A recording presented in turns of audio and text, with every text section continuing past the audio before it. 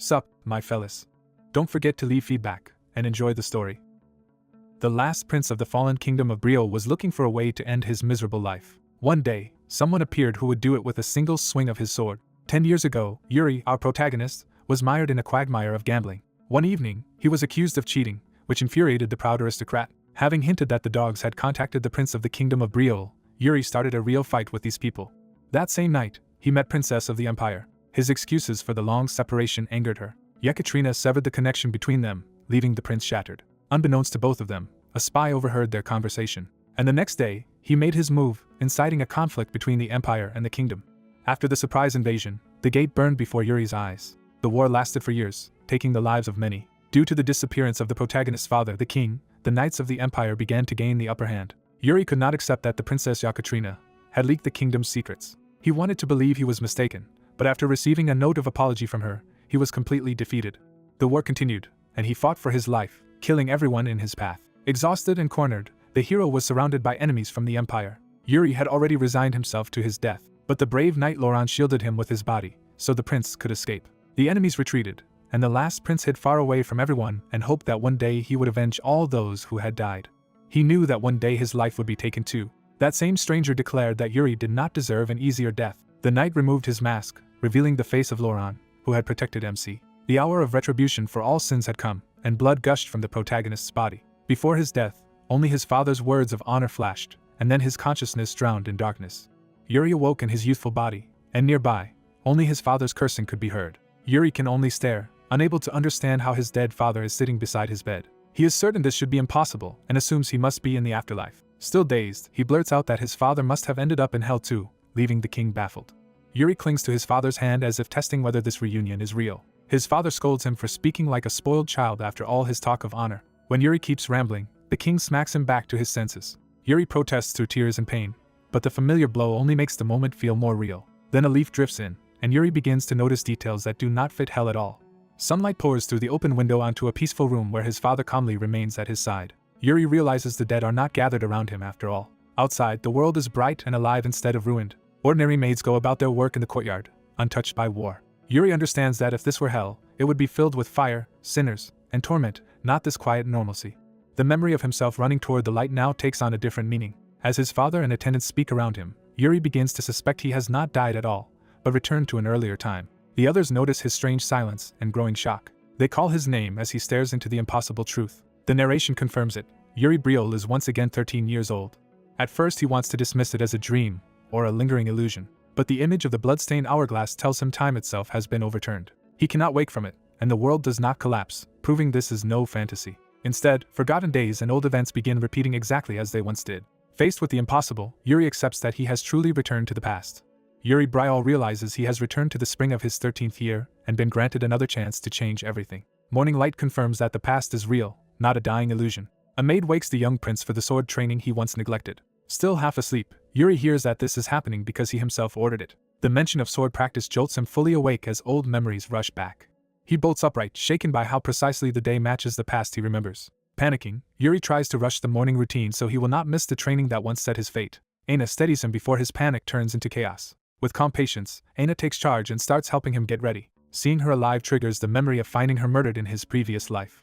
The sight of her death reminds him how much he already lost once. Yuri falls silent under the weight of that memory. He calls Aina over, needing proof that this moment is truly different. To confirm he is not dreaming, Yuri absurdly orders Aina to slap him. Aina hesitates, but Yuri insists that an order from the prince cannot be treason.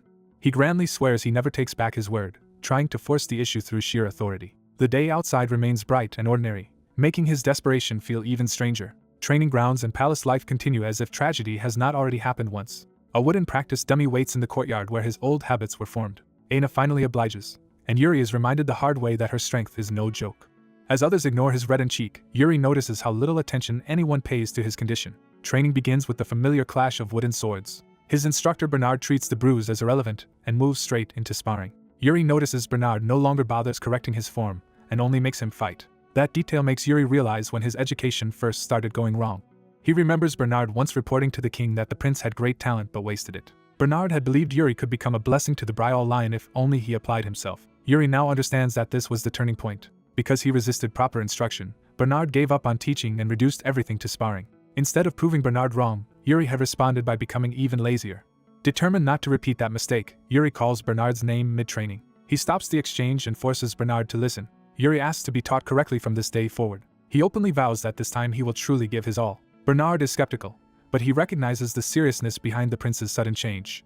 Yuri answers with a strained smile, pretending confidence while bracing for what real training means. Bernard drops all restraint and reveals the terrifying skill that once earned him the name Sword Demon. He declares that if Yuri wants proper instruction, then the easy days are over. Bernard immediately begins real training by attacking with overwhelming force. Yuri instantly regrets asking, but it is too late to retreat. Bernard closes the distance so fast that Yuri can barely track him. Yuri remembers just in time that Bernard's true level is far beyond what a spoiled prince should face. The strike comes with killing precision despite being only practice. Bernard advances like a monster, making clear that his lessons are meant to break bad habits, not comfort students. Yuri recalls that Bernard had once been feared long before entering Bryal's service.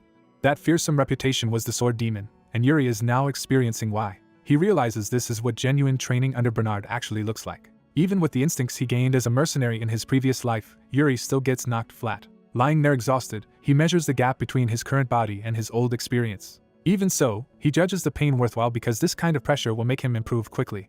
Bernard, meanwhile, is startled that Yuri managed to block every attack he launched. Before Yuri can recover, Aina arrives with urgent news. She orders him to stop training at once and come with her. The king has summoned Yuri immediately. When Yuri hears that Count Johannes has brought his son, he is instantly alarmed.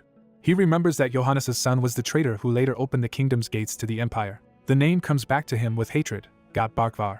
Yuri turns to Aina, already planning his next move. He demands to know where that future traitor is right now. The scene shifts to the royal dining hall where the nobles' children are gathered. At the king's table, the royal family and guests share a formal meal under careful observation. Others quietly note how much the third prince has changed. His improved physique is obvious enough to draw comment. The king dismisses the change as if Yuri must have eaten something strange, refusing to take it seriously. Count Johannes praises Yuri while subtly promoting his own son as the more sensible child. Another prince, captivated by a polished older brother, barely hides his admiration. Yuri fixes Got with open hostility, making the other boy uneasy. Got senses the pressure but cannot understand why Yuri is glaring at him. A brother leans in and quietly asks Yuri what happened between them. Yuri answers that Got betrayed him once, speaking from a truth no one else can know. His brother is amused that Yuri would let such a grudge go unanswered. Yuri studies Got and sees that the boy is already hiding calculation behind a dignified mask. That convinces Yuri that Got's nature has not changed at all. Got feels the scrutiny and grows tense under it. His pride flares, and he prepares to answer Yuri's hostility. Yuri dismisses him inwardly and decides that this dangerous temper must be corrected early. Remembering the ruined kingdom, Yuri swears that the last life's disaster will not repeat itself. He recalls that he fought Got around this same age before, and wonders whether that petty clash helped shape the later betrayal. In that old memory, Yuri challenged Got after hearing he was decent with a sword. Yuri mocked the narrow-minded ideals of knights to provoke him. He pressed Got to admit that a knight's duty is to serve the kingdom above personal pride. Got agreed in principle but was already wavering under the challenge. Yuri turned the argument into a duel and forced Got to defend his beliefs in combat. He attacked ruthlessly enough for Got to accuse him of cowardly ambush tactics. Yuri kept pressing before Got could recover. A kick to the face shattered Got's composure and his defense. Even while losing, Got tried to cling to the language of knightly honor. Yuri answered by discarding his weapon altogether. That reckless move stunned Got more than the beating itself. Yuri rushed in barehanded, turning the duel into a lesson rather than a contest. He knocked Got down decisively and stripped away the illusion of superiority. Got crashed to the ground, humiliated and furious. Yuri seized control of the moment before Got could recover his pride. Standing over him, Yuri accuses him of eventually selling his father's honor and the kingdom itself for information. He reminds Got that his father's title and respect exist because the kingdom grants them. Then he demands that Got think about what such status is actually for. Yuri says he understands the desperation to survive, but not the weakness of betraying the land that raised you. He resolves that under his watch no knight, including himself, will be allowed such feeble conviction. Yuri repeats the question in simpler terms, forcing Got to confront the source of his family's power. He leaves Got with a final lesson: understand the essence of every situation and reflect on it deeply. Got walks away shaken, carrying the humiliation and the warning with him. Back in the present, Yuri's brother praises the old fight and teases him for ever doubting the outcome. The brother cheerfully admits he absolutely expected Yuri to win. Yuri asks what kind of person his brother truly thinks he is. The answer is blunt: Yuri is known as the kingdom's worst troublemaker and gambler. Yuri rejects that old identity and says he intends to stop living like that. His brother can only stare, unable to process the change. He jokes that Yuri must have knocked something loose in his head. As evening falls, Yuri returns to training with his resolve intact. After another brutal session, he reaches his limit and collapses, satisfied just to have endured it. Bernard ends the day's lesson, acknowledging Yuri's effort. Even sprawled on the ground, Yuri listens for whatever comes next. Bernard decides Yuri is finally ready to begin learning a mana method. Yuri immediately asks whether Bernard will teach him his own technique. Bernard refuses, saying Yuri should instead learn the Braille method because it is balanced and efficient. Yuri remembers that in his previous life he had already mastered the Braille method nearly to its limit. He hints that he wants something beyond what he already knows. Bernard realizes Yuri is aiming higher than expected. Yuri asks Bernard to recommend a Royal Guard recruit with exceptional potential, because he has another technique in mind that he once could not attempt. Bernard considers the request carefully. If raw potential is the criterion, one name stands above the rest. Bernard identifies that person as Jared. The name stirs Yuri's memory at once. He remembers meeting Jared near the end of the war in his previous life. Back then Jared's skill had been mediocre, almost pitiful for someone who had survived so long. That weakness had frustrated Yuri because it concealed enormous natural talent. Jared himself had lamented that if he could start over, he would train properly, but by then his gifts were already wasted. When war finally came, both Yuri and Jared were fighting as dulled versions of what they could have been. Remembering that regret, Yuri decides he will not let the same waste happen again. He sets out at once to meet the knight Bernard recommended. Jared turns out to be a blonde Royal Guard trainee practicing among the others. Yuri arrives already intent on forcing the issue and knocking some sense into him. Night settles over the training hall as the next test begins. From the balcony, Yuri spots Jared among the trainees below. Jared notices the prince's presence and grows alert. Yuri greets him casually and says he came to see how the guards are doing. Jared responds politely, but Yuri is already judging the atmosphere around him. Watching the trainees, Yuri sees plenty of effort but not the hunger needed to surpass themselves. He asks Jared to identify the rookie Bernard mentioned. Once Jared points him out, Yuri understands exactly what Bernard meant about hidden potential. Yuri reflects that training should build skill, but Jared is only doing the bare minimum. He realizes this complacency is how Jared eventually became a wasted blade. So Yuri orders a wooden sword and announces that he wants to spar. When asked for an opponent, he points directly at the slacker he came for. The hall clears as Yuri and Jared face each other under the eyes of the other guards. The onlookers cheer the rookie on, treating the match like entertainment. Jared, already uneasy, is told that the prince has heard he possesses great potential. Yuri asks him to prove what kind of knight he really is. Caught off guard, Jared can only accept. As the duel is about to begin, Yuri steps forward, ready to drag Jared onto a different path. The young prince throws himself into the sparring match, eager to prove he can meet Jared's expectations. Jared receives the charge with calm confidence, showing no sign of being rattled. The prince's opening rush is stopped immediately by Jared's superior timing. Even as the exchange continues, the onlookers praise Jared's precision and urge the prince to endure. At first Jared seems merely impressed that the prince is holding up, but he quickly senses something unnatural in the rhythm. The prince keeps pressing from close range, forcing Jared to keep defending. Jared studies the clash more carefully as the prince refuses to break pace. He realizes the prince is maintaining an unnervingly perfect distance throughout the fight. The prince swings again, still matching Jared's movements instead of overcommitting. Jared understands that the prince has been deliberately syncing his pace to his own, and taunts him for turning the duel into a dull performance. As their wooden swords lock, the prince decides to stop playing along. He openly challenges Jared to fight seriously, and the clash instantly sharpens. Jared blocks the sudden escalation, and the prince acknowledges that Jared's reflexes are every bit as monstrous as expected. The prince launches a faster sweeping attack to break through Jared's guard. Jared slips around the pressure and repositions, still controlling the flow. Annoyed that his restraint is no longer enough, Jared admits he had been taking it easy. He answers with a heavier counterattack meant to overwhelm the prince outright. The prince barely holds, already knowing that a straightforward contest was never going to work. He reminds himself that even with memories from a past life, he cannot beat a veteran knight like Jared head-on. Still, he refuses to settle for losing cleanly. Jared senses a sudden shift and realizes the prince is about to try something unexpected. The prince darts in under Jared's guard, aiming not for victory but for a single decisive opening. He commits himself to landing at least one hit before the match ends. Using a reckless aerial maneuver, he twists his body into a surprise descending strike. Believing he has finally found the moment, the prince celebrates too early. The spectators are stunned that the prince's desperate attack actually seemed to work and cheer him on. The prince presses Jared, accusing him of still holding back, and Jared silently confirms that he has not shown everything. Even while dominating the exchange, Jared is unsettled by the feeling that the prince is somehow cornering him instead. Jared plants his footing and prepares to end the strange pressure decisively. He swings with far more force, no longer treating the bout lightly. The prince sees how close he came and readies one more gamble. Jared's patience snaps, and he decides to stop indulging the prince's tricks. The watching knights panic and shout at Jared as they realize he is going too far. Their alarm grows when Jared begins using a mana technique in a spar against the third prince. The prince is caught off guard by the sudden surge of blue power, while the others desperately try to call Jared back to his senses. Jared himself seems to wake up only after crossing the line. The cost of that moment is immediate, as the prince's hair is sliced away by the empowered strike. The prince realizes just how close he came to being seriously hurt. Jared, horrified, calls out to the prince at once. The spectators condemn Jared's recklessness and rush to check whether the prince is safe. The prince calms everyone down, insisting that injuries are part of sparring even as they point out he was actually cut. Instead of ending the match, he orders Jared to pick up his sword and continue. He refuses to let the duel stop just when it was becoming truly exciting. With that declaration, the prince attacks again and forces Jared back into the fight. Jared braces himself, now fully aware that the prince will not retreat. The prince unleashes a rapid sequence of attacks, driving Jared into constant defense. As he fights, Jared realizes the prince is unlike anyone he has ever faced. He sees that the prince is pushing himself beyond ordinary limits just to keep advancing. The prince goes even further, feeding on the pressure instead of breaking under it. Jared is forced into a tight guard as the prince's relentless offense keeps finding new angles. At close range, Jared understands that the prince is still accelerating despite already being at his limit. The two finally separate for a breath, both having been driven to the edge by the exchange. Jared is shaken by how fiercely his blood is stirring in response to this fight. He realizes he has never felt this kind of exhilaration even against stronger opponents. The prince meets his next strike head-on without flinching. Jared cannot reconcile that intensity with the prince's youth and weakness. He shifts his footing for one final answer. The prince commits to a finishing blow of his own. Jared feels something rising inside him as the prince's attack finally breaks through and lands. Jared curses as the prince succeeds in drawing blood.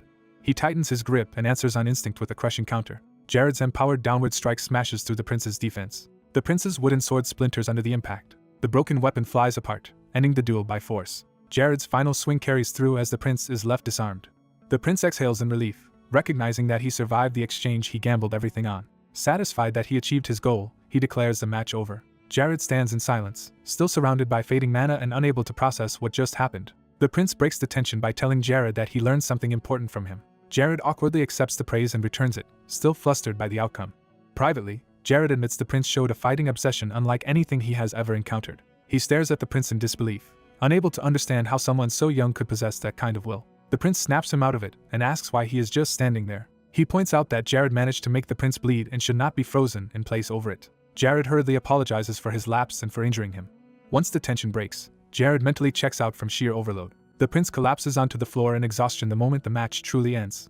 Only then does the pain and fatigue catch up to him. Above them, the knights celebrate the prince's performance with open admiration. One of them notices their captain has arrived to watch the aftermath. The captain of the royal guard, Saint, reveals he only just got there. From above, he takes in the prince sprawled on the training floor amid broken wooden swords. The prince lies unconscious or nearly so, having spent everything in the duel. Saint studies the scene with interest, clearly intrigued by what he has witnessed. A few days later, life at the palace appears calm again. Jared walks through the palace grounds after the incident. He is suddenly addressed and turns in surprise. He finds the third prince waiting for him in full formal dress. The prince greets him with a knowing smile. Without explanation, the prince orders Jared to come with him somewhere that day, brushing aside Jared's wish to keep training. He teasingly claims credit for fixing Jared's mindset and says Jared now owes him a favor. Jared gives in and agrees to follow. The prince judges that Jared has regained enough strength and composure for what comes next. When Jared asks where they are going, the prince refuses to explain and tells him to simply follow. To ease Jared's concern, he adds that they will not be going alone. Jared asks who else is coming. The prince calls out to someone nearby. The person who answers is Fernando, the court mage. The prince asks Fernando to assist him on an errand. Fernando tries to decline because he has other business. The prince instantly offers to pay off Fernando's gambling debt. Fernando is stunned that the prince knows exactly how to buy his cooperation. The prince confirms he is serious and reminds Fernando that he still owes him from before. Fernando asks whether the prince has ever lied to him, then undercuts the point by admitting that most of their dealings happened in a gambling den. The prince cheerfully pretends that still counts as trustworthiness. Fernando dryly points out that he has never seen the prince anywhere except that den, making the claim far less convincing. Even so, the prince repeats his promise and leads both men away. Fernando decides that if the debt will truly be cleared, he is willing to hear the rest. He abruptly produces a contract and demands the prince sign it first. The prince is momentarily speechless at Fernando's shamelessness. Fernando mocks how little the title of third prince seems to be worth if his promise alone cannot be trusted. The prince turns to Jared and insists that Jared act as witness to his word instead. He frames Jared as the guarantor of the promise, leaving Jared no room to refuse. Fernando accepts that arrangement and joins them with a grin. He then asks where a prince would need both a knight and a mage for. The answer shocks them both. The prince is taking them to Sword Mountain. The prince's expression hardens as he finally reveals his true objective. He declares that they are going to loot the ancestors' dungeon. The three descend through a hidden underground passage beneath the palace. Jared is astonished to learn that such a route even exists under the royal residence. As they advance through the old tunnel, he asks what lies at the end. The prince explains that it leads to Sword Mountain, the place tied to the legend of Brial's progenitor. He confirms that the legend is real. He recalls that in his past life, after Brial fell to the Empire, a dungeon was discovered inside Sword Mountain. That discovery revealed the progenitor's legacy and caused a major upheaval. Because this hidden route had only been meant as an escape path, Brial lost the chance to claim that legacy before the Empire did. This time, the prince vows not to repeat the life in which he only ran away, but to move forward and seize what was lost. He resolves to see with his own eyes what inheritance his ancestor left behind. The tunnel finally opens into a dense forest. The prince pushes open the concealed exit and steps outside first. Jared and Fernando follow him into the wilderness beyond the hidden door. Fernando assumes the rest of the trip to Sword Mountain should be straightforward and asks for confirmation. Instead, he questions where the prince even got the artifact key that opened the hidden door, since such an item should not have been easy to find. The prince remembers that in his past life the key had been hidden in the study, and that ignorance about it once cost him dearly. But he refuses to explain himself. As they move deeper into the forest, Fernando carelessly brushes against the razor-edged plants and gets cut. The prince warns him that the vegetation itself is dangerous and orders both men to stay close and avoid getting hurt. He takes the lead, clearing the way through the overgrowth. Fernando quietly turns to Jared with a private concern. He asks whether the prince has been acting strangely lately, because his behavior feels increasingly bizarre. Before Jared can answer properly, the prince impatiently calls them forward, and Fernando notes that at least the prince's temper remains familiar. The prince suddenly senses something ahead and stops. He orders Jared and Fernando to wait where they are. After scouting ahead, he reports that a pack of dire wolves is nearby. He warns that they hunt in groups, meaning there could be many more than the few already seen. When asked how he knows that, he casually claims he read it in a book. Fernando is so shocked by the idea of the prince reading that he nearly forgets the danger. The prince refocuses them, saying the wolves have not noticed them yet and that they should slip past quietly. At that exact moment, someone steps on a branch and ruins their stealth. Jared and the prince turn in alarm as Fernando realizes what he has done. Fernando can only laugh awkwardly as the situation immediately goes bad.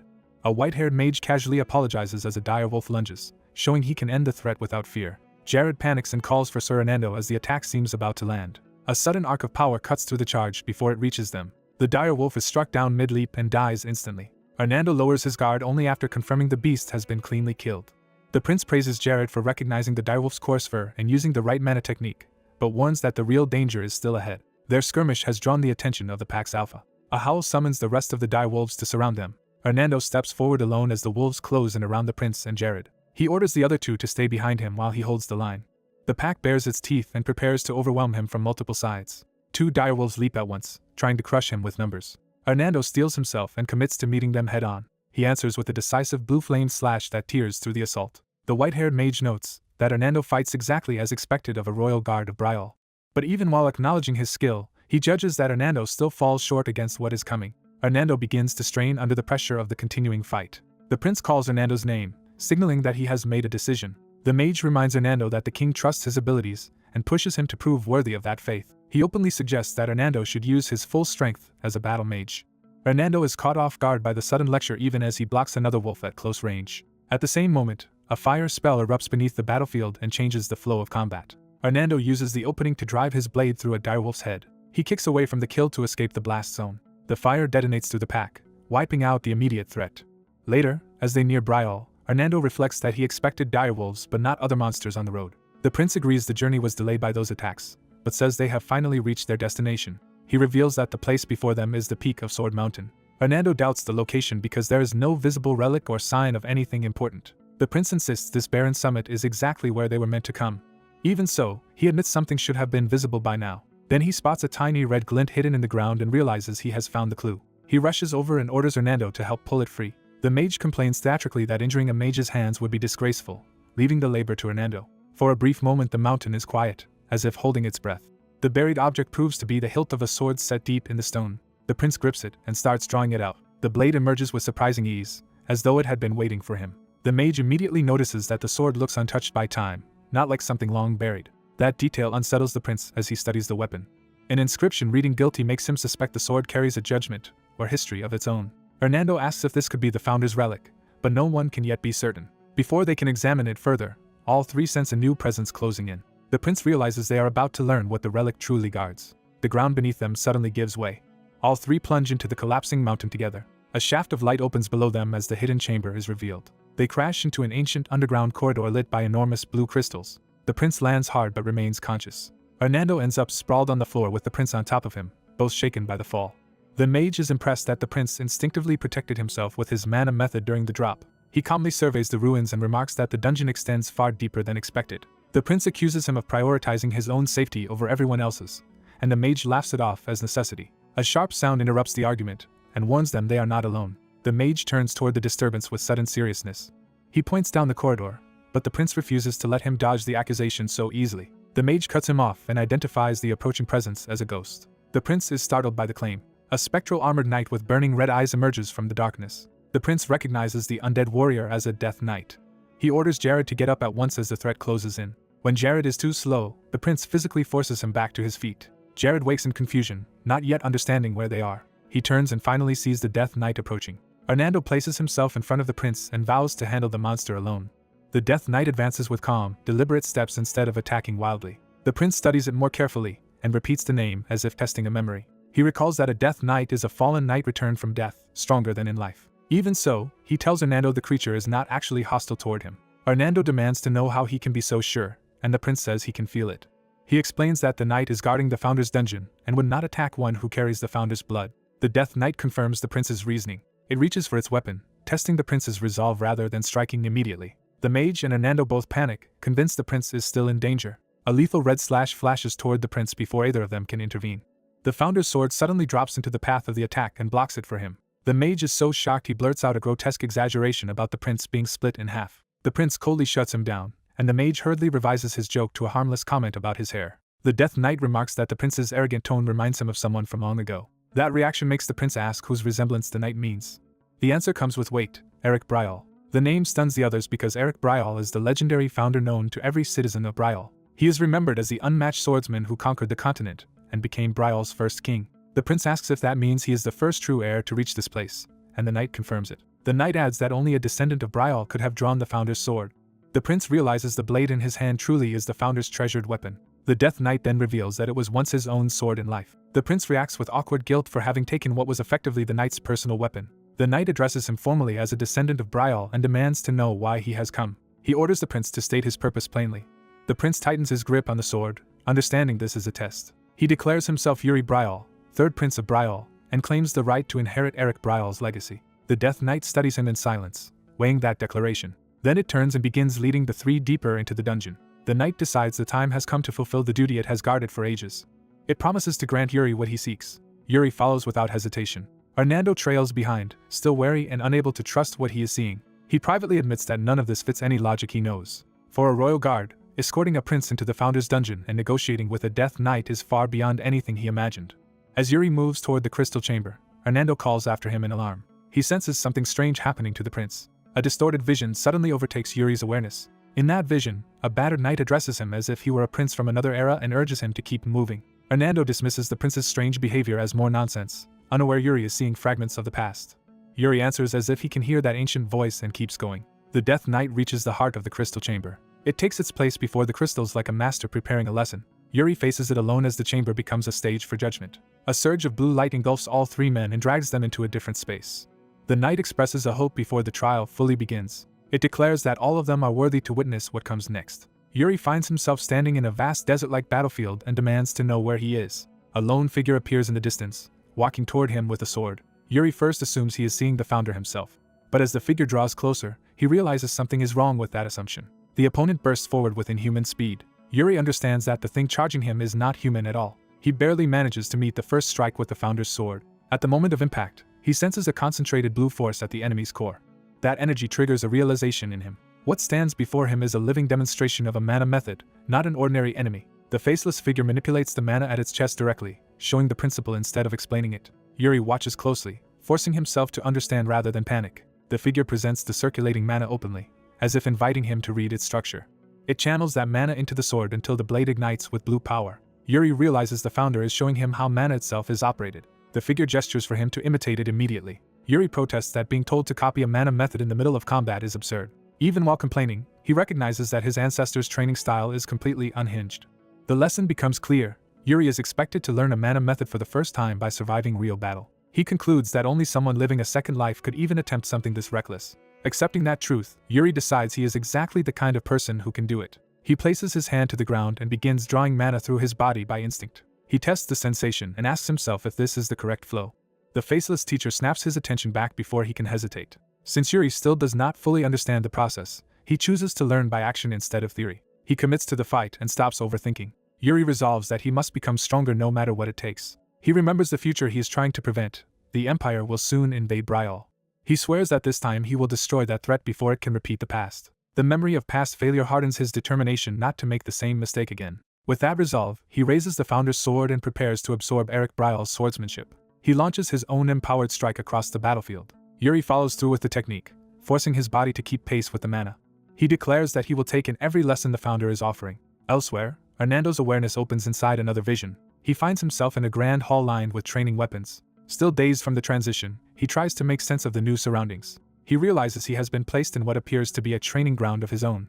Jared finds himself alone in a vast hall, immediately sensing that this place is too solid to be an ordinary dream. He steadies his mind and concludes that whatever has brought him here is real enough to test him. Refusing to be hunted, he draws his sword and openly challenges the hidden presence to face him. A figure finally steps out behind him, ending the uncertainty. Jared realizes with a jolt that the newcomer looks exactly like him. The double greets his confusion with mocking confidence, as if it has been waiting for this moment. Jared suspects this is the Death Knight's trial and that the enemy before him is some kind of doppelganger. To test that idea, he asks whether the copy even shares his name. The double answers by calling him Jared and warning him not to resist the fate laid out for him. That claim catches Jared off guard, because the imposter speaks as though it knows his life better than he does. The fake Jared taunts him with the life he once chose, saying he became a royal guard only because he wanted safety and comfort. It presses further, insisting he should stay away from the third prince, and that resisting destiny will only make his life more miserable. Those words strike at a truth Jared once might have accepted, forcing him to confront how much he has changed. He admits to himself that his former self probably would have agreed with that cowardly advice. A memory of his younger, weaker mindset surfaces, dismissing everything as empty performance. Jared rejects the imposter's authority and decides it must be incomplete, because it does not understand what he has learned. He reminds himself that dwelling on a previous swing only ruins the next one. So he clears his mind and prepares to fight without hesitation. The double sneers at that resolve and ignites its blade with blue power, revealing that it can wield Jared's strength as well. It attacks first with a violent burst of speed, trying to overwhelm him immediately.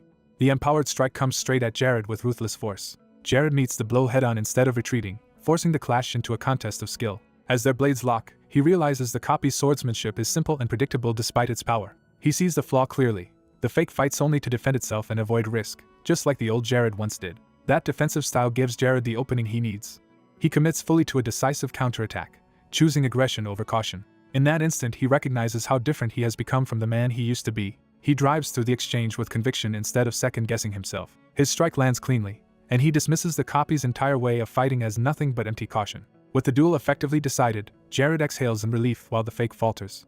The defeated double begins to melt apart, revealing that it was never truly human. Jared is startled by the grotesque transformation, realizing the trial was hiding something far stranger than a mere mirror image. The false body swells into a towering mass of shapeless flesh. Jared confronts the monster directly, asking if this hideous form is its real identity. Even faced with the reveal, he stays focused on the larger situation and remembers that the third prince is likely fighting elsewhere at the same time.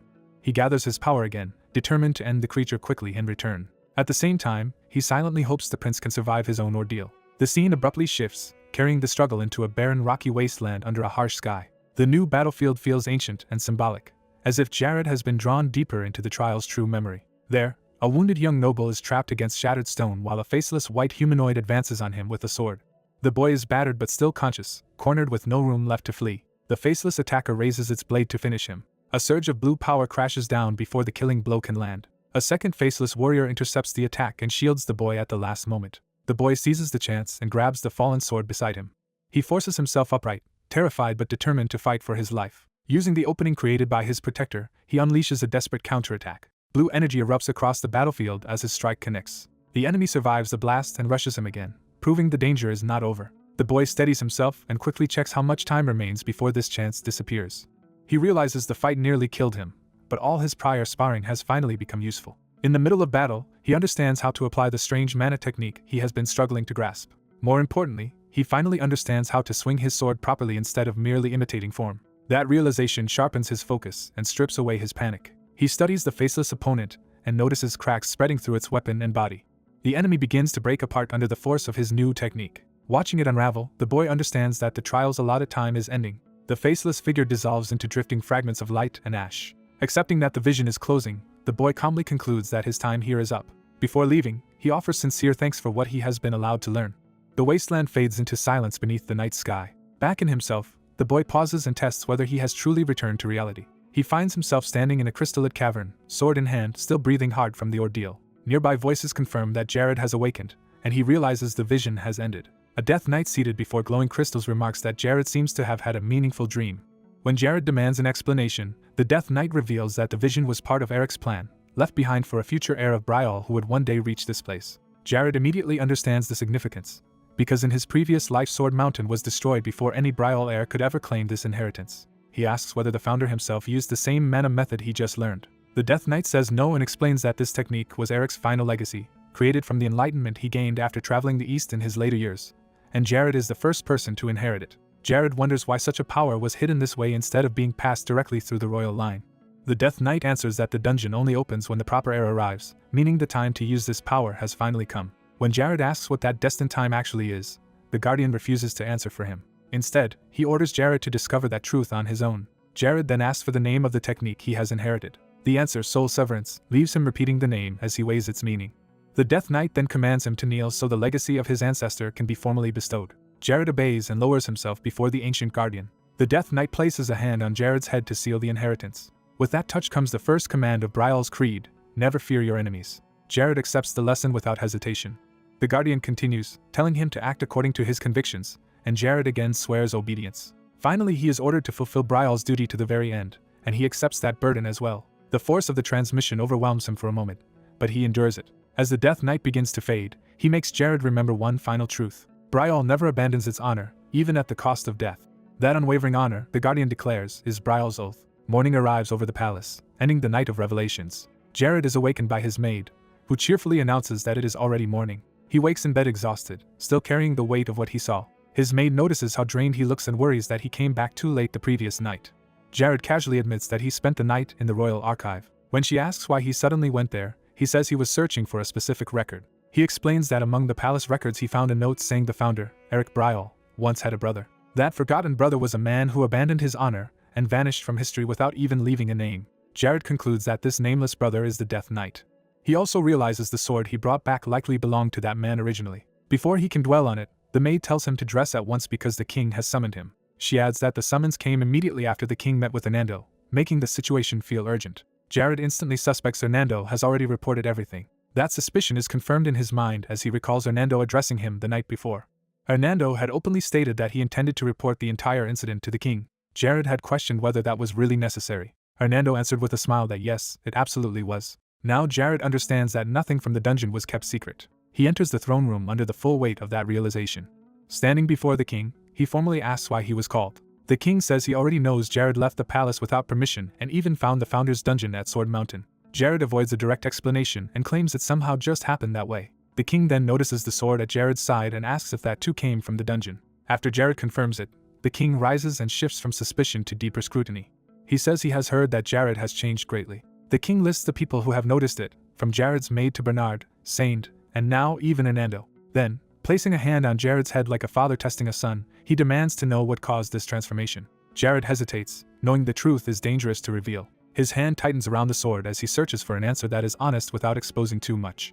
The king notices Jared's instinctive retreat and reads the tension immediately. He presses harder, asking whether Jared intends to refuse him. Jared denies that, but the king points out that his body is already answering for him. By noticing the king's clenched fist, Jared realizes his father is as tense as he is. The king orders him to speak plainly. So Jared chooses a safer truth and says that he had a dream. The king repeats the word, skeptical but willing to hear more. Jared says that in that dream he committed a terrible crime. The king demands to know what kind of crime could weigh on him so heavily. Father and son face each other in a silence charged with both authority and fear. The king asks directly what crime Jared committed in that dream. He reframes it as a sin, and Jared finally names it. His sin, he says, was failing to protect Brial until the very end. He describes a dream of Brial engulfed in a great war where countless people were slaughtered, and despite trying to change the outcome, he failed. After the kingdom fell, he wandered on without honor, unable to save what mattered. That path ended in a brutal and meaningless death. When he awoke, he found that the necklace his mother had given him was gone, making the dream feel less like fantasy and more like a message. That loss makes him think of his mother and the possibility that she reached out to him somehow. The king accepts that possibility and suggests the dream may have been a warning from Lily. He then asks what caused Brial to fall in that vision. Jared nearly says too much. He stops himself, realizing it is too early to mention the Empire when the future is still changing and that invasion may yet be prevented. So he answers carefully that he could not identify the invading army. The king appears to accept that answer, at least for now. He says that whether the dream was a nightmare or Lily's warning, he is relieved to see Jared improving. Jared privately questions whether improvement is really what is happening to him. He thinks of his efforts not as growth but as repentance for the sins of the life he remembers. Before the conversation ends, the king says there is one more matter to settle. He tells Jared to bring his sword. The focus shifts fully to Fiore Brial, the king himself. Fiore is remembered as a prodigy who mastered the sword almost from the moment he could walk and carved his name into history through unmatched martial talent. At this point in time, Jared knows his father is already counted among the continent's strongest warriors. More than that, Fiore stands as the single greatest sword master on the continent. When Jared enters his father's personal training hall, he realizes he has never been invited into this place before. Fiore reveals why he called him there by saying he had believed none of his sons possessed any real talent for swordsmanship. Yuri bluntly declares that he believes he has real talent. His father seizes on that confidence and challenges what Yuri even means by talent. To press the point, the father draws his sword and turns the conversation into a test. With a blade held before him, Yuri is forced to define what makes a swordsman exceptional. His father lists the usual answers like strength, speed, reflexes, and even wisdom, only to question whether any of them are enough. He continues building the argument, making Yuri confront the limits of ordinary skill. The father asks whether possessing every admirable trait would truly make someone a great swordsman. His own answer is immediate and absolute: it would not. Yuri is left startled as the lesson turns more serious than he expected. His father says the decisive quality is something that lets a person break past their natural limits. He narrows that idea further into a force stronger than fear and stronger than duty. As he speaks, a dangerous intensity rises from him and Yuri senses the mood shift. Yuri abruptly realizes this is no longer just a calm lecture. He recognizes that his father's aura has changed into something ominous and oppressive. Even while controlling that pressure, the father admits the idea is hard to explain directly. He settles on calling it a swordsman's calling rather than mere talent. That word hits Yuri hard and leaves him searching for meaning. He tightens his grip on his sword as he tries to process the lesson. Yuri wonders if this calling is simply another name for fate. His father refuses to give a simple answer and leaves the question unresolved. Yuri falls silent and turns inward. He remembers that in his previous life he had never been meant to walk the path of the sword. That memory makes him question whether this life might be different. As the thought deepens, the scene around him begins to slip toward another reality. His father's voice presses him with a harsher question about whether he truly belongs to the sword. The challenge becomes existential. If he faced death in the distant future, would he still be holding a sword then? Yuri admits that he cannot honestly say yes. He confesses that he feels no such irresistible pull toward the blade. That answer twists his father into a monstrous presence in Yuri's perception. Terrified, Yuri can barely recognize the figure before him as his father. The vision overwhelms him with countless predatory eyes and the sense of impending ruin. He can only gasp as the nightmare takes hold. Then desperate voices break through, urging Prince Yuri to flee. The cries multiply into pleas for rescue from people dying around him. A burning eye and a shouted title drag him fully into a memory of catastrophe. He finds himself in a future where Brial is engulfed in flames. In that memory, armored soldiers trample the fallen amid the destruction. The invaders butcher Brial's people without mercy. Yuri appears there as the armored prince standing in the inferno. He is stunned to realize he is seeing Brial's destruction firsthand again. He looks around in disbelief at the city burning before him. The enemy identifies him as the third prince, and the kingdom's last surviving heir. Imperial soldiers close in once they recognize their target. Yuri sees the invading empire mass beyond the flames and understands the scale of the siege. He begins to grasp that he has somehow returned to that doomed moment. Looking at his armored hand, he realizes he is back in the body of the prince during Brial's fall. The truth settles in. This is the day Brial was under siege. The city's landmarks burn exactly as he remembers. He is shaken by how real the scene feels. The enemy attacks, determined to kill Brial's prince where he stands. Yuri forces himself to respond instead of freezing. He meets the first assault head-on and clashes blades with the attackers. The strain of battle and memory bears down on him at once. He cuts one enemy down in a desperate counter. A loyal retainer begs him to flee while the defenders hold the line. Others echo the plea, insisting that the prince must survive even if they die. The defenders continue throwing themselves into the enemy to buy him time. Their bodies fall at Yuri's feet as the last stand collapses. For a moment he wonders if this horror is only a dream, but the blood and fire say otherwise. He is forced to confront the possibility that Brial may truly be doomed in the end. His sword lowers toward the ground as despair threatens to overtake him. He admits to himself that he cannot stop the disaster. Even so, he stands again before the enemy amid the corpses and flames. He draws on his sword with renewed resolve. More Imperial soldiers rush him with spears and blades. Remembering an oath, he refuses to let fear rule him. A stern inner voice urges him to act according to what he truly believes. That conviction becomes a command to carry Brial's duty to the very end. Yuri answers by unleashing a powerful blue sword strike. The slash tears through the attackers and drives them back. He follows through, cutting down another soldier in one motion. Bloodied but steady, he keeps fighting despite the cost. A spear shoots toward him before he can recover. He blocks the thrust with his armored arm and sword, barely holding the line. He twists the enemy's weapon aside and creates an opening. The attacker dies on Yuri's blade. Yuri remains standing over the fallen, exhausted but unbroken. He struggles for breath as the battlefield closes in again. The enemy commander declares him a dead man walking and demands surrender. Yuri thinks of Brial's people and refuses to betray the meaning of their sacrifice. He raises his sword and resolves not to discard their honor even in the face of death. That resolve becomes action as he launches himself back into battle. He hurls himself over the enemy ranks, carrying Brial's duty to the very end. The vision suddenly breaks and the burning future vanishes. Back in the training hall, Yuri repeats the final words of that vow as if they still echo inside him. His father grabs his shoulder and calls to him, trying to pull him back to the present. Yuri snaps out of it in shock, still hearing his father's voice from both realities. His father urgently explains that an army was what Yuri thought he saw. Yuri blurts out that it was the Black Army, revealing how vivid the vision felt. His father calms him and insists that what he witnessed was only an illusion. Yuri looks down at his sword and steadies himself, but inwardly he questions whether something that real can be dismissed so easily. His father watches him in silence, reading the change in him. At last the father admits that his earlier judgment was mistaken. He tells Yuri that he will indeed wield the sword. Yuri is too surprised to answer immediately. Then relief and confidence return to his face. He accepts the decision at once and without hesitation. His father studies him with a grave expression that Yuri does not understand. Yuri notices that look and jokes to himself that the man seems to expect his death. He reaches toward his father, trying to ease the tension. With forced cheer, Yuri tells him not to worry so much. He boasts that his own brilliance will take care of things. That finally draws a small, weary laugh from his father. The father lifts a hand as if to answer, but the scene shifts away. Outside in the training yard, a wooden practice dummy marks the start of a new exchange. The setting opens into the castle grounds where Yuri's training continues. A swordsman named Bernard turns at Yuri's approach. Yuri addresses him with princely formality. He asks whose handiwork left the bruise on his head and learns it was his father's. Bernard remarks that the king must have trained him more harshly than usual, but warns that today's session will still be strict. Yuri accepts that without complaint. Privately, he realizes Bernard remained in Brial because of a promise connected to his father, so he directly confirms that Bernard stayed only on the condition that he could duel the king. Yuri then asks whether Bernard would remain even without that duel if he personally requested it. Bernard's interest sharpens at the unexpected proposal, but he immediately refuses, blunt enough to irritate Yuri. His amused smile shows he is enjoying the prince's reaction. Still, he admits that Yuri's wish for him to stay has meaning. He says he could be persuaded if Yuri offers something truly convincing instead.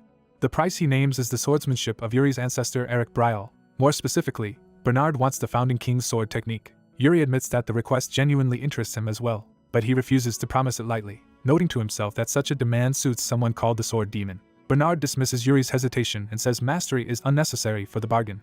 Yuri answers that his refusal is not about lacking mastery, but because teaching it would not truly help Bernard. He explains that the technique is inseparable from a mana method. Bernard is intrigued because he has never heard of a sword art structured that way. Yuri gathers his thoughts before clarifying further. He says that without the mana method Bernard would receive only half of the technique, making it incomplete. Bernard considers that complication rather than rejecting it outright. Then he unexpectedly agrees to the arrangement anyway. He offers to stay in Brial if Yuri will teach him even that incomplete version. Confident in his own ability, Bernard believes he can still extract value from half a technique. Yuri smiles, seeing the negotiation finally turn in his favor. He quickly secures Bernard's promise that he will remain in Brial. Once Bernard agrees, Yuri immediately asks for a demonstration in return. He wants to see Bernard perform the technique before anything else. Yuri draws his mana-infused blade and prepares to show his own move, Soul Severance. But before he can begin, Bernard interrupts with one last confession. He reveals that he had intended to stay in Brial all along, making Yuri realize he was maneuvered. Yuri protests, confused about why Bernard made him bargain at all. Bernard answers by attacking first, turning the lesson into a live test. Yuri fumes at the unfair timing even as he braces himself. Bernard's strike crashes down with overwhelming force. Yuri shouts in outrage that Bernard chose this exact moment to mention the trick. Time passes into evening after the fierce exchange. Later, Yuri lies awake in bed, replaying everything that happened. He realizes that the future he once knew is no longer fixed. For the first time, he believes a future may exist in which Brial does not fall. He realizes that Bernard remaining in Brial is proof that the future has already begun to shift, even if only slightly. The burden of changing fate no longer paralyzes him, because he can see that his actions are producing results. Even so, he reminds himself that the real turning point has not come yet, and renews his vow to stop the Empire this time. He hardens that resolve into a promise he will keep no matter what. That determination is interrupted when someone addresses him at his bedside. Aina pleads with him not to get himself into trouble again. Still half awake, he jokes that her warning is too vague because trouble seems to follow him constantly. Aina clarifies that she means the Senate meeting scheduled for the next day, which he has apparently forgotten. When she adds that the king personally ordered him to attend, he realizes this is not optional. He curses his bad timing as Aina warns that nearly all the senators will be there. Seeing his unease, she reaches out to comfort him. Aina nervously warns that the Senate is full of intimidating people and begs him not to solve things with his fists. He reassures her that he is no longer the kind of person who acts that recklessly. Aina still demands a firm promise, and he gives it with a laugh. Morning arrives over the royal capital as the meeting day begins. At the Senate table, the prince finds himself surrounded by nobles before the king's empty seat. The discussion opens with immediate hostility. He quickly sees that Aina's fears were justified, because Duke Jetari opposes him from the outset. Jetari argues that it is improper for the prince to learn a mana method that has not been officially approved. Other nobles align themselves with that objection and close ranks behind the Duke. To the prince, the meeting already feels less like governance and more like a coordinated attack. He concludes that the Senate has become a place where the king's authority is openly challenged, which explains why his father avoided these sessions. Jetari presses further, insisting the prince should study the Brial method instead of the founder's method. Another noble counters that calling the founder's legacy unapproved is absurd, since the founding king himself left it behind. Jetari twists that defense into a challenge of the prince's judgment, and tries to frame dissent as disloyalty. He then softens his tone, and pretends his objections come only from concern for the prince's safety. The prince answers with sarcasm, noting how touched he is that an entire Senate meeting was convened over his training. Privately, he remembers that Jetari later betrayed Brial and submitted to the empire the moment the kingdom fell, so he dismisses the duke's concern as worthless. Jetari tries to strengthen his case by calling on Captain Saint of the Royal Guard. Put on the spot, Saint hesitates under the pressure of the room.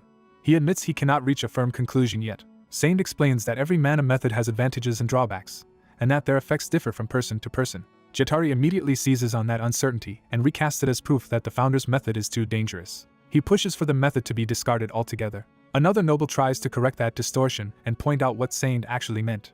But Jetari's faction drowns him out and reduces the issue to protecting the prince from harm. Several senators stay silent, unwilling to confront the duke directly. Watching the room tilt against him, the prince realizes the situation is turning bad. He knows he is losing control of the discussion. As more voices side with Jetari, he sees that the duke has gained the upper hand. He considers arguing that a recently learned mana method can still be changed. But he knows that after the battle inside the founder's illusion, soul severance has already rooted itself in his core, making that impossible. Since he cannot reveal that secret, he struggles to find a believable answer. Before he can speak, someone else decides to intervene. The prince is startled when a new voice claims his explanation already sounds convincing enough. The interruption shocks the room. A man casually asks for permission to speak. He introduces a different angle by asking how many of the assembled nobles have ever actually fought an orc. The question unsettles the military men at the table. Even the nobles who had been speaking confidently are caught off guard. Jetari demands to know who this insolent speaker is, and what right he has to be there. The stranger rises without any sign of intimidation. He identifies himself as Calcio Arantia, a free baron. That only provokes more outrage, because a mere free baron should not be attending a Senate meeting. Calcio shrugs off the insult, and says he came only because Count Sitter requested it. The mention of Sitter instantly changes the prince's attention. He recognizes the name at once. Calcio reminds the room that Sitter is the frontier lord who spent his life guarding Brial's border and earned a reputation as a true soldier. That makes his sudden decision to send a representative to the Senate deeply unusual. A noble demands to know why Sitter would bother sending Calcio at all. Calcio answers that seeing high-ranking nobles waste time on palace politics finally made him understand why Sitter sent him. He argues that on the battlefield the name of a mana method matters far less than the person wielding it. Then he turns the question back to the prince and asks for his own view. The prince declares that as a prince of Brial, he sees nothing controversial about mastering the founder's method and will do so regardless of objections. He adds that if the prince who bears Brial's sword has chosen to follow the founder's will, that should settle the matter. Calcio then asks why people with no real stake in battle are making such a fuss. He bluntly says that such complaints usually come from people who have never drawn a sword. Jetari rebukes him for speaking so recklessly. Calcio apologizes with biting sarcasm, saying that years of fighting orcs on the frontier have left him with little courtly polish. He repeats his challenge and asks again how many in the room have truly fought orcs. Then he asks whether those monsters care in the slightest which mana method their enemies use. One noble tries to concede the point while still insisting the prince is too young to choose correctly. The prince cuts in and asks whether that logic means they would abandon and rewrite the kingdom's mana method every time a ruler made a mistake. He points out that such a reversal is impossible anyway. Calcio notes that the prince clearly has no intention of yielding and mockingly asks whether the nobles plan to rip the method out of his core by force. That suggestion shocks them, and their protest only exposes how empty their position is. Calcio presses the prince to admit that this whole gathering is doing nothing but burdening him. He openly mocks the capital's nobles for having enough leisure to torment a boy while pretending it is governance. Jetari explodes at the insult, and tries to defend the frontier situation by claiming things have been quiet lately despite the funding sent there. Calcio tears that claim apart, asking whether quiet only counts if hundreds are dying each day, and accuses them of ignoring the daily reports from the border. He reveals that even on the day he left for the capital, 4 soldiers died. He makes the costs personal by saying he had to cover his friend's corpse with a shroud after sharing breakfast with him that same morning. Calcio reminds them that orcs do not rest and live only for slaughter. The room falls into uneasy silence as his words land. The prince seizes on the opening and starts thinking beyond the mana dispute.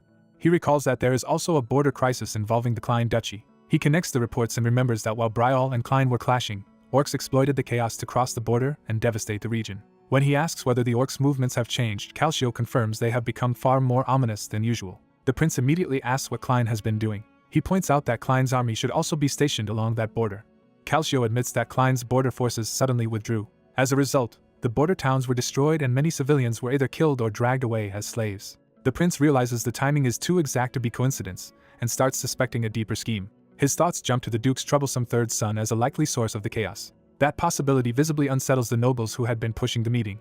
The prince keeps his suspicions to himself and thinks through the implications. He abruptly ends the meeting, declaring that enough has been said for one day. Jetari tries to object, but the prince no longer entertains him. He says that instead of wasting time debating his mana method, the Senate should be discussing urgent threats. He names Klein and the Orc crisis as the matters that actually deserve attention. With that final rebuke, he leaves the room and tells them to stop obsessing over a teenage boy. By evening, the focus shifts away from the palace to a quieter corner of the capital. Elsewhere, a scarred man receives word through a crystal ball that the third prince was the one who disrupted the Senate. Calcio reports that rumors say the prince has changed completely and asks what should be done. He repeats the prince's sharp question about Klein's army, showing how perceptive the boy was. That answer seems to amuse the man listening. Calcio admits the prince had a striking look in his eyes. The man decides the third prince is worth investigating and orders Calcio to look into him further. Calcio notes that little is known about the prince so far and asks whether he should dig deeper. He is told to do so if necessary, and the exchange ends. After the crystal falls silent, Calcio is left alone with his thoughts. Looking out at the peaceful city, he barely contrasts its calm with the soldiers dying at the borders every day. Then he notices a hooded figure passing below his window and is suddenly struck by a possibility. He wonders if the person in the street could actually be the third prince. At first he rejects the idea as impossible.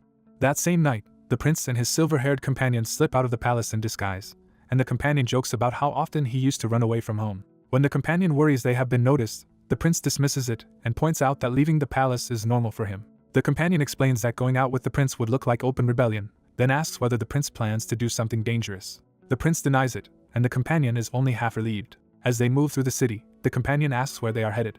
The prince reveals that their destination is the largest illegal casino in the capital. The companion is horrified because that sounds exactly like the kind of trouble he was promised there would not be. The prince insists he only needs to be taken there, and the companion reluctantly names the place. The prince makes clear that everything he is doing is for Brial. The companion realizes the prince has already planned this thoroughly, and can only stare in disbelief.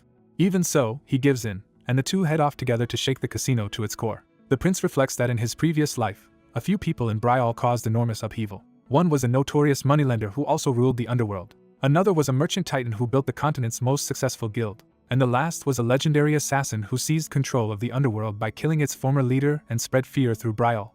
That assassin's shadow once reached every street in the kingdom. The prince remembers that the person murdered by that assassin was the current underworld's top loan shark. That man was Goryo, the very figure now standing before them inside the casino. Goryo greets the royal mage and the third prince with polished courtesy, making it clear he recognized them immediately. The prince feigns ignorance and tests how much Goryo knows. Goryo answers smoothly that with such distinguished visitors, personally appearing is the least he can do. The prince accepts the courtesy but makes clear he did not come merely to enjoy gambling. Goryo's interest sharpens at that admission. He invites them to sit and discuss business instead. Once seated, the companion anxiously complains that the prince never told him this was a negotiation rather than a reckless outing, and the prince shuts him up. Goryo quickly guesses that if the prince did not come to gamble, then he must have come to borrow money. The prince confirms it and says he intends to invest whatever he borrows, which leads Goryo to suspect he wants to build a private fund outside official channels. When Goryo starts probing for the prince's larger ambitions, the prince cuts him off before he can pry too far. He reminds Goryo that interrogation is not part of a lender's role. Goryo immediately backs down and apologizes for overstepping. The prince accepts the apology and demands they move to the real issue, what the money will be used for. He states that he will use the loan to buy Mugranja, a specialty spice from Klein, because demand for it will soon vastly exceed supply. His companion is baffled by the sudden business talk, while Goryo listens carefully. Goryo notes that Mugranja is indeed used in luxury perfumes, but questions whether it is truly worth investing serious capital into. The prince calmly insists that, just as he said, it soon will be. Yuri listens to reports of unrest in Klein and roaming orcs, but he immediately doubts those events alone explain the sudden surge in spice prices. He considers whether someone is simply trying to corner a regional product before the market catches on. Yet as he studies Goryo, Yuri senses the merchant is not acting like a man making an ordinary trade. That suspicion hardens when Yuri realizes Goryo knows far more about the situation than he is willing to admit. Dropping his princely status from the negotiation, Yuri asks to settle terms as a mere investor and requests a loan. The room falls into a tense pause as the deal turns serious. The silence stretches, making clear that both sides understand the risk behind the request. At last the agreement moves forward with a decisive thud on the table. Goryo accepts and demands a signed promissory note to bind Yuri to the debt.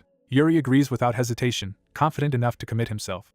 Later, out in the night streets, he reviews the note he has just signed. His companion is stunned that Yuri truly borrowed a very large sum from Goryo. The boy protests that Yuri dragged him into this without warning. Yuri brushes it off, pointing out the boy never intended to gamble anyway and would have run straight to Yuri's father if he had known the truth. When asked if they are finally going to the merchant guild, Yuri says yes, because he has a specific request to make. He explains that Mugranja is already guaranteed profit, because the only alchemist who knew how to make it was a close aide of Duke Klein, and that man was the first casualty of the Civil War. Until a substitute spice is developed, Yuri concludes, Mugranja will sell for whatever price the market can bear. With that plan in mind, he heads toward a shabby district instead of any respectable guild hall. Yuri insists this matter is too important to entrust to just anyone. When he announces they have arrived, his companion is baffled by the destination. The boy cannot believe Yuri has brought him to a crumbling storefront in a slum. Ignoring the complaint, Yuri pounds on the door. He calls for Elaine while his companion mutters that this is exactly the sort of thing an established merchant guild should handle. A wary woman answers from inside and demands to know who is at her door. She identifies herself as Elaine Wood. Yuri immediately introduces himself as Yuri, the third prince of Bryal. He tells Elaine he has come to entrust her with a task. The prince's aide blurts out that Yuri must have lost his mind, and Yuri dryly notes how boldly he speaks to royalty. The aide argues anyone would say the same, because Yuri is trying to funnel a huge amount of money through a failing business. Yuri remains certain that Elaine's current poverty says nothing about her future worth. He predicts she will one day be famous across the continent as the head of a merchant guild no one has even heard of yet. In Yuri's eyes, Elaine is the opposite of Goryo, who pretends at trust but turns vicious when cornered because she treats promises to clients as sacred. He privately vows not merely to restore her former greatness, but to raise her beyond the legend she once was. His aide assumes the business is settled and tries to move on. Yuri stops him, saying there is still one more thing he must do. Before the aide can object, Yuri heads off again into the alleys. When asked where he is going now, Yuri keeps moving with a clear new target in mind. He reflects that he has already secured nearly every ally he needs among merchants and power brokers, and only one person remains. That final person is hidden in the city's first quarter, among the destitute and forgotten. As Yuri and his aide arrive, the surrounding beggars recoil from the sight of cloaked strangers. Yuri searches the area, certain the person he wants should be nearby. Then he spots her. He approaches a small group gently and opens with a simple greeting. To put them at ease, he again identifies himself as Yuri, the third prince of Bryal. One of the women freezes at the title. She repeats the word prince in disbelief, and Yuri calmly confirms it. Her reaction is shaped by a grim memory of a prince who once killed Goryo without mercy. That memory is tied to a surviving member of the assassin order. Yuri recognizes the woman before him as Asana, living now in ruin and obscurity. Asana, still wary, asks what a prince is doing in a place like this. Yuri tells her she has no reason to fear him. He says he came only because he thought he could help. Without explaining further, he orders his aide to hand over the money. A heavy bag of coins is placed in Asana's hands. The gesture catches Yuri's aide completely off guard. Yuri notices Asana shielding a sick child behind her, and realizes that child is the reason for her desperation. He recalls that in another life Asana borrowed heavily from Goryo only to pay for the child's treatment. Like so many others who dealt with Goryo, she was destroyed by that debt. That ruin drove her onto the path of assassination until she became one of the Order's most feared killers. Yuri's purpose now is to stop that future before it begins. He tells Asana to use the money to get the temple to treat the child, and she immediately asks what he expects in return. Yuri answers that he wants only one thing. He makes sure she remembers exactly who gave her this chance, Yuri Bryal, the third prince. Leaving her with that name, he turns away. His aide demands to know why he just handed a fortune to a beggar, and Yuri calls it an investment in the future.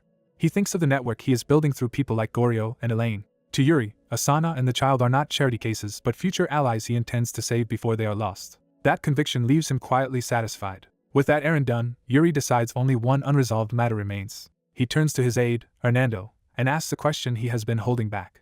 Yuri wants to know what Hernando saw inside the founding king's tomb. Hernando answers with a single word, gambling. Pressed for details, Yuri explains he once risked his life in a deadly casino in the Empire. Hernando finds that answer absurdly fitting for Yuri. Trying to move past the strange confession, Hernando brings up what happened that day. Yuri immediately orders him to keep the truth secret. Morning comes, and the story shifts to the royal palace. Yuri is summoned before the king. The king reveals he has already heard that Yuri went out with Yuri's brother the previous day. He asks for a full account of what happened. Yuri begins carefully, saying his brother persuaded him to leave the palace. He claims they went to the largest casino in the capital. The king is startled and asks whether the prince actually gambled there. Yuri confirms that he did. He adds that despite his reputation for card games, the prince performed poorly and lost all the money Yuri had lent him. When the king asks what happened after that, Yuri continues the lie without wavering. He says the prince took Goryo's money to an old merchant guild. Then, according to Yuri, he handed another large sum to an orphan and spent time observing how common people live. Yuri frames the outing as a tour through the city's hardships. He insists the prince seemed genuinely interested in the lives of ordinary people.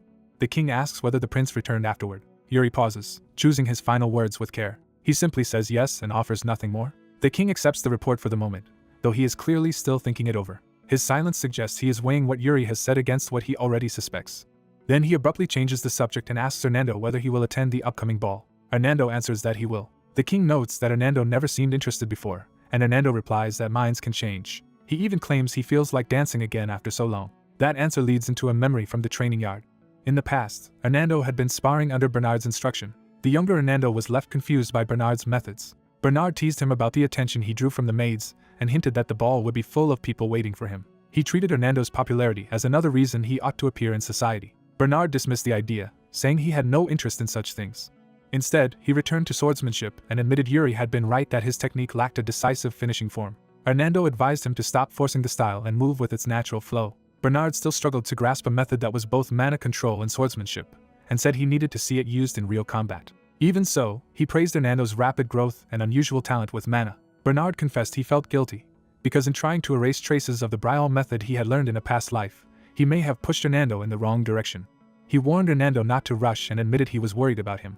When Hernando asked why, Bernard said the problem was simple: he was advancing too quickly. Bernard reminded him that he had already achieved too much for his age while his body was still unfinished. Hernando promised he would keep himself in balance, and not overreach. Then he eagerly asked to keep sparring, and Bernard hesitated over whether that was wise. Hernando answered by casting aside the wooden practice sword. He demanded they switch to real blades, insisting he needed to become stronger as fast as possible. Bernard accepted the challenge and took his stance. Hernando tried to raise the stakes by proposing that if he landed a real hit, Bernard would have to attend the ball. Bernard refused to trust any wager from someone he considered utterly unreliable. Hernando answered by attacking anyway, determined to force the issue through action. His first strike crashed into the ground with explosive force. He pressed forward with everything he had, swearing he would land a blow. The memory breaks as carriages begin arriving for the ball. A few days later, on the night of the event, the palace fills with guests. Inside one carriage, the Empire's second prince, George Ivarnagranzayan, arrives in elegant confidence. Watching the palace through the window, George notices his companion's attention fixed outside. The Empire's princess, Yekaterina, answers brightly when he addresses her. She admits she is excited not only for the ball itself, but because there is someone she wants to meet. Elsewhere in the palace, Yuri prepares for the same event. Dressed in formal wear, he judges his own appearance with obvious discomfort. When his maid Aina decorates him more lavishly, Yuri complains that the outfit has become cluttered and tells her to simplify it. Once she finishes adjusting him, Yuri falls briefly silent as if struck by a memory. He calls Aina back before she can leave. To her astonishment, Yuri asks her to dance with him. He explains that he wants to practice before the ball because he lacks a proper partner. Aina is flustered and unsure whether he can be serious. Yuri takes her hand and warns her not to sabotage him by stepping on his feet or tripping him on purpose. Aina answers by moving with sudden confidence, making clear she is not joking either. She catches Yuri off guard, dips him, and calmly tells him to follow her lead slowly. The unexpected closeness leaves her blushing despite her composure. Recovering quickly, Aina says he should not underestimate her because she is actually very good at dancing, then asks who taught him before. Yuri boasts that he has danced with many people, though never with someone this short, and insists the height difference will not matter. A moment later he points out that she has already stepped on his foot. Aina cheerfully pretends each mistake is just an accident, while Yuri grows increasingly resigned. The ball itself begins in full splendor with live music. Couples fill the floor as the palace turns into a display of wealth and ceremony. Above them, a royal observer watches the festivities with a glass of wine. The king surveys the ballroom from his throne, drinking in silence as he studies the gathering. Among the guests below, Yuri is already engaged in conversation with two young nobles, stepping into the political stage the ball was meant to open. At the royal ball, the young prince quietly studies an older noble whose presence immediately puts him on alert. He realizes Count Cedar has come in person this time, confirming the visitor is important enough to hear what ordinary knights could not. That recognition sharpens his attention as he senses the meeting matters more than it first appeared. His older brother approaches, composed and elegant, drawing him out of his thoughts. When the younger prince worries that his brother's eyesight is worsening, the elder brushes the concern aside and refuses to discuss his condition. A ceremonial horn announces the arrival of a distinguished guest. The hall turns toward the entrance as the gathering shifts from idle celebration to formal reception. A blond prince in a red cloak enters with the confidence of someone used to command. He comes face to face with the host king, and the room waits to see how the two powers will greet each other. The king welcomes him politely, and the visiting prince returns the courtesy with equal warmth. The visitor then reveals he has brought his younger sister with him. That single detail shocks the young prince, as if it confirms a memory he desperately hoped would not repeat. The visiting princess formally greets the emperor with flawless etiquette. Her gentle appearance only makes the young prince's reaction more unsettled. He recognizes her as Yekaterina, and the name drags up a painful memory of closeness and ruin. The memory hits him like shattered glass, breaking the calm he had tried to maintain. He vows not to become entangled with Yekaterina again and swears he will not repeat the same mistake. Even as he steels himself, Yekaterina's attention drifts toward him and their paths begin to cross. She offers him a soft, harmless smile that only deepens his unease. Around them, the ball resumes, with nobles admiring the visiting royals while the young prince keeps his distance. He retreats to the refreshments, and tries to occupy himself instead of getting drawn in. Watching his brother dance courteously with a lady, he reflects that Cedric treats everyone with dignity. To him, that fairness is what a true monarch should possess. Compared with that ideal, Yekaterina's presence stirs thoughts he considers dangerous and unnecessary. When she seems ready to speak, he hesitates rather than invite any connection. Before anything can happen, another noble steps in and takes Yekaterina's attention away. Left alone, the young prince curses himself for lingering on a relationship he believes can only end badly. A maid named Aina interrupts his spiral by offering him cookies with cheerful familiarity. He thanks her sincerely, acknowledging how hard she works. Aina jokes that serving him is easier than cleaning up after someone troublesome, and he answers by demanding more cookies instead of arguing. Their easy banter ends with her promising to bring more if he wants them. Once she leaves, he is left alone again with his thoughts and the untouched spread before him. A new presence approaches, and the mood shifts before he even looks up. He turns and is startled to find the visiting prince standing directly before him. The stranger identifies him at once as the Empire's second prince, George I Varnagranzayan. The recognition carries weight because George is already known as a battlefield commander who fought in the Emperor's name.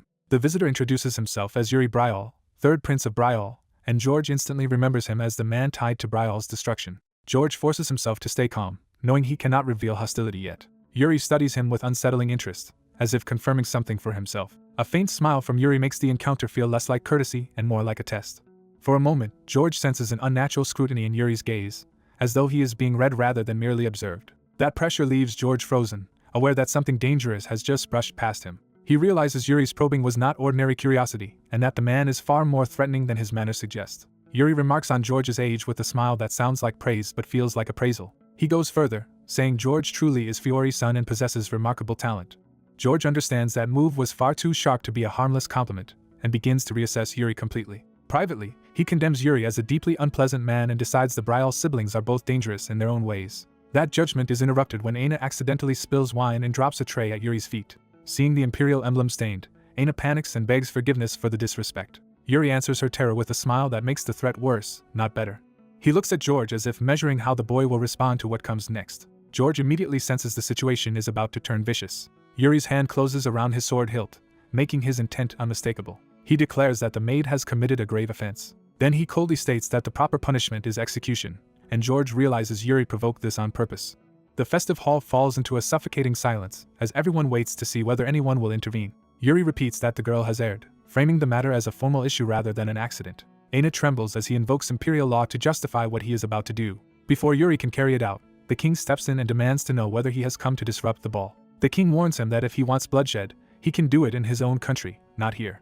Yuri pauses, weighing the rebuke rather than openly defying it. He bows just enough to ask the Bryal king's understanding while keeping his sword ready. Then he argues that the Empire and Bryal have long respected each other's authority, implying the king is now failing to do the same. To strengthen his position, Yuri invokes a past incident at Katentia that the king clearly remembers. He reminds the court that Bryal once executed an imperial knight, and the emperor chose not to retaliate out of respect for Bryal's honor.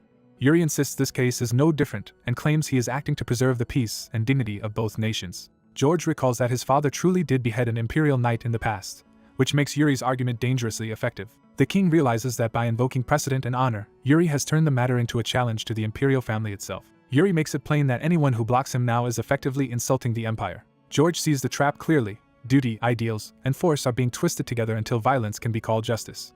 From Bryal's side comes the uncompromising belief that honor must never be abandoned. That creed demands they accept death before disgrace, even when the demand is cruel. George recognizes those words as Bryal's oath, the principle Yuri is weaponizing. As Yuri lowers the blade toward the kneeling maid, alarm erupts through the hall. George steps forward and claims Aina as his own attendant, exposing Yuri's scheme and refusing to let her die.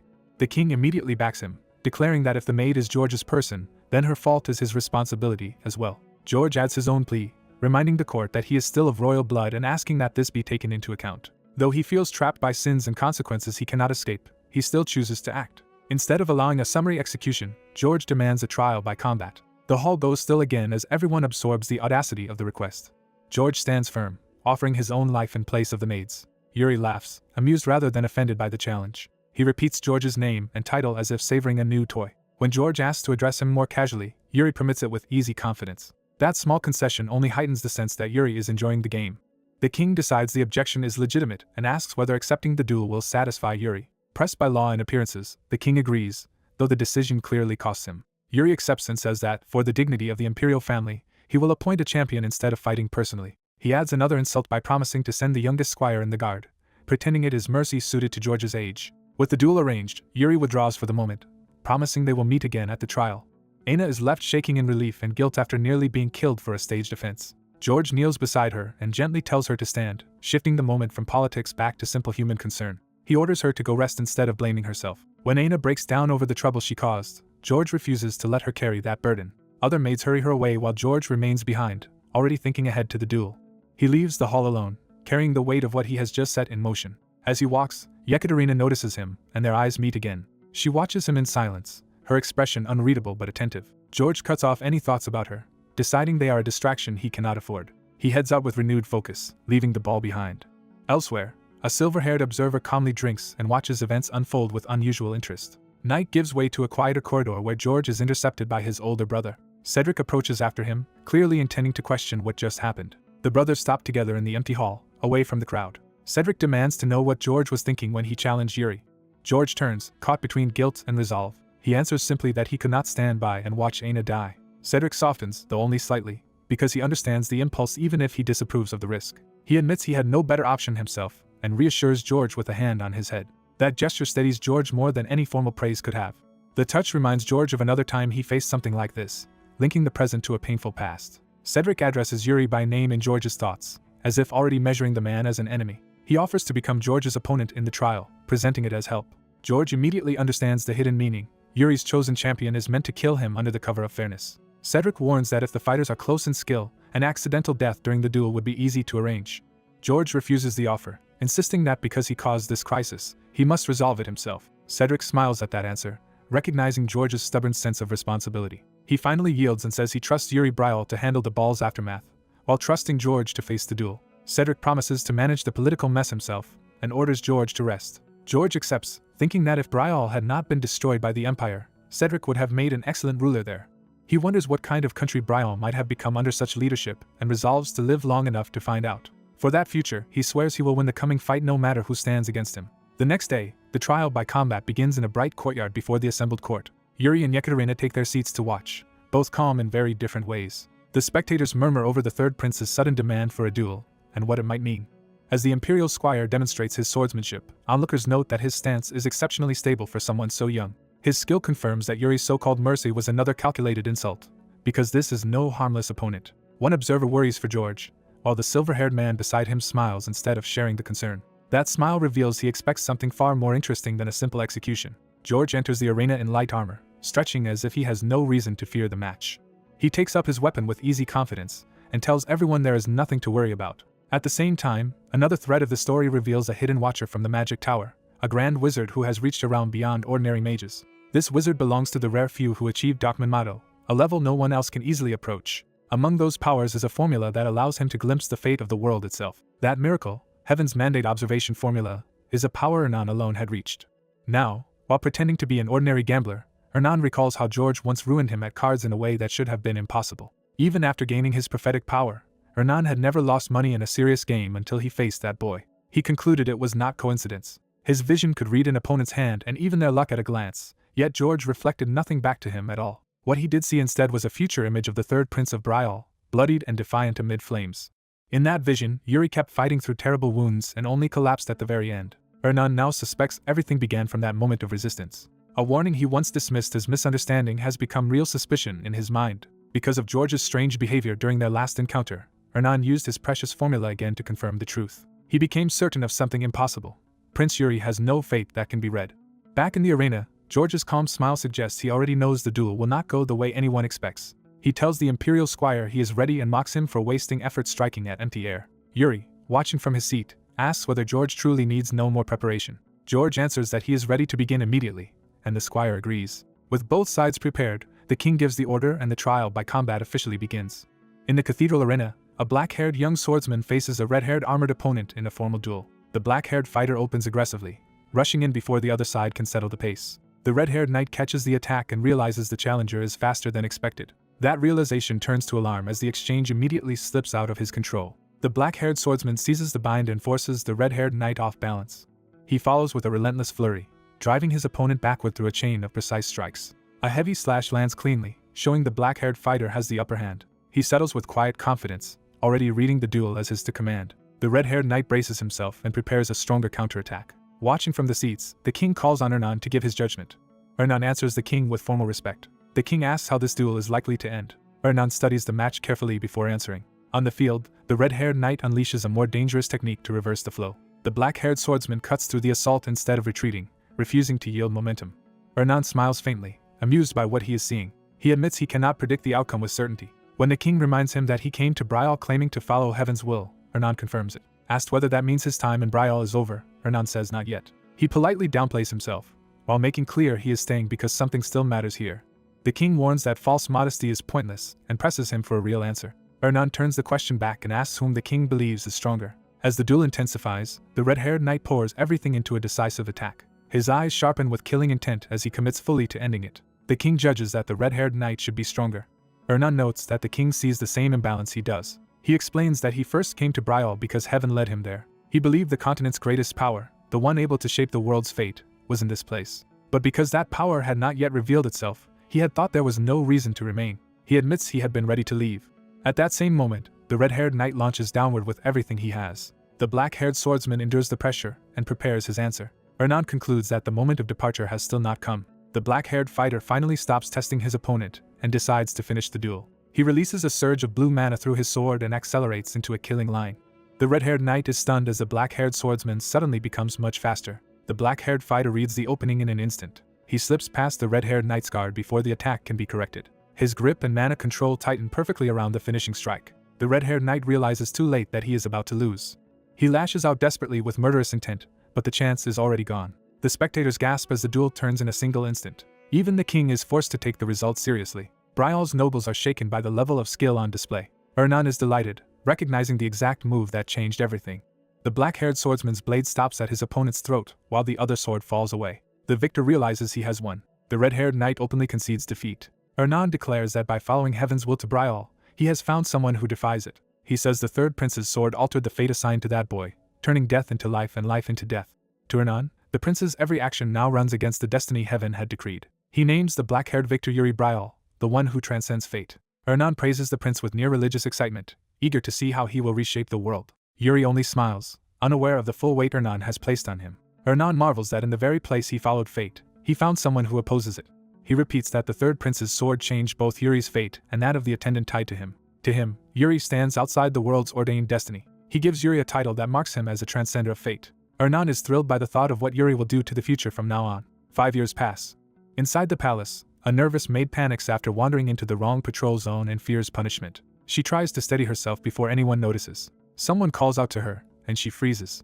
A black-haired royal man approaches, and she immediately recognizes him as one of Brial's princes. He demands to know why she is there. She forces herself to stay calm and remember how senior maids taught her to respond to royalty. As he presses her again, she mentally sorts through which prince he must be. His rough manner and shady air make her conclude he is the troublesome one. She blurts out that he must be the third prince, then realizes how bad that sounds. He jokes that the royal family must have a guidebook warning everyone to avoid him. His mood darkens as he threatens to teach the people who spread that image a lesson. Before he can continue, another voice interrupts and asks what is going on. The maid remembers the final description she was taught for identifying the last prince. A sword at the hip confirms the newcomer's identity. Yuri Brial, now the third prince, steps in and asks whether the maid is being harassed. He casually eats the snack she gave him, showing he already knows and trusts her. He strolls through the courtyard as if this sort of rescue is routine. Yuri looks over the situation with calm amusement. In the maid's mind, he appears as her savior stopping the prince who bullies maids. She is overjoyed that even the snack she packed for him was accepted.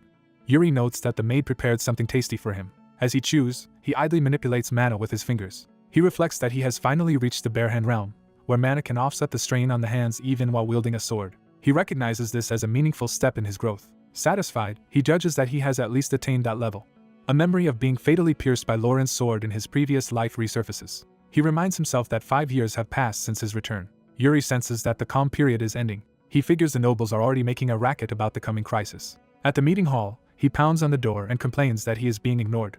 A guard protests, but Yuri insists the people inside are the ones refusing to listen. When the guard explains the meeting is too loud to hear him, Yuri decides to solve that problem himself. He blasts the door open with mana and strides in. The nobles inside are jolted out of their argument as Yuri casually apologizes. He explains that no one answered his knocking, though he admits he may have knocked a little too hard. Yuri tells the king he will attend the meeting as well. The king allows it and orders the discussion to continue.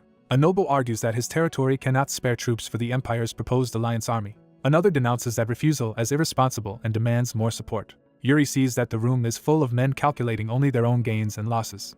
He recognizes the timing from his previous life and understands this is the same turning point. The issue before them is the empire's request that Brial join an alliance army. Yuri recalls that the empire gathered troops from many nations for a massive eastern campaign against the orcs.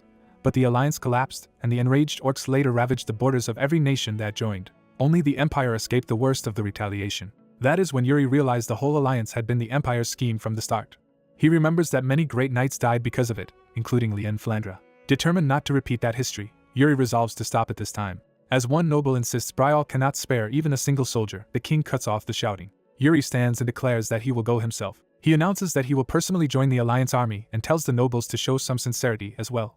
He rebukes them for shaming Brial and reminds them to fulfill their duty as nobles. The king closes his eyes, weighing Yuri's words rather than rejecting them outright. He begins to understand what Yuri is truly thinking. Later, Yuri trains in the courtyard, crossing blades with an older swordsman. His brother runs up to him after the meeting. Breathless, the brother asks whether Yuri is really going to the alliance army, and Yuri confirms it. The brother protests that royalty has no need to go, but Yuri reminds him he has always believed otherwise. Yuri says it is the royal family's duty to go where the kingdom is in danger. His brother finally accepts Yuri's resolve and says he understands it now. He promises to guard the palace until Yuri returns safely. After making that grand promise, the brother dashes off dramatically. Yuri dryly remarks on the touching brotherhood and hopes his brother does not cause trouble while he is gone. His older companion asks whether Yuri is not worried about himself instead. Yuri answers that if he avoids recklessness, he should come back alive. The older man still warns him to be careful. Yuri agrees and explains that orcs are stronger and more cunning than most people think. He especially warns about the ones who carry banners on their backs. He identifies those elite monsters as orcable, especially vicious and powerful among orcs. When asked whether he has a plan for dealing with them, Yuri says he does. Before he can explain, a maid rushes over with urgent news. She reports that a guest has arrived with the item Yuri ordered. The older man asks what kind of plan Yuri means. Yuri answers with a smile that it is a very special one. Soon after, Yuri meets a merchant representative in a private room. He enters to find the visitor already waiting. The man introduces himself as Guillermo, vice president of the Elaine Merchant Guild, and offers formal greetings. Yuri asks why Elaine herself did not come. Guillermo explains that Elaine is still traveling personally because that is what she does best. He then reveals he has brought the item Yuri requested last time. Yuri praises Guillermo and opens the case with anticipation.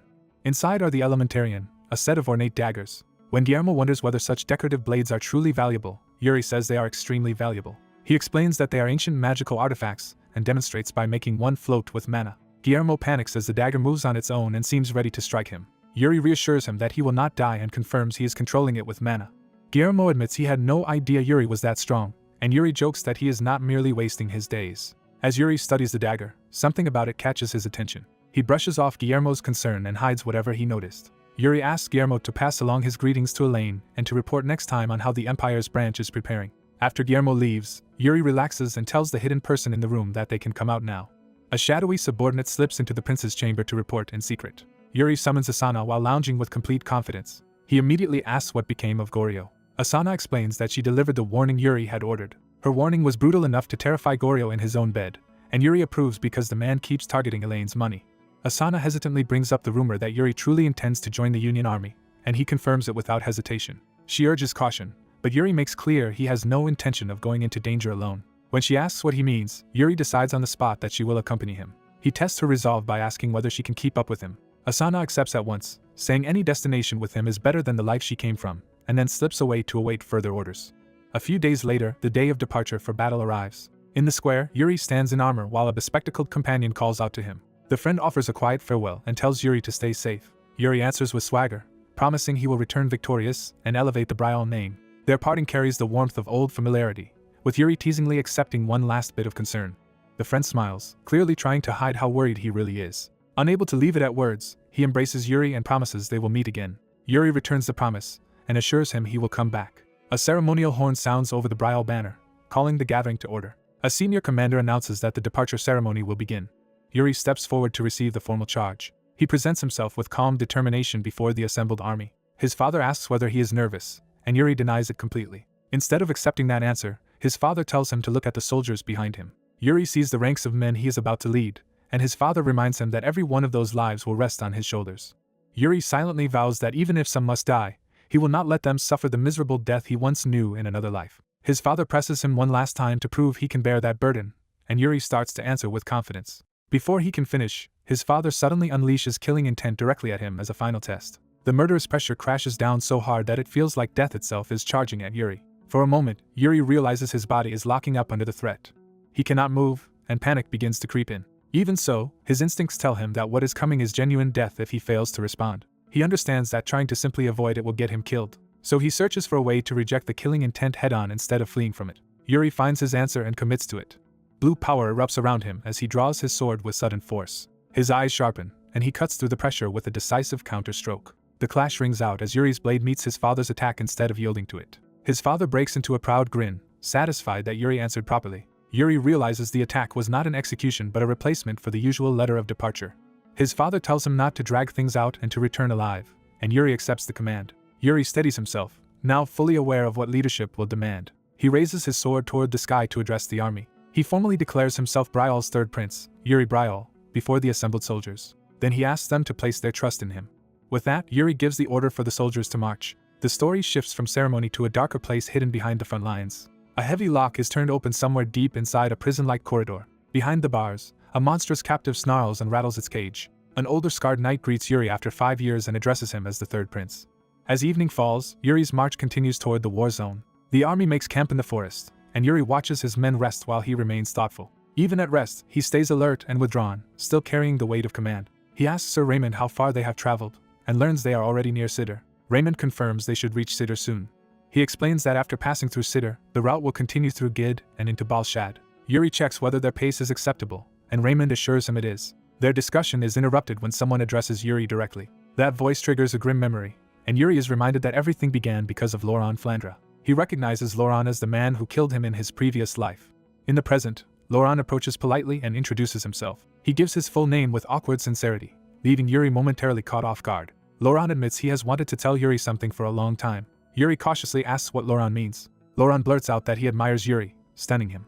He explains that ever since hearing about Yuri's stand 5 years earlier, he has treated him as an idol. To Laurent, Yuri's defense of a servant girl embodied the true code of knighthood. The encounter turns unexpectedly absurd as Laurent beams at the very man Yuri remembers as his killer. Yuri forces a polite response, while Laurent insists he is the one honored by the meeting. Their brief exchange ends when Raymond announces it is time to move again.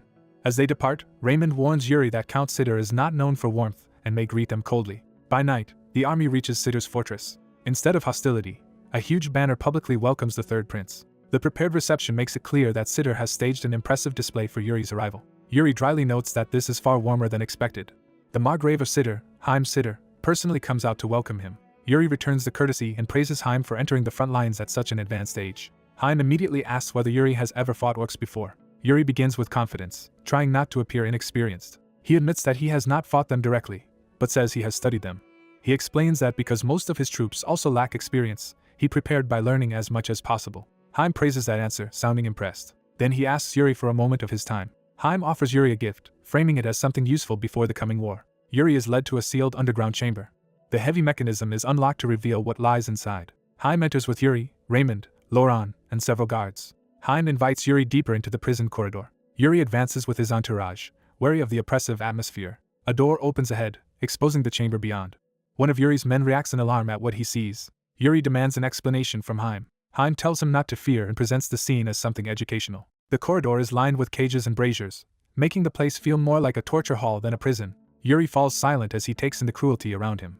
The soldiers realize with horror what is inside the cells. They discover that Haim has captured a living orc and kept it in prison for study. Haim calmly explains that he has observed every habit and instinct he could to help humans survive against orcs. Yuri asks whether this grotesque display is the gift Haim mentioned. Haim confirms it and argues that no better gift exists on the eve of war than knowledge of the enemy. Yuri thanks him outwardly, while inwardly deciding Haim is even more unhinged than expected. One of Yuri's knights is visibly disturbed by what he is witnessing. Yuri asks the shaken knight's name and learns he is Simon Fesh, son of Baron Bolf. Yuri then orders Simon to say honestly what he is thinking. Simon admits he believes this treatment goes too far for a prisoner of war. Yuri accepts that reaction but implies Simon's view may change. To prove his point, Yuri orders Haim to open one of the cages. He confirms Simon's name again, making clear that the next lesson is meant for him personally. Yuri declares that this will be real combat, not theory. Then he orders Simon to fight the orc. Simon takes up his sword, tense and uncertain. The orc erupts in a savage roar the moment it is freed. It smashes forward with terrifying strength, instantly turning the chamber into chaos. The creature rushes Simon before he can properly react. Simon freezes, realizing too late how overwhelming the threat is. He protests that he cannot fight a helpless prisoner, but the instant he hesitates, the orc attacks. The orc's blow lands before Simon can defend himself. Simon is struck hard and cries out in pain. His comrades shout his name as he staggers. The orc seizes Simon as a hostage, and while the others prepare to intervene, Yuri tells them to stay calm.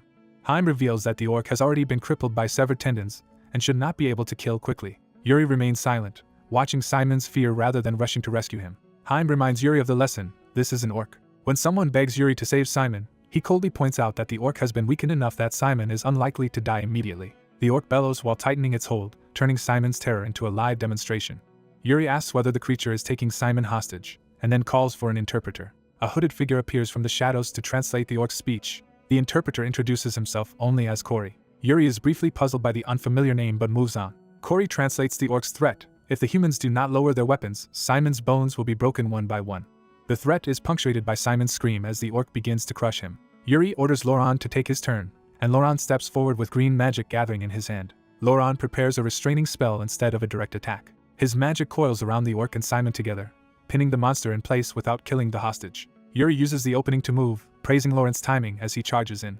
He reaches Simon and the orc in a single burst, slipping into the narrow gap Laurent created. Yuri drags Simon free and throws him back towards safety. The orc roars in fury as its prey is taken away. Yuri asks Haim whether this is an ordinary orc, and Haim explains that despite its smaller size, it is battle-hardened and unusually experienced. He adds that the creature was captured while eating a knight alive and has already killed many men.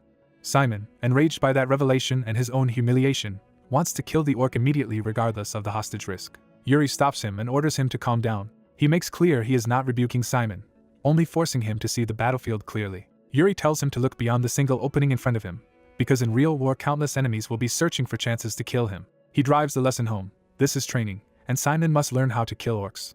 The knights answer by drawing blades wreathed in blue power and surrounding the fallen monster. The orc lashes out by hurling a burning brazier in a desperate counterattack. Laurent catches the flaming weight overhead with a blue barrier, shielding Yuri and Haim without flinching.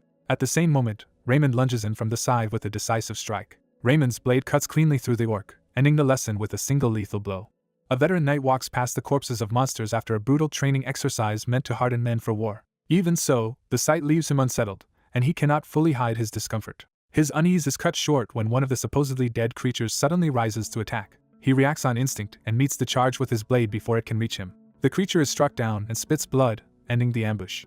Catching his breath, the knight realizes he survived only because he struck first without hesitation. A young nobleman named Sir Haim praises the result, pleased that the lesson worked. Seeing the knight's silence, Haim correctly reads that he is troubled by what he just did. Haim argues that fighting weak, near-defenseless monsters may feel shameful, but this training will keep the knight alive in the coming war, and he should be grateful to Sir Haim for arranging it. The knight still clutches at his conscience, wondering whether such methods betray knightly honor.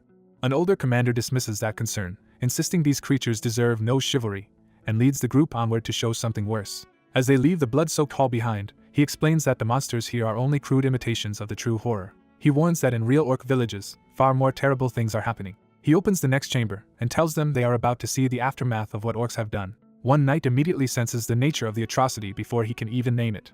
The prisoners inside are revealed to be half-orcs, not full monsters. The young prince beside the commander is shocked by how many there are, and the commander notes bitterly that such births are supposed to be rare. He explains that orcs capture human women for amusement, and these half-orcs are the byproduct of that cruelty. The prince asks the commander directly whether he hates orcs. The commander answers without hesitation that he will hate them until he dies.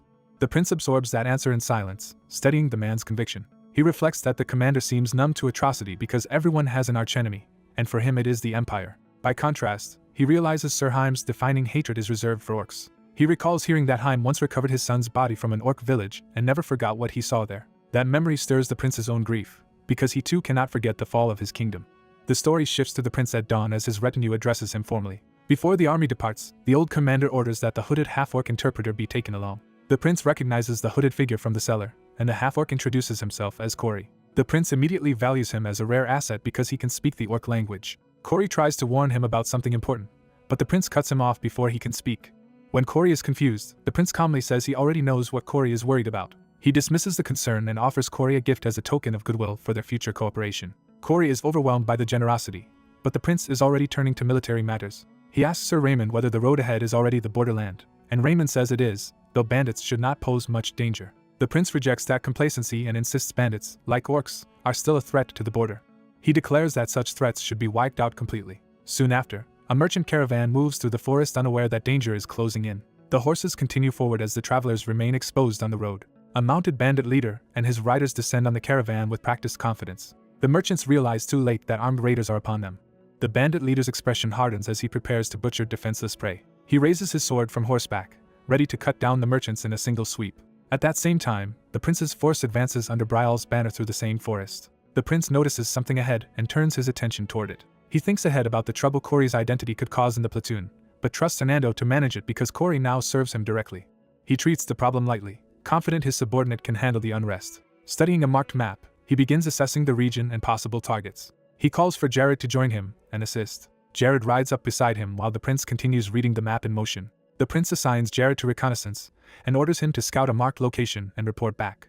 When Jared points out that the marked place belongs to bandits who will likely flee, the prince insists they still must be hunted because they prey on merchants in the borderland. He needles Jared's hesitation, framing the mission as something a capable man should be eager to do. Jared inwardly complains that the prince is a prodigy with the sword who does not understand how frightening such tasks are for ordinary soldiers. Still, stung by the challenge, Jared rushes off to prove himself. Sir Raymond observes that the prince seems unusually fond of Jared. The prince brushes that off with a small smile, though he clearly keeps Jared close for a reason. As they ride on, the prince asks Raymond a more personal question. He wants to know what Raymond fights for. Raymond admits it has been a long time since anyone asked him that, but he still has an old answer. His answer is that he fights for the safety of Brial. The prince quietly approves of that answer. He orders the column to keep moving while he goes to check on Jared himself. Leaving the others behind, he rides off alone into the forest. He soon finds a hidden encampment tucked beneath the trees. At the edge of the camp, Jared is suddenly seized and bound before he can escape. The prince arrives in time to pin Jared's captor and silence him before an alarm can spread. With a blade at the man's throat, he coldly remarks that anyone in this line of work should value his life more. Jared, now watching through binoculars, reports that he has found the bandit's base. The prince praises him, but immediately questions why the bandits sent only one scout instead of a proper pair. He presses the captive to confirm whether he was truly sent alone. Terrified, the man admits it is true. The captive tries to excuse himself as a rookie who knows little, but the prince notices something hidden on him. A glowing red pendant slips into view, drawing the prince's attention. The captive panics as the prince tears the item free. The prince studies the pendant and realizes it is no ordinary trinket. The captive says it was given to him by the boss to carry during patrol, but it does not belong to him. The prince identifies it as a magical artifact and demands to know what spell is embedded in it, but the man swears ignorance. Accepting that the scout knows nothing useful, the prince decides the only answer is to seize the boss himself. He resolves to capture the bandit leader and question him directly. As the sun drops behind the mountains, the hunt moves toward its climax. By evening, the prince is already in position, watching the camp while his horse waits hidden nearby. His men report that they have sealed the likely escape routes and sent scouts to assess the enemy's internal strength. Satisfied, the prince says that if they create chaos inside the camp, the bandits will trap themselves. Without explaining further, he orders an immediate advance, promising the men spoils if they are not late. Before anyone can stop him, he laughs and spurs his horse forward alone. Raymond chases after him, shouting that charging in by himself is reckless. The prince ignores the warning and calls for the soldiers to follow. He gives the order to charge, launching the assault. Inside the camp, the bandits hear the commotion and only begin to realize something is wrong. Their confusion lasts only a moment before the attack reaches them.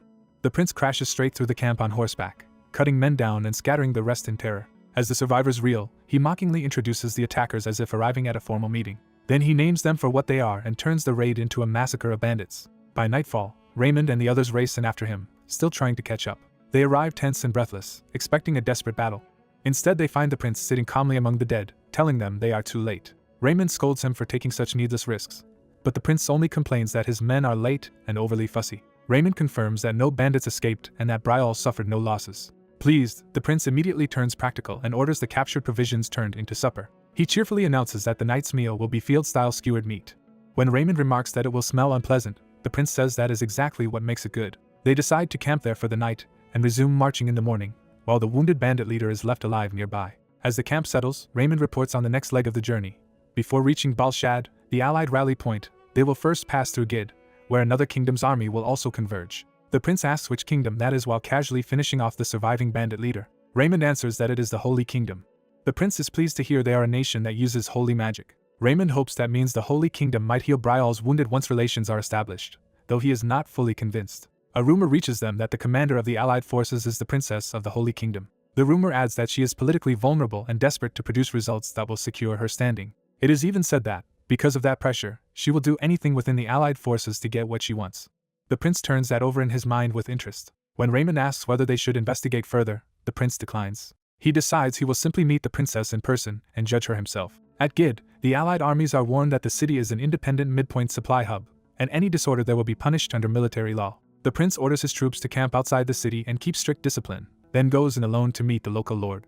The Lord of Gid receives the Prince of Brial with exaggerated warmth and ceremony. The prince returns the courtesy, formally thanking Gid for supporting the Allied forces. The Lord flatters Brial's royal line by praising the prince's father for his past victories against orcs, and claiming the orcs must now fear the sun as well. Their conversation is interrupted when a servant approaches with urgent news. The servant quietly informs the Lord of another important arrival.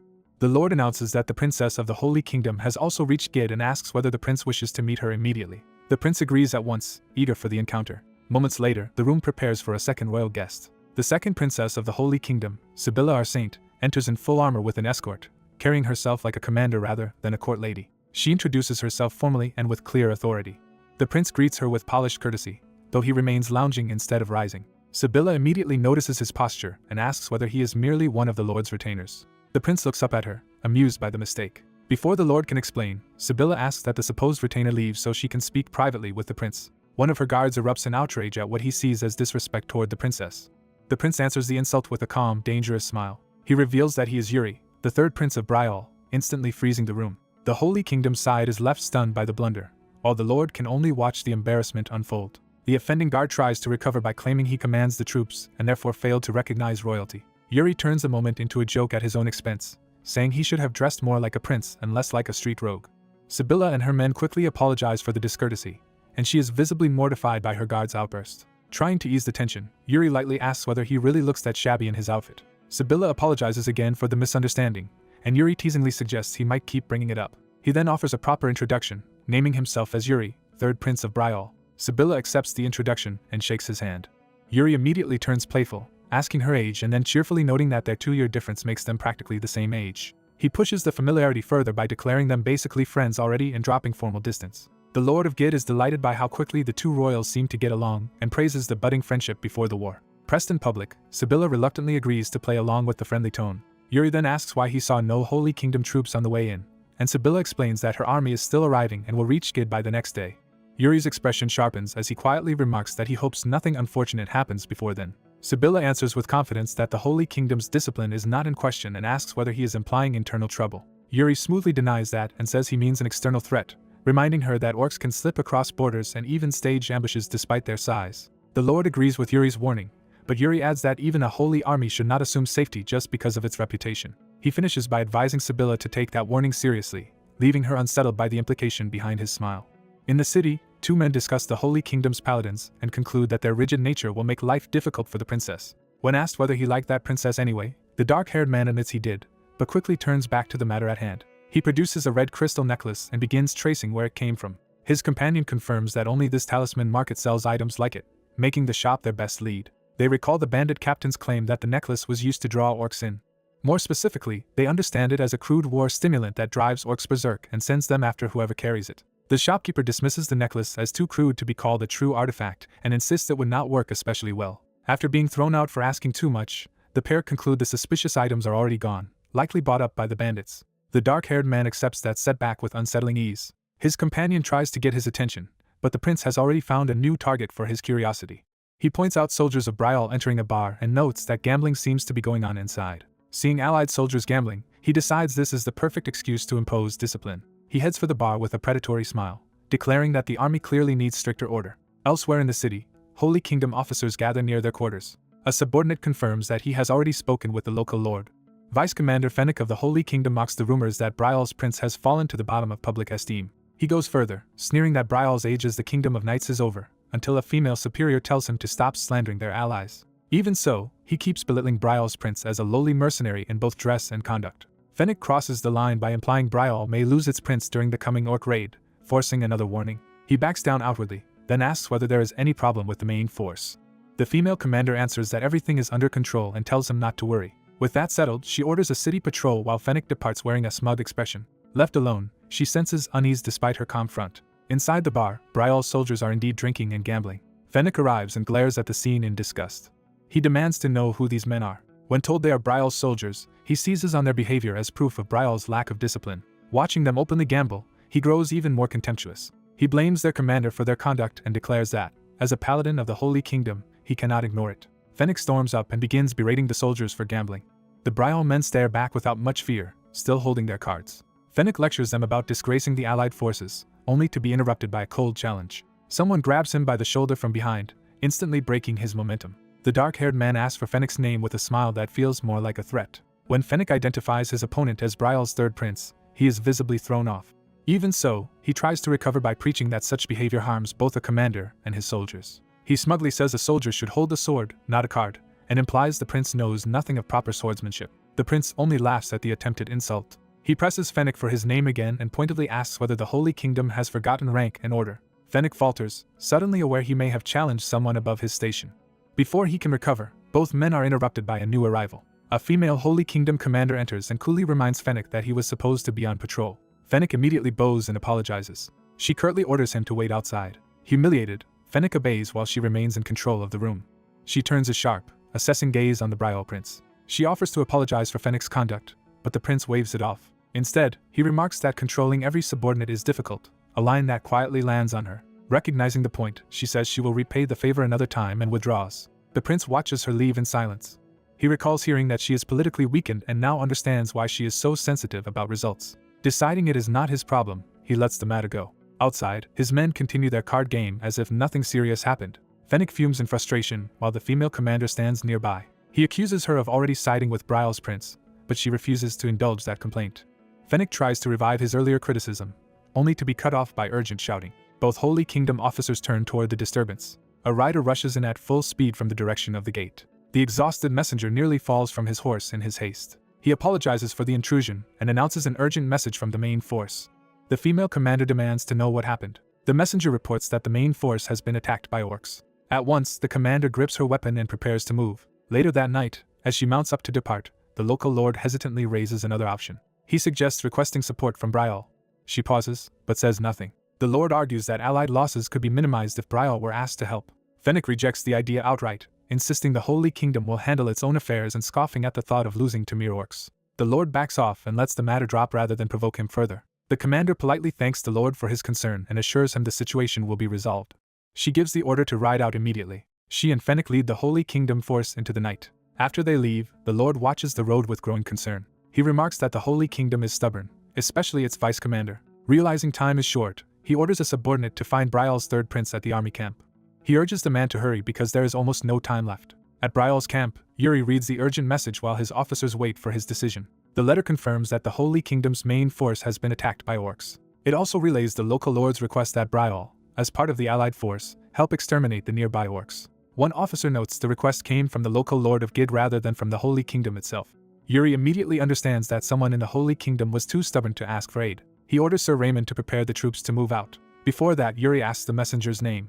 When the man identifies himself as Roy, Yuri sends him to the bar by the Talisman Market to summon Brial's knights. Yuri adds that if Roy says only the first 10 will be accepted, they will all come running. Roy races off to deliver the message while Yuri turns to his own preparations. He sets the letter aside and makes up his mind. Drawing on his power, he begins channeling magic through himself and his mount. With a grin, Yuri treats the coming battle like a simple night walk. He rides out with a small group under the moonlight. Looking back at his men, he jokes that they still seem a little drunk. They loudly deny it, and Yuri seems satisfied by their spirit. He notices Jared looking pale, but Jared insists he is fine. The force keeps pushing forward at speed. Another night, Laurent addresses Yuri as they ride. Laurent praises Yuri for forgiving the paladins who insulted him and still choosing to save them. He admires Yuri's refusal to sink to their level and calls it profound judgment. Yuri awkwardly laughs it off, privately wondering whether Laurent has always been this intense. Still, Yuri acknowledges Laurent's loyalty and reflects that both of them have changed from who they once were. Laurent beams at being recognized, which only deepens Yuri's amusement. Their conversation ends when a scout reports something ahead. The site turns out to be the Holy Kingdom's paladins already engaged near the orcs. Yuri tells his men this will be their first battle against orcs and declares that he will enter first and leave last. He frames the fight as his duty to shield them from harm. Naming himself Yuri Brial, third prince of Brial, he formally commands his soldiers. He pours power into his horse and orders them not to get hurt. A moment earlier, however, the Holy Kingdom had already charged ahead under the moonlight. Their female commander realizes too late that she was careless and never expected the main force to be attacked this way. She remembers Yuri warning that orcs can sometimes appear inside the boundary. Now she bitterly admits she should have listened more carefully. As she rides in, the battlefield ahead comes into view through dust and chaos. She sees that the main force is still fighting desperately against the orcs. Relieved that their banner still stands, she decides to strike straight through. She orders Fennec to charge with her and hit the enemy commander at once. Fennec relays the order and commits the paladins to a full frontal charge. The Holy Kingdom cavalry surges forward in formation. The commander prays for divine aid and asks to be pushed ahead. Her horse accelerates unnaturally under holy power. She drives the charge faster, sword extended toward the enemy. But an ominous skull totem wrapped in purple magic stands in their path. The totem activates, revealing itself as the center of a prepared spell. A massive magic circle erupts beneath the charging paladins, turning their advance into a trap. The ground collapses under the commander's horse. She realizes too late that the enemy lured them in. The entire vanguard plunges into a hidden pit as she cries out in horror.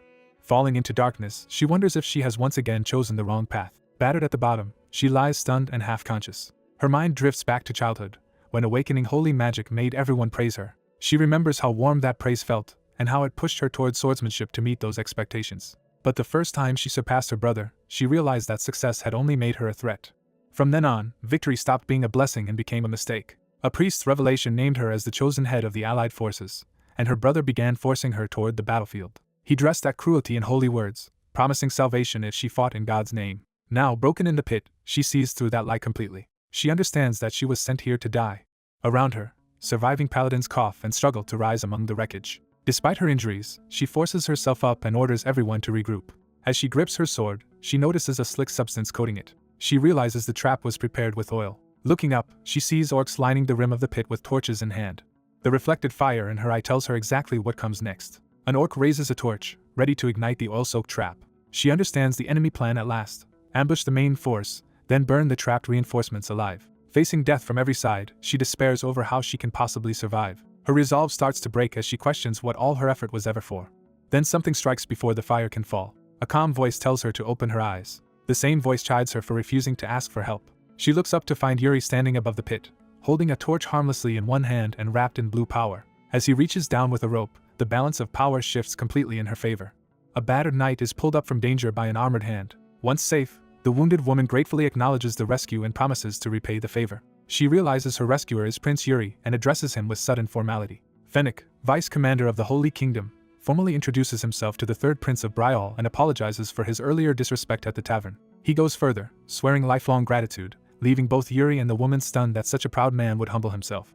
Yuri answers with a faint, knowing smile. He accepts the apology and pointedly asks that the Holy Kingdom aid Brial when his country faces trouble in the future. As the exchange settles, Yuri's attention shifts to something off in the distance. He notices the orcs pulling back from the battlefield instead of pressing the attack. One fleeing orc still lashes out, catching a weapon in its teeth as the retreat turns chaotic.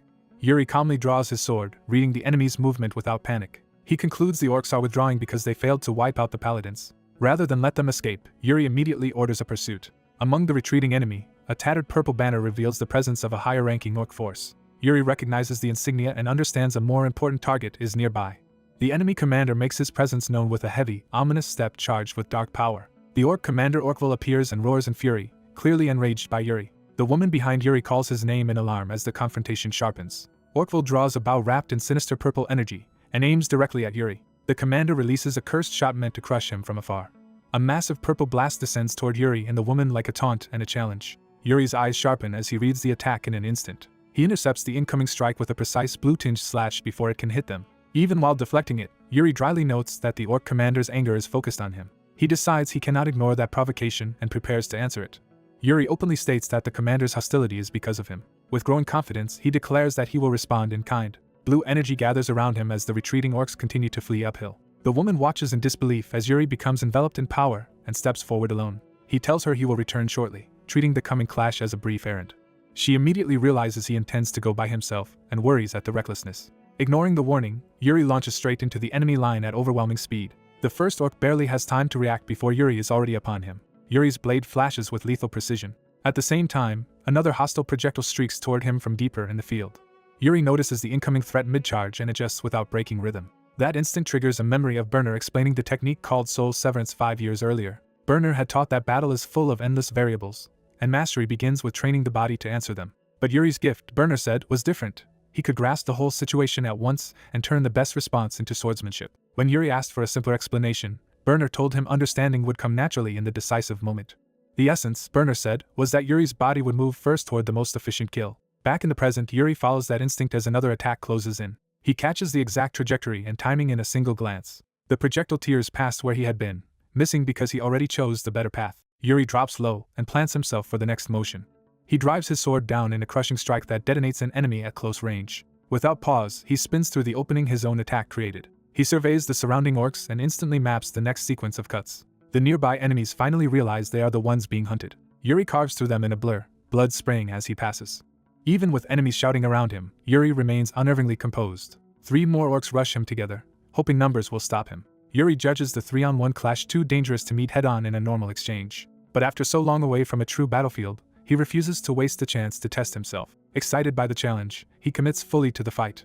Then his perception sharpens further, as the decisive pattern finally becomes clear. He sees the enemy formation as if their bodies were already marked with fatal lines. At last he identifies the most optimal sword path. Yuri plunges through that path in one seamless killing motion. To him, the orcs' bodies become a web of intersecting weak points. The final attacker is still winding up when Yuri has already solved him. The entire group is cut apart almost simultaneously by Yuri's perfected route. Blood erupts across the field as the technique finishes. Yuri admits to himself that his body still cannot fully keep pace with his thoughts, but the result is good enough for now. He stands alone among the corpses, bloody but steady. Spotting a fallen spear, he picks it up instead of wasting time closing the distance on foot. He raises the spear and sights the fleeing commander. Orkvul, now armed with twin axes, turns just in time to see Yuri's next move. Yuri hurls the spear with explosive force. The weapon streaks across the battlefield like a blue bolt. Orkvul barely manages to block it by crossing his axes. Seeing the commander forced into defense, Yuri smiles in satisfaction. The thrown spear still smashes through the commander's banner and sends the message Yuri intended. The surviving orcs freeze, shaken by how close their leader came to being struck down. Orkvul glares back with murderous hatred. The ruined banner and lodged spear mark his retreat as a humiliation rather than an escape. The commander growls in rage but no longer advances. The remaining orcs hesitate instead of charging again. Yuri realizes they had not attacked all at once because they decided further losses were no longer worth it. He confirms that his display has broken their will to continue the exchange. With a smug grin, he decides this is enough repayment for the arrow the commander fired at him earlier. The woman rushes over and anxiously asks whether he was hurt. Yuri brushes it off with an easy smile and insists he is fine. He turns the moment light again, remarking that the battle seems to be over. Then he asks Sibylla how it feels to claim her first victory as part of the Allied forces. Her tense expression softens at the unexpected praise. Sibylla thanks him sincerely. Yuri answers that the credit belongs to her as well. Elsewhere, a hooded half-orc remains on the ground while soldiers loom over him. One soldier strikes him brutally, treating him as less than human. Pinned against a tree and surrounded, the half-orc is accused and threatened. He endures the abuse in silence, his anger and humiliation burning beneath the surface. Later, in a tavern, rumors about Yuri's battlefield feat begin spreading through the town. A soldier excitedly insists the story is true and recounts how Yuri moved with impossible speed to seize victory. The listeners are left awed by the tale. One admits he had believed Yuri was merely an unskilled prince surviving through gambling, not a real fighter. A blonde knight rejects those rumors outright as lies. He goes so far as to claim Yuri carries the king's bloodline more strongly than anyone else. Drunk on admiration, he tries to launch into a full list of Yuri's achievements until others realize he has had far too much to drink. At another table, a hooded woman quietly judges that Yuri is far too perceptive and dangerous to be ordinary royalty. She reflects that he saw through the assassination techniques she had hidden all her life, and now even throws himself alone into battle as if he knows the future. She calls the innkeeper over, having made up her mind to act. When he approaches, she says she is searching for someone. She describes a dark-haired swordsman with a blade at his waist and exceptional sword skill. When that proves too vague, she adds that he speaks the continental language poorly, and may have a foreign accent. That detail finally triggers the innkeeper's memory of a matching traveler. He recalls a strange man who ordered bland risotto and asked for directions to Balshad. Satisfied, the woman decides that is enough. She pays for the information, and the innkeeper happily accepts the unexpected reward. Left alone again, she notes that Balshad is the Allied army's assembly point. Realizing the swordsman is heading where Yuri is headed, she decides to move ahead of time and find him first. Her thoughts reveal who she seeks, one of the continent's 10 strongest, the swordsman from the east. After the battle at Gid, Yuri and the Allied forces continue on to their next destination. During the march, the army repeatedly makes camp at night, and now prepares far more thoroughly than the Holy Kingdom once did. Yuri is pleased that the soldiers have grown used to the work and no longer need every step explained. Raymond confirms that repeated practice has made the men's bodies remember how to build camp efficiently, and Yuri credits him for that progress. Yuri leaves camp management to Raymond and goes to inspect the surroundings himself. As he walks alone through the forest edge, the unusual quiet makes him uneasy despite the number of troops nearby. He begins to suspect the risk of a night ambush is higher than he first estimated. His thoughts are interrupted by a soldier's furious insult aimed at someone hidden in the brush. Yuri finds 2 soldiers berating a kneeling hooded figure for straying into camp. Their abuse reveals the captive is a half-orc, and they spit the label at him like a curse. One soldier insists the half-orc must be a spy trying to deceive Yuri for enemy purposes. The half-orc desperately denies it, trembling under the accusation. The soldiers dismiss his pleas and keep manhandling him. When they find a flask on him, they immediately assume it is stolen and demand it back. One even threatens to destroy it, until Yuri steps in and calls out to them. He rebukes the pair for harassing someone while the rest of the camp is working. When they still hesitate, Yuri coldly repeats himself and orders them to leave. The soldiers instantly submit to Yuri's authority. They flee in embarrassment, apologizing as they go. Once alone with the half-orc, Yuri asks if he is alright. The half-orc, startled by the kindness, thanks Yuri respectfully and addresses him as His Highness. Yuri sits beside him and gently asks whether he wants the soldiers punished, but the half-orc declines. Instead, he explains that people naturally cling to beauty and reject what they find ugly, so he does not blame them. He admits that accepting Yuri's help would make life easier for a while, but it would also take him farther from the dream he truly wants. When Yuri asks what that dream is, the half-orc says he wants to live among ordinary people after earning their recognition. Yuri recognizes how difficult that wish will be to fulfill. Still, he decides the half-orc can remain with the soldiers for now under the pretense of serving as an interpreter for the orc language, at least until the current raid ends. The half-orc is stunned that Yuri would offer him a place instead of driving him away. Yuri casually asks whether he is currently with Anando and confirms his name is Cory. Then Yuri unexpectedly tells Cory to learn magic from Anando. He explains that if Cory wants to live among people, he will need distinctive skills that make his place undeniable. Night falls over the camp as Yuri's concern about an ambush remains unresolved. The encampment settles into guarded order under torchlight and watchfires. Yuri gathers his officers and asks exactly how much preparation has been made against a night attack. They report that supply depots are covered with flame-retardant cloth and that lookouts have been stationed around the palisades and barracks. One officer wonders whether such extensive precautions and the unusually large guard assignments are really necessary. Yuri reminds them they are deep in orc territory, where nothing would be strange, especially after what happened to the Holy Kingdom. He warns that the enemy may well try the same fire-based assault again, just as they did before, and the room snaps to attention. A guard bursts in with word that the orcs have launched an attack. The warning jolts the commanders into immediate action as the crisis reaches their camp. The prince and his officers rush out together to assess the battlefield for themselves. Seeing the flames, the prince sharpens his focus and prepares to take control. Outside, he finds the assault worse than expected, with soldiers already being overwhelmed by brutal orc fighters. A massive blast tears through the camp, confirming that the enemy is using more than simple brute force. The prince remains calm in the chaos and studies the source of the destruction. He realizes the explosions are not gunpowder at all but twisted sorcery. Hernando concludes the orcs are likely throwing pre-made magical bombs, so the only answer is to stop the throwers directly. The prince accepts that conclusion without hesitation and immediately decides on a counterstrike. He orders Jared and Raymond to split off and take command of their own units while he handles the source himself. As blue mana gathers around him, he declares that he will personally find whoever is behind the spectacle. Armed with mana and intent, he commits to hunting down the enemy commander. He asks Hernando to point out the direction of the sorcery, and Hernando identifies the source. With that, the prince leaves the others behind and heads straight for it. He launches himself across the battlefield at high speed, using mana to cut through the chaos. Mid-charge, he notices a particular enemy presence and realizes he has found someone important. The sight of a distinctive axe marks out an elite orc warrior waiting ahead. He crashes into a knot of enemies and fixes on the elite as his true target. The orc elite meets him head-on, clearly confident enough to stand his ground. The prince closes in and directly asks whether this orc is responsible for the attack. Instead of answering, the orc answers with force and swings his axe to kill him. The prince blocks the blow, but the impact proves the orc's strength is far beyond ordinary soldiers. Their clash escalates immediately into a duel between two fighters operating on a different level from everyone around them. The prince recognizes that this opponent is absurdly strong. He also realizes the orc's movement is refined and experienced, not the crude style he expected. Knowing a close exchange favors the orc's raw power, he tries to create distance first. The orc refuses to let him disengage and keeps pressing with relentless swings. The prince is forced into a defensive retreat as the axe carves up the ground around him. The orc's aggression only intensifies, showing no opening at all. Even when the prince catches a strike, he is still driven back by the sheer force behind it. He answers with a powerful counterattack that finally knocks the orc down. The prince admits this enemy is clearly above the rest of the orcs he has faced. Rather than retreat, he decides to test the full extent of the orc's ability. He surges forward with a stronger mana charge strike and invites the orc to show everything he has. The orc responds by channeling dark mana into his weapon and body. That power erupts outward, proving the elite can use a mana method just like a trained human warrior. The prince skids back and reassesses the fight now that the orc's true level is exposed. He understands at once that this changes the entire meaning of the attack. The sight of the orc's mana method confirms a possibility he had overlooked. He recognizes that if orc sorcerers can manipulate mana, then elite orc warriors can be taught combat methods as well. The two face each other again, now as true peers in a mana-empowered duel. The prince blames himself for not realizing sooner what the enemy's use of sorcery implied. He recalls the earlier twisted mana in the explosions and sees the pattern clearly now. From that, he concludes that the orc's elite troops have also learned structured mana techniques.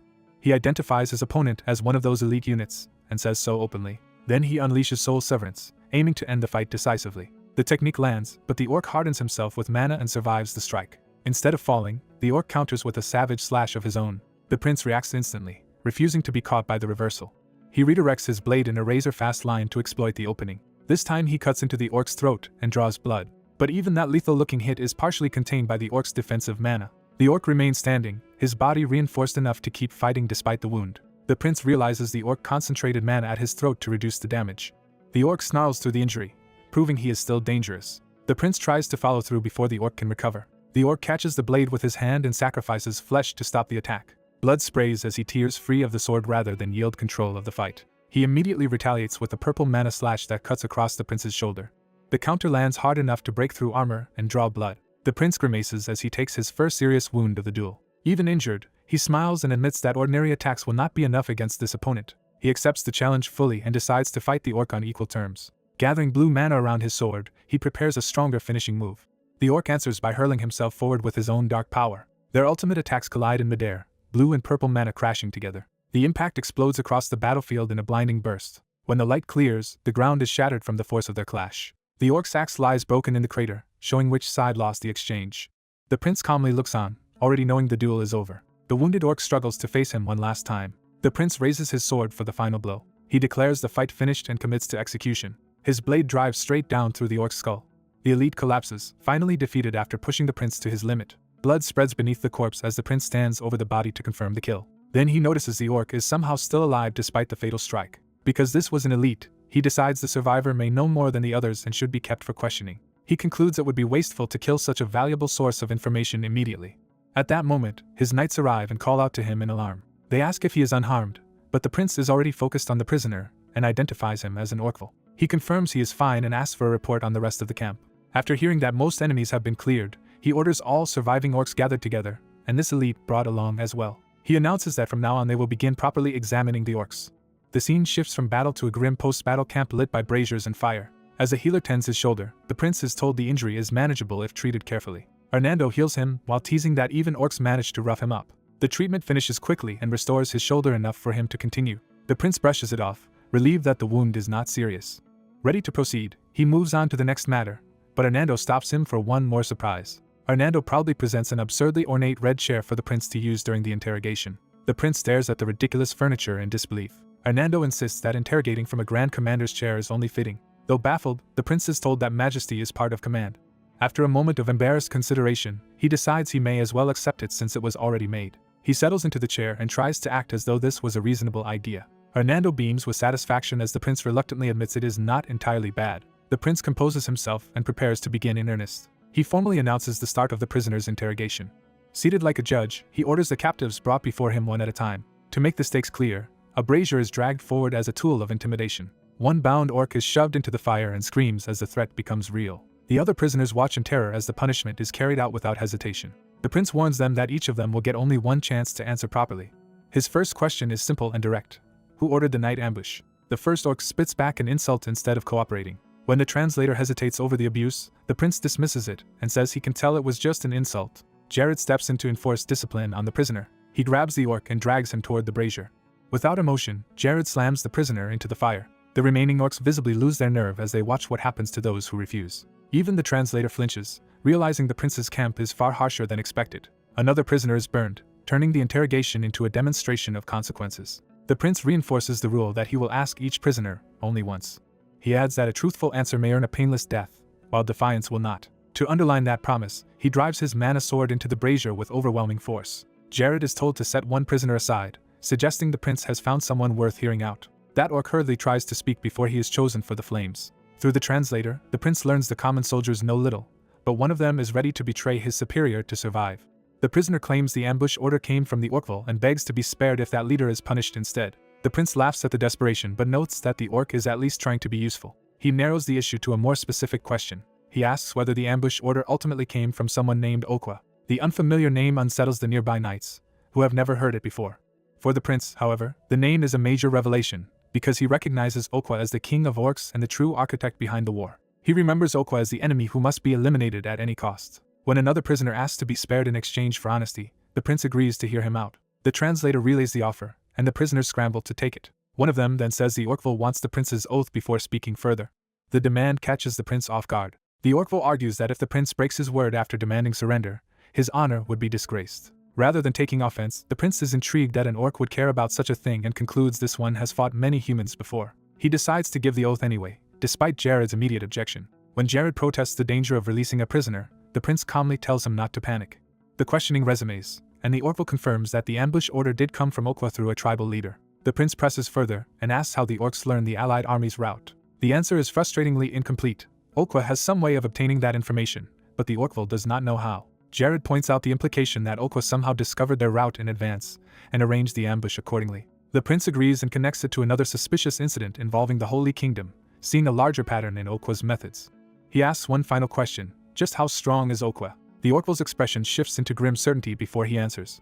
Everyone present waits tensely for the response. The translator reports that even a dozen Orkvilles like this one would stand no chance against Okwa. That claim spreads unease through the nights as the scale of the threat becomes clear. The prince accepts the warning but notes that humans are far more cunning than orcs realize. As he says it, a red crystal pendant in his possession flares ominously. He reveals the pendant with a knowing smile, hinting that he has his own hidden means and is not as straightforward as he appears. At the same time, the bound Orkville suddenly decides to test the prince's oath by charging him despite the restraints. The watching knights shout in alarm as the prisoner starts breaking free and the interrogation turns dangerous again.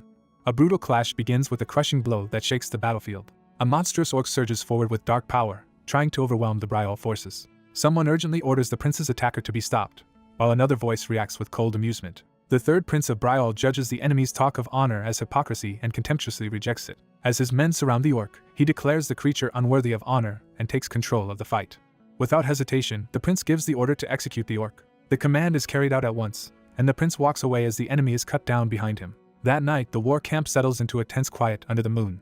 Inside the medical tents, the wounded groan in pain as healers struggle to keep up. An exhausted priest reassures the injured that he will reach them soon, even as more calls for help come in. The overworked healer is revealed to be Germain, a priest of Brial, rushing from patient to patient. Sir Hernando steps in to direct the flow of treatment, easing Germain's burden so the worst cases can be handled first. A hooded half-orc named Corey brings water to assist, earning simple praise for helping. Germain blesses the water with holy magic and warns everyone to stand back. Corey watches in awe as ordinary water is transformed by the priest's chant. The water begins radiating a sacred aura unlike anything Corey has seen before. Germain explains that the holy water will cleanse the toxic aura clinging to the soldier's wounds, and Corey accepts the task. Even while instructing Corey, Germain is immediately called away to yet another patient. Left to observe more closely, Corey becomes fascinated by the priest's magic. As Germain resumes healing, the fear and strain on the patient's faces start to soften. The priest's magic calms the wounded almost as quickly as it treats them. Corey trembles, overwhelmed by what this power can do for suffering people. He realizes for the first time that this is what true magic looks like. By dawn, the long night of emergency treatment finally ends. After the crisis, Germain, Hernando, and Corey sit together in weary relief. Germain thanks Hernando for helping stabilize the situation and notes that things are finally under control. Hernando also praises Corey, who shyly insists he barely did anything. Germain warns that the damage could have been far worse once the real battle begins. He admits that harsher suffering still lies ahead and can only pray for divine protection. Hernando answers with unexpected calm, suggesting the coming ordeal may not be as terrible as Germain fears. He points to the camp, where soldiers are already recovering their spirits despite the danger they just survived. Music rises around the fire as the wounded help one another and tend each other's injuries. Hernando begins to explain what he believes magic is truly for. With a casual gesture, he sends a spark into the sky. The night above the camp blooms into a dazzling curtain of light that leaves everyone staring upward in wonder. Hernando says his magic can only offer a little strength. What it really does, he explains, is reach people's hearts. Corey is left speechless by the beauty and meaning of it. Gathering his courage, Corey addresses Hernando directly. He asks to be taught magic. Hernando repeats the request, surprised but intrigued. Amused and gentle, he asks Corey why he suddenly wants to learn. Corey nervously admits that the prince first planted the idea, but that is not the whole reason. As the soldiers laugh and sing beneath the lights, Corey looks at the joy around him. He searches for the right words while watching everyone smile together. At last he says the simple truth: magic makes people smile. Morning breaks over the mountains as that realization settles in him. Watching the sunrise and the lingering wonder it inspired, Corey wishes he could one day do the same for others. Hernando understands at once and imagines how remarkable it would be for a half-orc to wield magic for the sake of people. Corey smiles at the thought, encouraged by Hernando's approval. Later, the prince rests with his knights as the army regroups in daylight. A soldier arrives with urgent news for the third prince. He reports that imperial knights have come to Balshad and are asking to meet the prince. The prince decides he cannot avoid them, especially with Balshad so close, and agrees to receive them. He orders the visitors brought before him immediately. The meeting begins with formal respect toward the third prince of Brial. One imperial knight introduces himself as Rapio Artem, second son of Count Xenon. Rapio explains that the Empire's advance party has already reached the area and confirmed orc activity around Bal Shad. The prince listens carefully, already measuring the men before him. He then asks about the silent knight standing behind Rapio. That man steps forward to apologize for not greeting the prince sooner. He admits he is not in a position to present himself with proper honor. The prince recognizes him at once and notes, bitterly, that fate has brought them together again. To him, this man is a painful reminder of a past he would rather erase. The knight identifies himself as Graham Hartfall, once of the Empire, now stripped of his title, and pays respect to the prince. The prince recalls a previous life in which Graham had to beg him for mercy just to survive. Outwardly, however, he greets Graham politely and tells him not to use knightly honorifics for himself anymore. He asks whether Graham is truly serving in this war without any title at all. Graham confirms it, embarrassed by his fallen status. Rapio immediately defends him, insisting Graham did nothing wrong and was only ruined by the wrong superior. He argues that Graham's reputation and character still surpass those of most active knights. The prince remembers hearing that Graham was cast out of the Empire for reasons never fully explained. He is struck by the irony of meeting such a man now among the allied forces. What unsettles him more is seeing someone he once considered the very model of knighthood now doubting his own worth. When pressed, Graham quietly admits that this is true. The prince responds with sincere respect, saying he has long heard of Graham and considers meeting him in honor. Then he makes a direct offer and invites Graham to come to Brial instead. He confesses that he despises imperial knights in general, but sees Graham as an exception. He remembers that Graham once spared his life and let him go. He also understands that Graham must have borne the consequences of that mercy alone. So he promises that if Graham comes to Brial, he will be treated well there. Graham's faint smile shows the offer moved him, even if only briefly. In the end, though, he apologizes and declines the invitation. The prince accepts the refusal without resentment, already expecting that answer. Even so, he cannot help lingering on what Graham's choice means. Soon after, the allied force finally arrives at Balshad's gates. They enter the great assembly city where the coalition armies are gathering. The prince is struck by how much larger Balshad is than he expected. Hernando explains that the city's ruling family has produced powerful mages for generations, which helps explain its scale and defenses. As they ride in, Hernando warns the prince to stay alert. With a mischievous grin, he jokes that the prince might be devoured if he lets his guard down, especially by Balshad's mage duke. The prince imagines some stiff old noble and immediately feels uneasy about the meeting ahead. Still, he resolves to judge the duke for himself once they meet. Inside the palace, the grandeur of Balshad makes clear that this is no ordinary provincial court. A formal reception begins as the guests are welcomed into the duke's hall. The host introduces herself as the Duke of Balshad. To the prince's surprise, the duke is Mary Rose Entree, a young and striking woman rather than the old man he expected. Hernando quietly explains that Balshad's ducal line changed hands not long ago. Mary Rose warmly greets the Knights of Brial. She singles out the prince at once and confirms his identity with open interest. He introduces himself as Yuri Brial, commander of Brial's soldiers. Mary Rose openly compliments his looks and asks his age with disarming boldness. When he says he is 18, she notes that she is only 4 years older and suggests they may have much to talk about. Yuri remains guarded and makes it clear he does not share her enthusiasm. He immediately sees that Mary Rose knows exactly how to weaponize her beauty and charm. Because of painful experience with people like that, he refuses to view her approach kindly no matter what her intentions are. Still, he answers her flirtation with principle, saying friendship depends on shared values rather than age, status, or gender. Mary Rose is intrigued by how seriously and directly he thinks. She then turns to the Knights of Bruzzen and calls for their attention. Presenting Brial's delegation to them, she reminds everyone that these nations are supposed to stand together. She stresses that they will soon be fighting the same enemy side by side. On that basis, she proposes that the two sides take time to get to know one another. Brial's side wonders why she suddenly seems so eager to force familiarity. Hernando downplays it, suggesting she may simply enjoy making connections. He insists there is probably no deeper motive than her liking to make friends. The conversation shifts to Bruzzen, and Yuri notes that it is a small coastal nation known for tough, stubborn seafaring people. One of Bruzzen's commanders then formally addresses the Prince of Brial. He introduces himself as Jonathan, commander of Bruzzen. Jonathan offers Yuri a drink as a gesture of courtesy. Yuri accepts, but immediately remarks that the refined wine in front of him does not seem to match a rough country like Bruzzen. His slight smile makes it clear the insult was deliberate. Jonathan and his men instantly recognize the remark as a challenge to their nation's dignity. Rather than lose his temper, Jonathan answers with controlled severity. One of his subordinates erupts in outrage, convinced Brial is mocking them for being country people, until he is ordered to stop. Jonathan reins his men in and keeps the confrontation from turning chaotic. He asks Yuri directly whether the insult should be taken as a provocation against Bruzzen itself. Yuri coolly asks what Jonathan intends to do if that is exactly what it was. He refuses to apologize and makes clear that he will not soften his disrespect. Jonathan says an apology is unnecessary. Instead, he interprets Yuri's behavior in one of two ways: either the prince is truly as unruly as rumor claims, or he is deliberately testing Bruzzen. Jonathan chooses the second explanation and decides the issue should be settled by proving Brzen's worth. He warns that an untrustworthy ally is more dangerous than an enemy and accepts the need for a clear test. When Yuri asks whether Brzen can prove itself, Jonathan answers that a knight's value is shown by the sword. Mary Rose eagerly seizes on the idea before anyone can object. Delighted by the tension, she orders everyone to the training grounds. The gathering moves outside to the palace arena.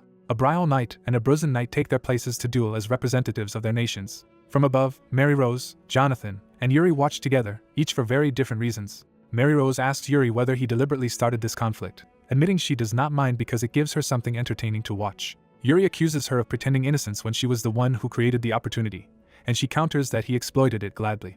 As the duel is about to begin, Yuri reflects that Brzen's strength matters, but he is also trying to confirm something more important. Looking over Brzen's men, he thinks ahead to the future. He recalls that one day a title reserved only for the continent's greatest warriors, the 10 strongest, will be bestowed again. He is certain that one of the figures before him will eventually claim a place on that list. Knowing who that future powerhouse is in advance could become a decisive advantage. On the field, the two duelists introduce themselves as Proin and Laurent. The Brzen fighter drops all pretense of courtesy and promises to enjoy crushing his younger opponent. Jonathan watches in stern silence, trusting the outcome to speak for itself. Yuri studies the duel with intense focus, eager to learn what this clash will reveal. Behind his calm gaze looms the greater question of who among these warriors will one day rise into the 10 strongest.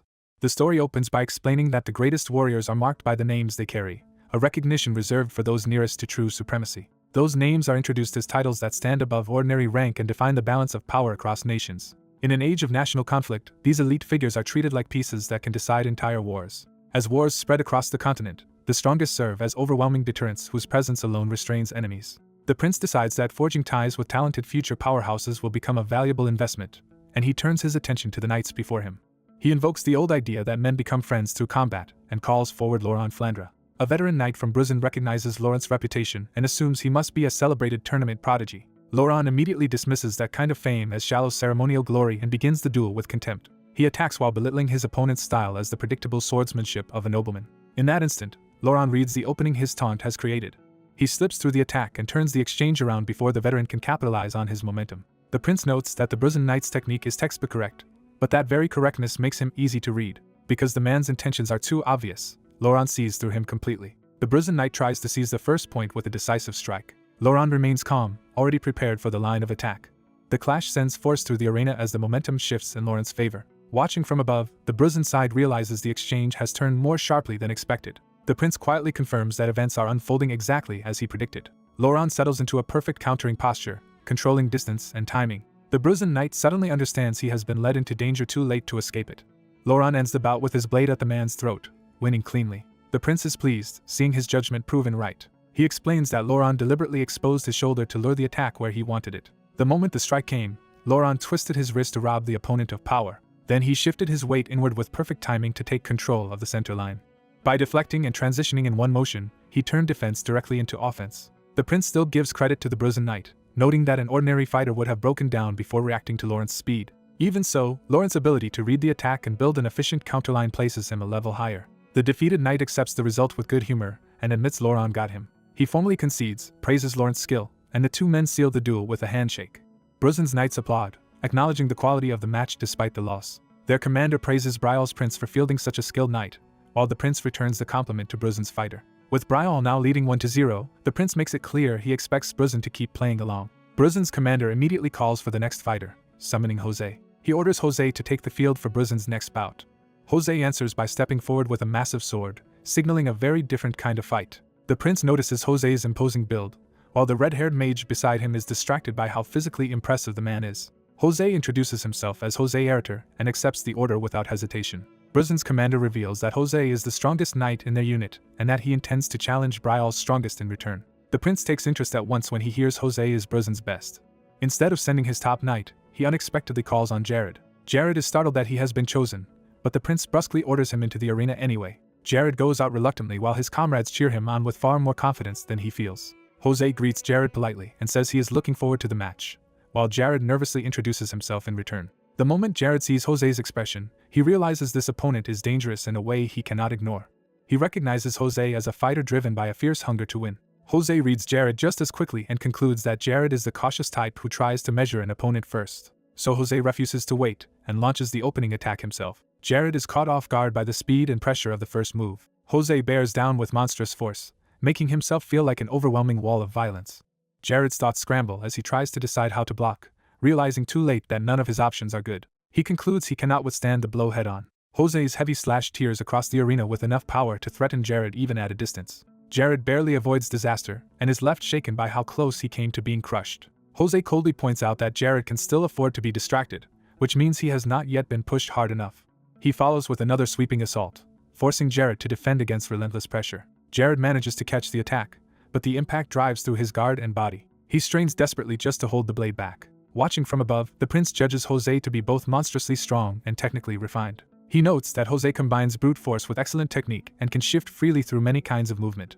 That makes Jose seem like exactly the sort of knight who could someday claim a place among the continent's 10 strongest. Jose slips around Jared's defense and uses his body to break Jared's balance at close range. He drives Jared down and batters through his guard, ending the exchange decisively. Jared, battered and on the ground, calls for the fight to stop. Jose immediately eases off and praises Jared for lasting as long as he did against him. Jared accepts the loss with grace and says he learned a great deal from the bout. The match ends with mutual respect rather than humiliation. The prince declares the score tied at 1-1 and commends both fighters. With the point settled, Brial's side suggests ending the sparring session there. The prince asks whether this much fighting is enough for everyone to count as properly acquainted.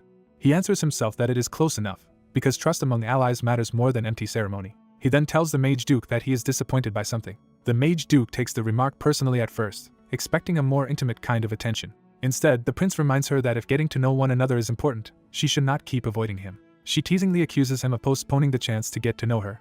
Leaning close, she presses him with playful intimacy and calls him prince in a deliberately provocative tone. For a moment, even she is flustered by how far she has taken the teasing. The prince stays outwardly composed, though he clearly feels the pressure of the moment. He abruptly changes the subject and reminds the Mage Duke that she promised to show them her office. She recovers at once, admitting that her earlier behavior was mostly an act. The Bruzen commander asks if she can guide them there immediately, since many people are curious. She agrees without much resistance. When she invites the prince to come with her, he declines because he still has business with his knights. He cheerfully excuses himself and leaves before she can keep pressing him. The Mage Duke is left blushing and irritated, while the Bruzen commander laughs at the whole exchange. Her embarrassment quickly turns into open frustration at how slippery the prince is. Soon afterward, the allied forces as a whole arrive at Balshad. The arrival of the Empire's supreme commander raises the stakes and makes every faction more alert. Each allied nation begins quietly measuring the strength of the others. Brial alone refuses to play the same political game. When asked whether they should focus only on training, the prince answers yes without hesitation. His subordinate warns that the other commanders are already sharing strategies and forming alliances. The prince dismisses those arrangements as shallow and temporary. He explains that only the strongest representatives of each nation have gathered, and none of them will set aside their pride easily. Since everyone believes themselves superior, words alone will never settle anything among them. So he concludes that the only real answer is to demonstrate strength directly. With that in mind, he proposes another spar. A new challenger accepts the idea at once and addresses him with formal respect. The challenger approaches, saying it is an honor to cross blades with the prince. The prince tells him not to hold back. The blonde swordsman answers with quiet confidence. He releases pure blue mana and prepares to fight seriously. The prince instantly recognizes the man's mana as exceptionally pure, exactly what he expected from Laurent. He judges Laurent to be an ideal training partner. Laurent opens with a fast, low attack empowered by mana. The prince intercepts the strike cleanly, matching Laurent's speed without losing composure. Their footwork tears into the ground as both men fight for position. Laurent shifts into another mana-charged stance, preparing a more intricate sequence. The prince tracks the motion and cuts across the line with exact timing. Laurent answers by sending a storm of blue blade trajectories toward him. The prince sees at once how precise Laurent's control is. He reads the attack as a razor-sharp trajectory designed to leave no room for even the smallest mistake, and recognizes it as the same pure sword he remembers. That purity reminds him of a past life, when Laurent killed him with a blade that stayed true even against Laurent's own turbulent emotions. Remembering that, the prince thinks that if he were ever to entrust his back to Laurent's sword, it would be because that sword never wavers from its duty. He answers Laurent's barrage with a sweeping counter that tears through the incoming lines. The clash of their mana-laced strikes explodes across the field. Laurent lands and resets, while the prince remains steady at range. Another impact gouges the ground as the exchange continues at full intensity. The prince presses forward with growing excitement, clearly enjoying the duel. Laurent meets him head-on, equally eager to test himself. Their blades lock at close range, and both men grin through the pressure of the contest. Brial's knights cheer wildly, thrilled by the spectacle. One observer wonders whether a spar really needs to be this brutal. Another can only marvel that the Prince of Brial is this skilled. Laurent seems about to say something important as he stares at the prince. But before he can continue, Jose suddenly interrupts from the sidelines. Jose loudly asks the prince for a favor. What he wants is simple. He also wants a chance to spar. The prince finds the request amusing rather than bothersome. He agrees immediately. Then, instead of volunteering himself, he casually offers Jared to Jose as the next opponent. Jose happily drags the horrified Jared away while the prince laughs and tells them to enjoy themselves. Laurent, still respectful despite the interruption, thanks the prince for letting him learn through their exchange. The prince says he is already looking forward to their next spar. As Laurent leaves, the prince watches him go with clear approval. Later, away from the arena, the prince withdraws alone to think. He sits beneath a tree, catching his breath and turning his attention to more serious matters. He asks whether there has been any progress on the investigation. Asuna appears from concealment to report in person. She notes that his abilities seem to be improving, and he answers that the open plains suit his skills better. He then asks what she learned about the foreigner. Asuna reports that she has found traces of that man in Balshad. The prince identifies the target as the foreigner, one of the continent's 10 strongest from the east, and recalls that in his previous life the man fought Okwa alone. Although the reason for that old opposition remains unclear, the prince decides the man may become a useful ally simply because he stands against the same enemy. He orders that the foreigner must be found before the war with Okwa begins, and Asuna accepts the task. The prince insists they cannot afford to delay. He reveals why. When the battle against Okwa comes, the one forced out of the 10 strongest will be the Empire's supreme commander. That commander is introduced as the Emperor's half-brother. He is also the current supreme commander of the Allied forces, a man whose authority and power dominate the coalition. His name is revealed as Ragnar Gustav Granzian, setting up the true giant the prince intends to bring down. Yuri realizes the man before him is someone he knew in his previous life and instinctively tries to stop the moment from slipping away. Even while secretly holding hands, the danger of being discovered weighs on the woman beside him. Yuri dismisses her fear and reassures her that no one is around to catch them. She still hesitates, torn between desire and the risk of scandal. He boldly promises to bear the consequences himself, pushing her past her last resistance. Their kiss is cut short when an older man suddenly calls them out. The pair turn in shock and find the woman's uncle lounging nearby, annoyed rather than outraged. Yuri quickly realizes this uncle must be someone important, while the man complains about their fuss. Instead of punishing them, the uncle calmly decides to question Yuri. He asks whether Yuri truly cares for her, and Yuri answers without wavering that he does. The uncle drops the matter with a laugh, apparently satisfied by Yuri's composure. He leaves them to handle the rest themselves, ending the confrontation on unexpectedly easy terms. From that brief encounter, Yuri judges the man to be far more formidable than he first appeared. At the Allied War Council in Balshad, Yuri identifies that man as Ragnar, the Emperor's half-brother and supreme commander. Others treat Ragnar's presence as a political opportunity, while Yuri notes bitterly that even in wartime the nobles are still playing power games. Yuri is unsettled when Ragnar calls the situation fortunate, sensing trouble behind the casual remark. Ragnar notices the room's ease and pointedly asks since when they have all become so comfortable. His mere shift in posture is enough to make the room tense. Once seated in full authority, Ragnar makes it clear that he is now in command. He warns them that any further complacency will not be tolerated.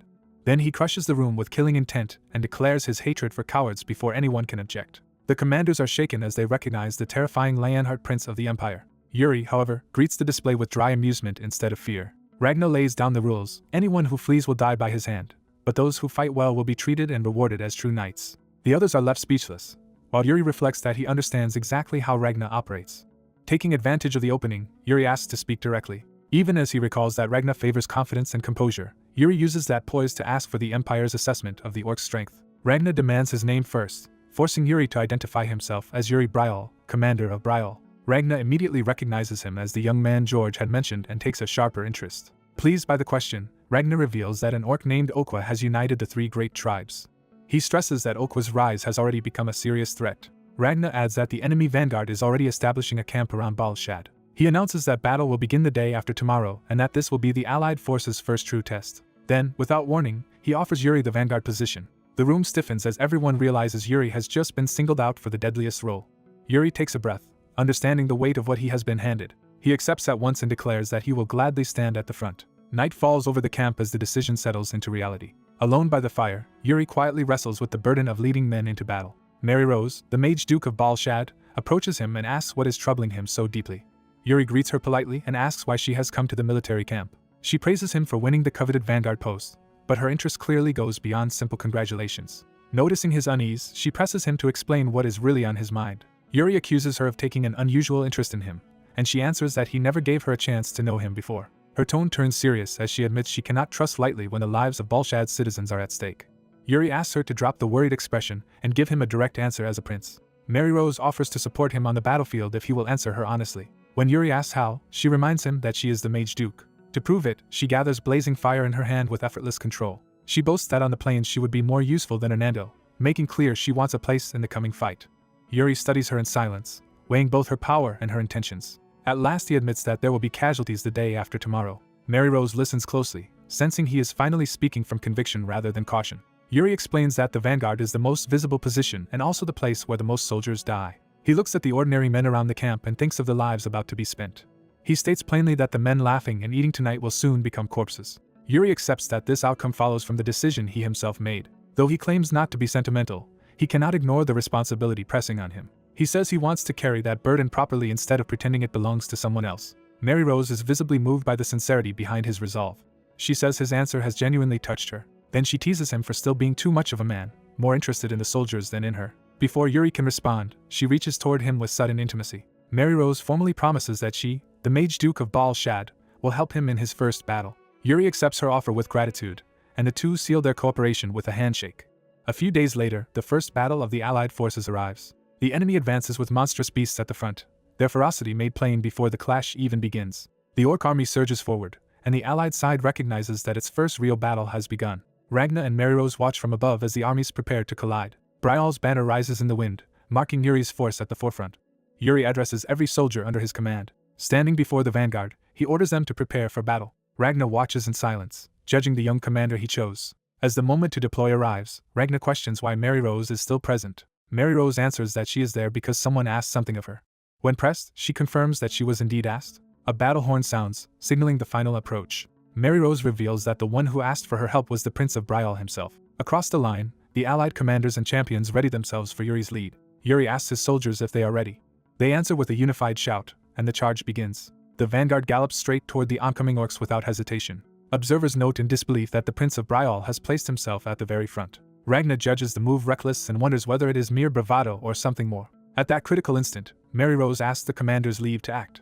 Ragna turns to her, waiting to see what she intends. She unleashes a massive fire spell, saying this is exactly what Yuri asked her to do. Her magic swells into a blazing torrent aimed directly at the enemy advance. The firestorm crashes down in front of Yuri's charge, tearing into the orc formation. Ragna realizes the strike landed dangerously close and fears Allied soldiers could be caught in it as well. Mary Rose coolly implies that this risk was part of Yuri's plan. Yuri rides straight beneath the descending inferno instead of retreating from it. Rather than panic, he smiles, having anticipated exactly this moment. He releases the water magic he prepared in accordance with the plan he made with Mary Rose. His horse drives forward as he commits fully to the opening she created.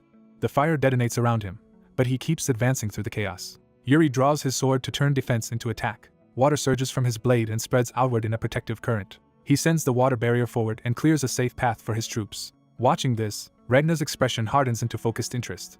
The battlefield becomes a sea of flame and wreckage as Yuri's maneuver reshapes the front line. His water magic collides with the fire, controlling its spread instead of letting it consume allies. Wrapped in water and fire, Yuri looks every bit like a commander who belongs in legend. Using the protected opening, he orders the vanguard to charge through. The Allied cavalry and knights burst into the shattered enemy line behind him. The orcs roar in confusion and pain as their advance is broken. Yuri plants his spear and shifts his mount, turning the breakthrough into close combat. He immediately follows with a direct strike of his own. An orc rider is killed outright as Yuri's attack lands cleanly. Even the beasts lunging at him fail to shake his composure.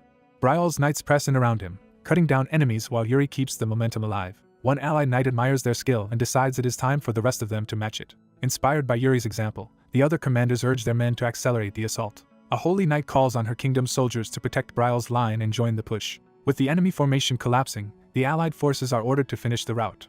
Ragna is impressed that Yuri's gamble has produced such a decisive result. He concludes that because Yuri crushed the enemy from the very front, the soldiers' morale soared to its peak. He also recognizes the brilliance of combining Mary Rose's fire strike with Yuri's water barrier to protect allies while devastating the enemy. Even so, Ragna questions Mary Rose about whether she knowingly agreed to such a reckless plan. Mary Rose admits she tried to stop Yuri at first, but in the end his audacity won her over. Watching Yuri carve through the battlefield, she finds his unexpected side irresistible. As the field burns with victory, she decides this outcome suits her just fine. The Allied forces secure their first battle under a banner planted over the fallen enemy. Later, back in Balshad, Mary Rose returns to her work with the battle still on her mind. She writes calmly at her desk, already processing the aftermath.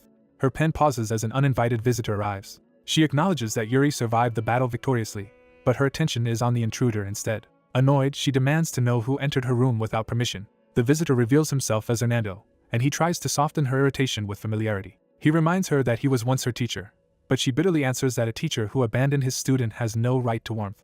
Hernando says he came to see how his former student's work was progressing. He specifically asks about her research into the transcendental interpretation formula. Mary Rose admits she has made progress and explains that the formula links languages to recover meaning, and that it has now connected to ancient magic. Hernando tells her to inform him if she advances further, but she resists the idea of reporting to him. He then asks whether she is interested in Prince Yuri, saying that Yuri's fate is why he needs her help. Mary Rose is caught off guard when Hernando points out how important Yuri's fate seems to be to her. He reminds her that a grand wizard is forbidden from directly intervening in human history, and she acknowledges that rule. Hernando argues that Yuri's fate is already drawing many people in regardless. He adds that even the Empire's commander appears to have become involved in that same current. The focus shifts back to the Brial camp, where Yuri's next trial is already taking shape. Ragna summons Yuri and begins assigning him a new task. Yuri is startled to learn that the task is a reconnaissance mission. Ragna's expression makes clear that this is another deliberate test rather than a routine order. Outside, the quiet camp contrasts with the danger of what is being planned. Yuri confirms that Ragna intends to entrust the reconnaissance to him. Ragna says they will enter the eastern plains, deep in Orc territory, the very next day. He warns that ambushes are certain and that the entire army will be moving under severe strain. Yuri immediately grasps the real purpose. He is being asked to form a detached unit to shield the Alliance's formation. He falls silent for a moment, measuring the burden of yet another dangerous role. Then Yuri answers diplomatically that Brial already took the vanguard in the last battle, and if fairness matters, another nation should be given the next chance. A commander makes clear that he values proven ability over prideful reputations. Because of that, he would rather entrust Brial's prince with the role. The prince answers by offering a different solution. His proposal is to support the march with a reconnaissance unit chosen to protect the main force. Instead of accepting volunteers blindly, he wants the applying nations to compete for the position. The idea excites the other commanders, who see that the prince wants only the strongest troops involved. They quickly understand that mediocrity will be excluded, and the challenge rekindles their fighting spirit. The prince sets the rules: hunt orcs along the route, cut off their right ears, and let the results decide future assignments. When asked directly, he admits the competition was his own idea. He explains that because the order comes from the supreme commander, every nation must participate, making the contest a true measure of strength. A Brial knight warns that reconnaissance warfare is unlike ordinary battle and may not suit them. The prince dismisses the concern and insists he already has a way to handle it. He reveals his confidence without explaining the method yet. As the main army advances toward the plains, the contest begins in earnest. The commanders are ordered to move into the surrounding area, track the orcs, and wipe them out. Whichever nation brings back the most theirs will gain priority in later missions. The female commander from another nation receives the terms in silence, taking the challenge seriously. The bearded commander from Bruzin also accepts the stakes with a hard look. Yuri, the Brial prince, meets the challenge head-on behind his helmeted calm. To mark the start, the blonde commander turns over an hourglass. With that signal, the competition officially begins. The rival commanders immediately split off in different directions to hunt first. The blonde commander watches them go with confidence in his own side. One of his men notes that he seems especially invested in Brial's prince. He admits Yuri has caught his attention despite his youth. As Yuri rides out with his unit, the commander decides that another strong showing could make him genuinely favor the young prince. Yuri leads his cavalry forward at speed, already focused on results. When asked for a plan, he answers that they first need to locate orcs. His subordinate protests that finding them alone will not be enough to win. Yuri only laughs and repeats that he has a method.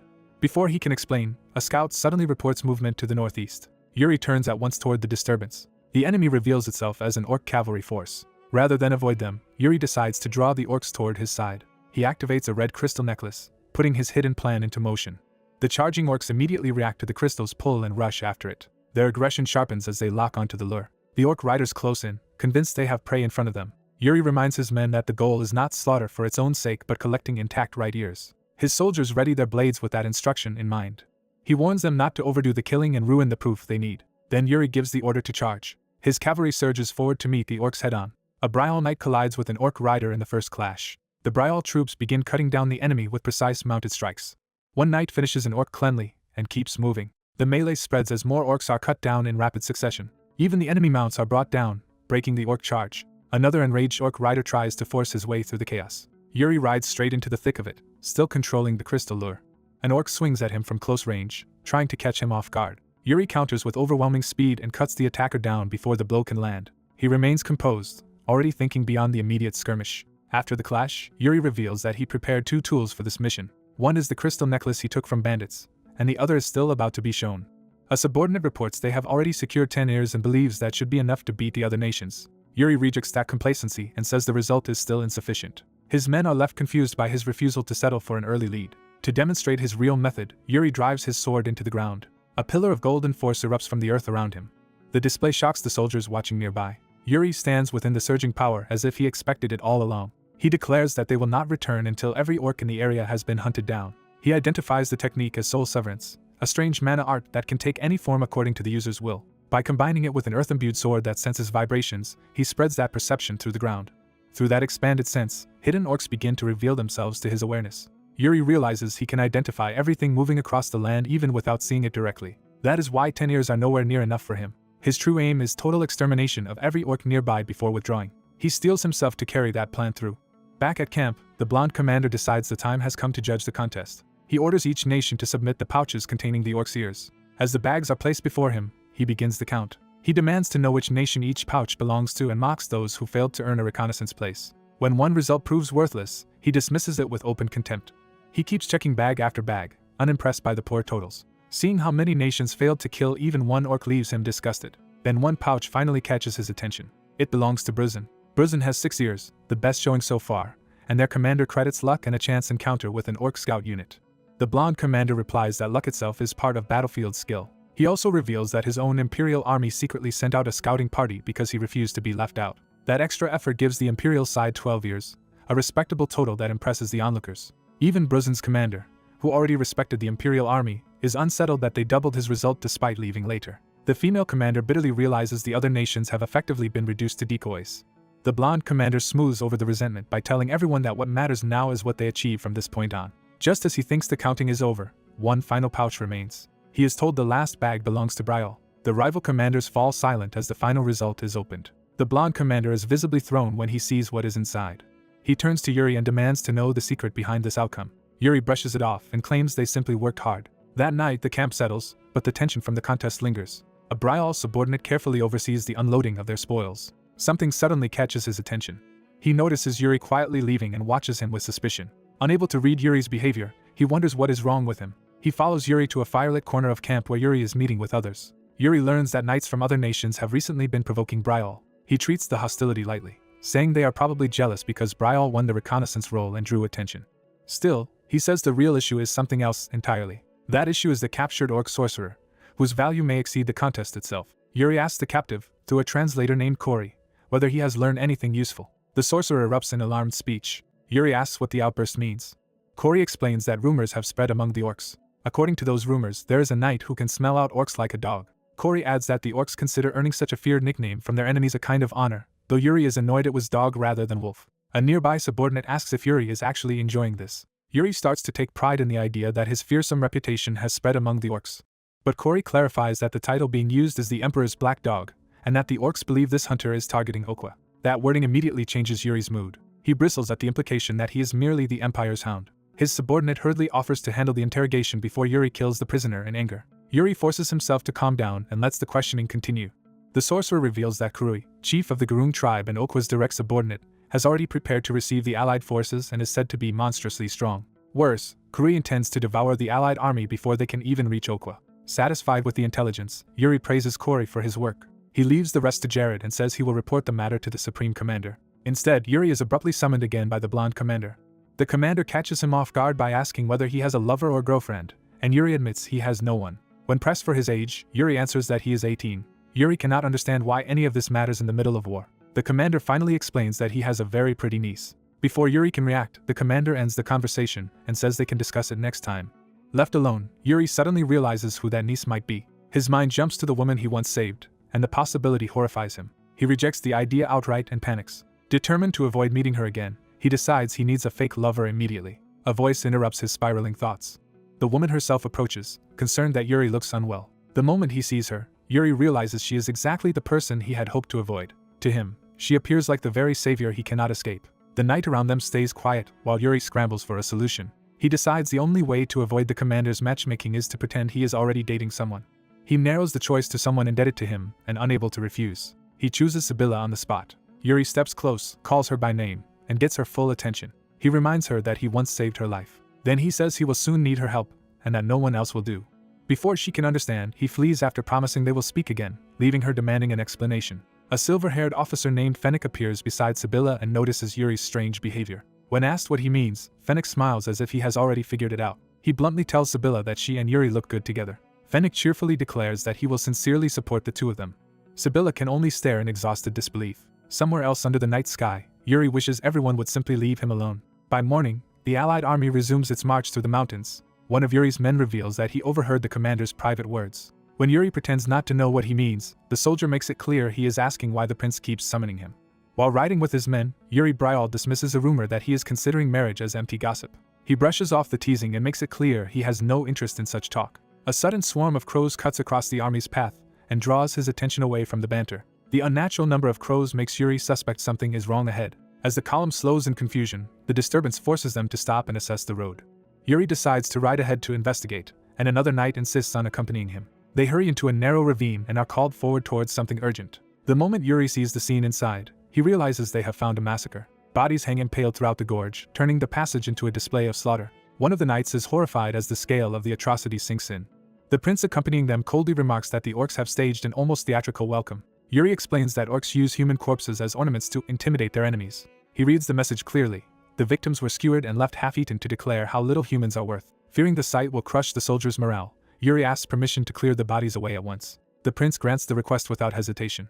Yuri immediately orders Bryal's men to prepare torches so the remains can be burned. The soldiers light the torches and begin the grim work. They set the corpses ablaze and start cleaning the ravine so the army can move on. A shaken subordinate struggles to understand such cruelty, and Yuri tells him not to let it break him. Yuri steadies himself and begins examining the scene more carefully. He sends two men, Guinness and Dyke, to scout briefly and return before going too deep. The pair obey and move out to inspect the area. As they search among the bodies and arrows, one of them notices that the battlefield does not look right. He points out that the arrows are embedded from the wrong direction for an orc impalement. The men realize the victims were likely shot from above, meaning the ravine is a trap rather than a simple warning. Before they can react, the hidden enemy answers their deduction with a lethal shot. An arrow strikes Guinness, and he barely has time to register the hit. Blood pours from his mouth as the ambush begins in earnest. His companion screams for him as more arrows crash down. The soldiers finally understand they are under attack and raise the alarm. Orc archers reveal themselves on the cliffs and loose a coordinated volley into the ravine. The rain of arrows turns the narrow passage into a killing zone. Dyke panics and thinks of fleeing, but he cannot abandon the wounded Guinness. Yuri shouts precise instructions, telling Dyke where Guinness has been hit so he can be moved. He seizes control of the chaos and acts before the next volley lands. Drawing on a blue, spectral power, Yuri unleashes his Death Knight ability. The summoned blades intercept the incoming arrows and carve open a safe pocket around his men. He lands beside Guinness to check whether the man can still be saved. Even under fire, Yuri confirms that Guinness is still alive. He orders Dyke and Simon to carry the wounded man out and request aid from the Holy Kingdom. To ensure they are taken seriously, he tells them to invoke his full name, Yuri Bryal. Yuri watches them go, already reading the enemy's intent. He realizes the orcs have completely outmaneuvered them with this ambush. Their withdrawal after the volley feels deliberately condescending, as if they only wanted to prove they could kill the humans whenever they wished. Yuri accepts the provocation and decides he cannot let it stand. He resolves to answer the insult personally instead of retreating. Elsewhere, the prince studies the report and identifies the attack as a hidden unit positioned on the right cliff. Since the army cannot bypass the ravine, he concludes the ambushers must be eliminated. He turns to Yuri and asks what he intends to do. Yuri answers that there is only one practical course of action. He asks for archers to pin the hidden orc unit in place so they cannot emerge freely. As he speaks, he prepares himself for a direct assault. Yuri declares that while the archers suppress the enemy, he will seize the top of the rift. The orc archers wait above on both sides of the cliffs, confident in their position. One of them notices movement and realizes the humans are counterattacking. An orc archer steps forward to meet the threat from the cliff edge. Human arrows streak upward in a suppressing barrage. The orc archers are forced to duck as the prince's archers pin them down. The prince calmly oversees the supporting fire while his bowmen keep pressure on the cliffs. He reminds them that their only job is to stop the orcs from coming out. Using the cliff face itself as a route, Yuri begins climbing straight up the ravine wall. His men follow behind, but it is clear Yuri intends to do the real hunting himself. The soldiers worry he is rushing ahead too recklessly, but he keeps climbing. One struggling subordinate warns Yuri to conserve his strength for the battle at the top, and Yuri mocks the man's poor stamina instead. He urges them on, knowing the archer's suppression gives them only a brief window. Mid-climb, Yuri senses a new danger before it reaches him. A massive rock is hurled down from above, threatening to crush the climbers. Yuri instantly summons more spectral blades to answer the attack. The blue swords whirl around him and launch outward. They slam into the falling debris and shatter it before it can wipe out the climbing party. Yuri uses one of the summoned blades as a foothold and anchor to keep ascending. By chaining the spectral swords into the cliff, he creates a path and surges upward with unnatural speed. He bursts through the last stretch of the climb and closes on the summit. His focus hardens as he prepares to enter the enemy's position alone. He drives a sword into the rock to halt himself and pull onto the ledge. Yuri hangs for a moment at the cliff face, then steadies himself at the top. Before advancing, he calls down to make sure the men below survived the falling boulder. They answer that they are unharmed and continue climbing after him. Satisfied, Yuri orders them to keep pace and follow. He sprints across the slanted rock toward the orc ambushers. Then he launches himself into their position in a direct assault. Landing among them, he greets the orcs with mocking gratitude for their enthusiastic welcome. Surrounded by enemies, Yuri taunts them for receiving him so warmly. When the orcs recognize him as Aquakai, Yuri openly confirms his identity and insults them back. The orcs answer with rage and charge him. Yuri slips under the first attack and closes the distance. His glowing blade cuts through the first orc in a single decisive strike. A second attack flashes toward him immediately from the side. Yuri barely avoids the follow-up and realizes the fight will not be easy. He counters at close range, driving steel into another orc's body. A larger orc crashes into him and batters his guard aside, worsening the strain on his injured arm. The orc leader notices Yuri cannot put full weight behind his swings and mocks the weakness. As more enemies close in, Yuri admits the situation is becoming troublesome. He answers by sweeping through the crowd with another burst of blue-edged force. The strike tears through an orc's leg and scatters the attackers around him. Another orc lunges from behind with a spear, trying to catch him in the opening. The spear punches into Yuri's armor and draws blood, forcing a cry from him. The orc presses the advantage and mocks him for faltering. At the same time, Yuri's men finally reach the top of the cliff. They haul themselves over the edge just in time to join the fight. The arriving knights cut into the orcs and break the pressure on Yuri. Yuri uses the opening to drive his sword deeper into the enemy in front of him. Bleeding but unbowed, he orders his men to charge without stopping to recover. The knights answer immediately and rush into the melee around him. The summit erupts into a full close-quarters battle between Yuri's small force and the orc ambushers. From below, the prince watches the fighting on the cliff and sees the hidden unit being wiped out. He allows himself a satisfied smile as Yuri's gamble pays off. That success lets the main army pass the ravine without suffering any losses. Later, in camp, Yuri reports that the road ahead leads to the stronghold of Kurui, a subordinate of Okwa. A subordinate then adds that the princess of the Holy Kingdom sent Yuri a personal message. The message says she is annoyed that Yuri keeps taking all the credit, but if he needs priests, she is willing to send them. When the messenger hints at a possible romantic connection, Yuri shuts the idea down immediately. He dismisses the man and ends the report before the teasing can continue. Left alone, Yuri falls silent and thinks over the campaign. He had hoped for a brief rest, but the war keeps presenting new complications.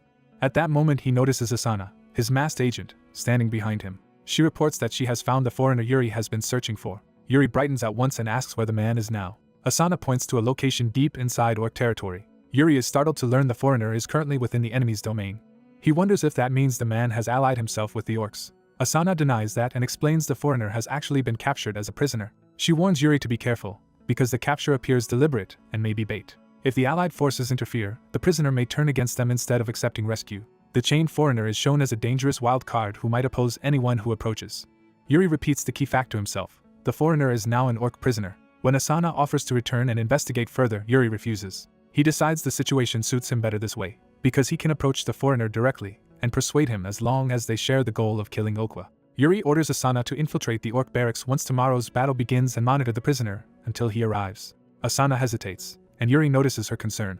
She asks to accompany him personally when he goes to meet the foreigner. Claiming the man is dangerous, she insists she wants to protect Yuri. Yuri turns on her with sudden firmness. He reminds Asana that he did not hire her as a bodyguard and that he can protect himself. She falls quiet and hides her expression beneath her hood.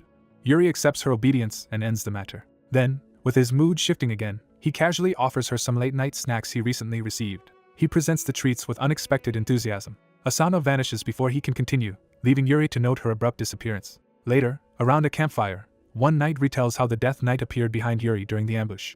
Another loudly claims he stepped forward and protected Yuri himself. The others immediately recognize the story as obvious boasting. Yuri remembers that the braggart had actually been asleep until someone kicked him awake. Still, a younger knight eagerly asks Yuri whether the exaggerated story might somehow be true. Yuri dryly answers that the man did do his best.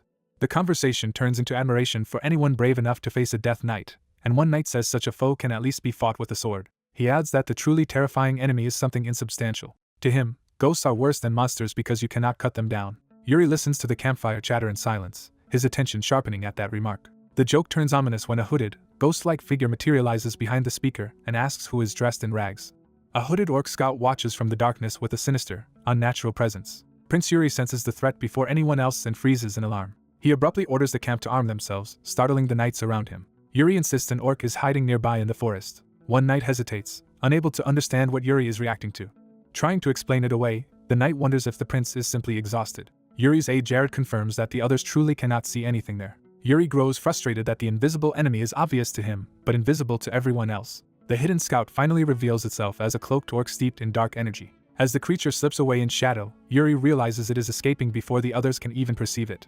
He throws himself after it, declaring that he will capture the scout himself. While pursuing it, Yuri concludes that only he can see the enemy and suspects it is a magically concealed scout. He draws on mana and readies his sword for a direct interception. Yuri unleashes a powerful strike, determined not to let the scout escape. The orc endures the attack with a grim, knowing reaction rather than simple fear. Yuri presses in close, continuing the chase and attack through the dark aura. But the creature's foul energy splashes onto him, leaving Yuri unsettled by the contact. He instinctively blasts mana through his body to purge the contamination. Even after forcing it back, Yuri realizes the taint was an impure aura unlike normal magic. He is disturbed that the corruption still lingers enough to make no sense to him. Later, Yuri reports that the enemy used an unseen avatar like Scout, making their infiltration far more dangerous than it first appeared. Because of that discovery, he rushes to consult Hernando, the royal family's personal mage, in the middle of the night. He finds Hernando casually gambling despite the urgency, which only sharpens Yuri's irritation. Hernando reasons that the scout was likely hidden by sorcery, and asks what can be done before such tricks disrupt the coming battle. Yuri explains that large, obvious spells can be interrupted and that earlier magical bombardment worked only under special conditions. Hernando then reveals his deeper suspicion that the enemy has mixed forbidden power with black magic. When Yuri questions the danger, Hernando assures him the magic tower has already studied this corruption and that quick response is the key. Yuri decides Hernando's priority will be dispelling the enemy sorcerer's tricks, and Hernando accepts the role. With the serious matter settled, Yuri turns to another issue involving Hernando. He warns Hernando not to sneak off to gamble again without inviting him, and Hernando cheerfully promises to remember. The mood briefly lightens as nearby soldiers ask whether Hernando won big. Their laughter shows how little they grasp the scale of the threat about to descend. Elsewhere, crows circle over a grim orc stronghold marked by death and bone totems. The enemy camp is introduced as the fortress of the orcs. Within it, the orc host gathers under a war banner as a major force prepares to move. The commander is revealed as Khan Damrave, a brutal leader seated amid trophies of death. The hidden scout from before reports back to him. Khan responds by invoking a blood-red command, signaling the start of a larger operation. The orc army answers with ferocious bloodlust. Their killing intent surges as the order takes hold. The host roars in unison, ready for slaughter. One of them speaks in the orc tongue as the war machine fully awakens. At dawn, a horn sounds the alarm for battle. A full-scale assault begins against Kuri's camp. Yuri is called to action as the attack erupts. The allied cavalry rides out under their banners to meet the enemy. They race toward the orc fortifications at speed. Orc archers rise behind the palisade and prepare a volley. Arrows rain down over the charging force. Yuri immediately orders a retreat rather than waste lives on a bad approach. The cavalry pulls back under fire, obeying his quick judgment. Even so, some riders are struck before they can escape the kill zone. Yuri forces himself not to be shaken by the losses and reminds himself to keep advancing the battle. From the walls, the orcs realize the riders were bait meant to draw their attention away from another attack. At the front gate, the allied commander launches the real assault and orders the gate broken open. A battering ram is brought forward at full force. The ram smashes into the gate and begins to crack it apart. Once the front gate opens, the Imperial army is ordered to charge through. Yuri halts his own group when he hears the front assault succeed. He judges that their role as bait is finished and that they should now rejoin the main attack. A subordinate argues that the enemy must be distracted and that striking from the rear would be more efficient. Yuri admits the idea has merit but sees a practical problem. Without siege gear, and with the rear built purely for defense, forcing that side would be too costly. Sir Jose then points out that brute force is not the only way to break through a wall. He confidently offers to handle the obstacle himself. Jose approaches the rear gate alone as if measuring it. Yuri recognizes that Jose is about to do something extraordinary. Jose gathers a massive current of blue mana around his great sword. The energy swells until even Yuri can only compare it to a tidal wave of mana. Jose brings that power down in a devastating strike. The rear wall explodes apart under the impact. A breach opens through smoke and shattered timber, exposing the defenders inside. An orc cries out in shock at the sudden collapse. Yuri praises Jose's feat as the opportunity they needed. He immediately cuts down an orc at the breach to seize the initiative. He calls for Brial's name as he rallies the men around him. Yuri orders the path cleared while the enemy is still reeling. The cavalry surges toward the new opening. Yuri urges them to carve the strength of the allied forces into the enemy's memory. The orcs answer with snarling resistance as the two sides crash together. Thrown weapons and blades begin flying through the breach. Horses pound over blood-slick ground as the melee tightens. The soldiers charge in Brial's name, turning Yuri's presence into a battle cry. A knight notices that Jared is acting far more excited than usual. Laurent decides he has to join Jared in the thick of the fight. Inside the camp, the allies discover not only orcs but monstrous wolf-like beasts and heavier resistance than expected. A strike lands hard in the chaos, showing how brutal the close combat has become. The enemy beasts and orcs roar together, adding to the confusion. Laurent cuts one foe down with a radiant slash and enters the fight in earnest. Blood splashes at his feet as the battle turns savage. He raises his sword and shouts his loyalty to Prince Yuri Brial. Jose's spectacular breach has inspired the allied soldiers, who refuse to be outdone. They throw themselves into the melee, determined not to lose to the Brial forces. From Yuri's perspective, the enemy line is thinning and the momentum has shifted in their favor. Even so, he becomes uneasy that the main allied force still has not appeared where it should have by now. At the same time, more orcs continue to gather under red banners, hinting that the battle is not unfolding as expected. A warning goes up that the orcvils have appeared, revealing a stronger class of enemy entering the field. One of those elite orcs cuts down a mounted soldier with terrifying ease. Another sweeping blow tears through horse and rider alike. The allies are stunned by how many of these elite warriors there are. An orcvil charges with a flaming red strike aimed straight at the allied line. Its confidence shows that it expects to break them by force. A soldier realizes too late that the attack is already upon them. Yuri intervenes and snaps Jared back to focus before panic can spread. He throws himself forward to meet the elite threat head-on. Yuri's blade clashes against the orcvil's heavy weapon, and he immediately feels the difference in raw power. As the monster bears down on him, Yuri taunts Jared into surviving long enough to tell this story more than once. He orders Jared to set his stance and stop wavering. The orcvil hammers Yuri's guard with another crushing assault. Yuri remains outwardly calm, reading the enemy instead of yielding to fear. Jared watches with growing dread as he realizes how dangerous this opponent is. Yuri counters with a sweeping blue strike that cuts through nearby enemies and relieves the pressure on Jared. One of the elite orcs is struck down, proving Yuri can kill them if he finds the opening. Jared apologizes for faltering, and Yuri warns him that the real danger has only begun. Yuri senses a deeper threat still hidden behind the battle in a dark tent within the camp.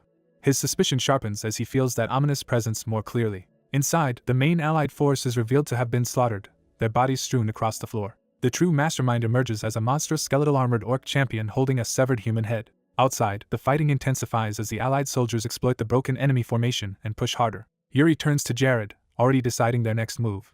He confirms that Jared feels the same sinister presence, and orders him to follow into the tent. As they rush toward it, Yuri fears the main force may already have encountered whatever is inside and may not have survived. Before they can reach it, a body is hurled violently into their path. A red shockwave follows, forcing Yuri to halt and brace. The ground itself buckles under the weight of something enormous landing nearby.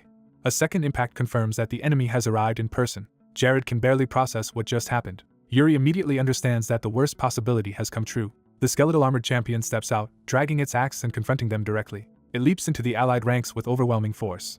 Its grip tightens on the axe as it commits to a killing blow. The descending strike cleaves through an allied soldier in a single brutal motion. The bloodied axe and the monster's glowing eye make clear that this is no ordinary orc. The champion stands amid corpses, completely at ease in the slaughter it has created. Surrounded by dead soldiers, it surveys the battlefield like a predator that has already won. Jared stammers in fear, but Yuri orders every soldier to step back. He decides that this fight has passed the point where restraint is possible. Yuri declares that he will no longer hold back. He advances alone toward the champion, sword lowered and intent sharpened. Jared calls after him in alarm. Jose stops the others from interfering, saying Yuri likely cannot even hear them now. Jose resolves to support the prince personally rather than leave him alone. Yuri raises his sword and prepares a decisive strike. He collides with the champion in a violent exchange of blue and red power. For a moment, the two lock eyes as equals in killing intent. Yuri drives forward with a brutal kick to break the deadlock. He realizes that a single clean hit from the champion would drop him instantly, so he must win through precision and speed. A massive black pillar-like weapon or force slams down before him, turning the battlefield into something even more chaotic. Jose arrives beside Yuri with his greatsword, admitting he stepped in because the prince looked cornered. He formally offers his aid, and Yuri accepts it without hesitation. Armored knights advance through a battlefield already soaked in violence. The young prince recognizes in an enemy's eyes the same desperate resolve as a mother cornered while protecting her young. That feral determination makes the threat feel even more dangerous. He realizes that because he has someone to protect, fear has already been pushed out of his heart. Though still very young, he steadies himself for battle without hesitation. The prince understands war with a clarity far beyond his age. Across from him, an orc commander grins with confidence and contempt. A veteran knight in red armor moves into position beside the prince. The red-armored knight launches first, drawing the commander's attention away from the prince. He commits fully to the charge, trusting his timing and strength. His heavy strike crashes into the commander's guard and forces the monster back. Steel bites against the commander's axe in a violent clash, but the orc commander answers with overwhelming power and drives him off balance. The knight realizes he is facing something monstrous even by battlefield standards. The commander's murderous focus sharpens on his prey. The two exchange a rapid series of brutal blows, either yielding ground. Seeing an opening, the prince joins the fight with a decisive overhead strike. His attack lands hard enough to stagger the commander from the side. The commander retaliates instantly and knocks the prince down with raw force. As the prince is sent sprawling, the red-armored knight cries out in alarm for his liege. The commander's hand is cut open in the exchange, proving he can be wounded. Even hurt, the prince forces himself upright with a grim smile. He confirms he understands the situation. Then he dismisses the injury as minor, treating the commander's strength as an irritation rather than a reason to retreat. The commander mocks him, boasting that the orcs will wipe out the kingdom's proud cavalry. The prince answers by inviting the monster to test itself against both him and his knight together. The red-armored knight backs that challenge without hesitation. Both men surge forward at once, their blades flaring with power. The commander swings in a wide, murderous arc to meet them. Their combined assault crashes into him from two directions and finally puts him under pressure. For the first time, the commander shows strain. He roars out to someone named Yuri, calling for action. A strange disturbance answers from above, as if the sky itself is reacting. The red-armored knight senses something wrong before he can identify it. The prince feels the same unnatural energy, and immediately recognizes it as dangerous. The commander begins to smile as black smoke coils around him. As the dark aura thickens, the prince suspects this may be the same black magic tied to the phantom sorcerer from before. The red-armored knight warns Sir Jose to fall back, but the commander's empowered strike comes too fast. Sir Jose can only shout his comrade's name as the blow lands. The commander turns with black power trailing from his body, now far more dangerous than before. Even bloodied, Sir Jose refuses to collapse. He throws himself back into the fight, determined not to be broken by this new power. But the commander's enhanced strength overwhelms his defense. The prince intervenes with a heavy counterattack to stop the commander from finishing him. Prince and commander lock blades at close range, each testing the other's resolve. While striking the commander away, the prince checks on Jose and hears that he can still fight. Facing the transformed commander, the prince concludes that the black smoke has drastically amplified the monster's physical abilities. He confirms with himself that this is the same sinister sensation as the black magic he encountered before. He reasons that Hernando must be occupied elsewhere dispelling the sorcery, leaving them to endure it for now. Then the darkness around the battlefield begins to gather more aggressively. A vast, predatory presence forms within the black energy, leaving the prince unsettled by what is happening. Lightning tears across the sky as the atmosphere grows even more ominous. More orcs emerge under the same black influence, as if the corruption is spreading through the camp. One of the lesser orcs charges in a frenzy, empowered and fearless. The black magic visibly warps and cracks through their bodies as it takes hold. A nearby knight is left on the ground as a transformed orc closes in to kill him. The creature raises its weapon for the execution. The prince orders Jose to handle that enemy while he moves to address the greater threat. Before he can fully disengage, another orc lunges at him from above. He catches the attack, but the pressure of the blow forces a grunt from him.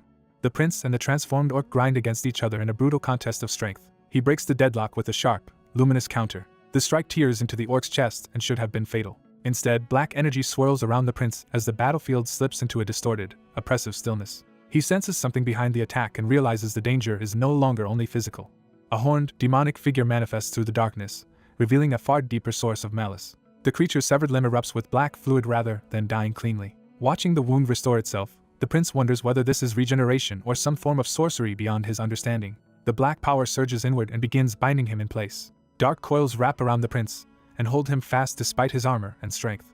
He curses under his breath as he realizes he is being trapped rather than attacked directly. A disembodied voice orders him not to resist, and he recognizes the aura as even darker than before, unmistakably black magic. The voice fixates on Yuri Brial, demanding to know why he alone survived, and the prince is shocked to hear that name. The darkness forces Yuri to relive the pleas and accusations of dead retainers who begged him to save them and condemned him for living alone. The vision deepens into blame, telling him the kingdom fell because of him and that his survival is shameful. It brands him the disgrace of the Brial family and attacks the core of his identity. The torment accuses him of abandoning honor and responsibility while still clinging to his family name. The voice names him directly as Yuri Brial, stripping away any chance to deny the past. It declares his fate unavoidable, but Yuri rejects that verdict outright. The illusion presses down harder, trying to crush his will through inevitability. Yuri stamps down on the vision of a fixed future, refusing to accept what was foretold for him. He rejects both prophecy and predetermined fate as excuses for surrender. A point of white light breaks through the darkness like a decision made at last. Hands close around his sword, grounding him in the present instead of the nightmare. A familiar voice challenges the very era that taught men to submit to fate. Yuri reappears centered and composed, his blade blazing with purifying power. The voice mocks his obsession with fate, pushing him to abandon it. Elsewhere, a hooded caster stands within the black vortex, revealed as the one sustaining the spell. The caster's blindfolded face turns as he senses the disruption. A blue-white slash tears through the darkness toward him. Yuri rides that opening through the black barrier with his sword drawn. He lands and immediately drives forward again before the spell can recover. Now fully resolved, he attacks with clear purpose and sharpened focus. The caster lashes out with multiple black tendrils to stop him. Yuri cuts through the barrage and closes the distance. He carves a wide arc of blue energy straight through the caster's defense. The hooded sorcerer is split apart by the strike. Yuri follows through and ends the attack in a low finishing stance. The black construct shatters, and the oppressive illusion collapses with it. The caster remains standing only for a moment, his body already disintegrating. Even ruined, he can only grin weakly as his magic fails. Then he drops, defeated, and the battlefield returns to itself. Sensing the black energy fading, Yuri realizes the sorcery has finally been broken. He calls out that the enemy's black magic is gone. The remaining orcs are left exposed and suddenly mortal again. The human soldiers seize the moment and press the attack. Steel begins cutting through orc flesh without the old resistance. Yuri notices another fierce duel still raging nearby. The commander crew returns, still intent on killing despite the loss of sorcery. But the red-armored knight drives a punishing blow into him at close range. Jose spits blood, showing how much the fight has cost him. Even so, he keeps his eyes fixed on the enemy and refuses to yield. Kurui charges again, and Jose is warned too late. The commander raises his weapon for a final crushing strike. He commits everything to that downward blow. Yuri rushes in, shouting for him to stop. Jose, pinned on the ground, desperately warns Yuri not to come any closer. Kurui's killing intent shifts toward the approaching prince. Yuri meets the commander head-on instead of retreating. He declares that he will no longer run away and will face death with his eyes open. He carries that resolve into the clash, determined to stand firm until the very end. Kurui swings again with all his strength. The attack is interrupted by a sudden, devastating cut from another direction. Yuri looks up in shock at the unexpected intervention. A rugged swordsman praises Yuri's courage with amused approval.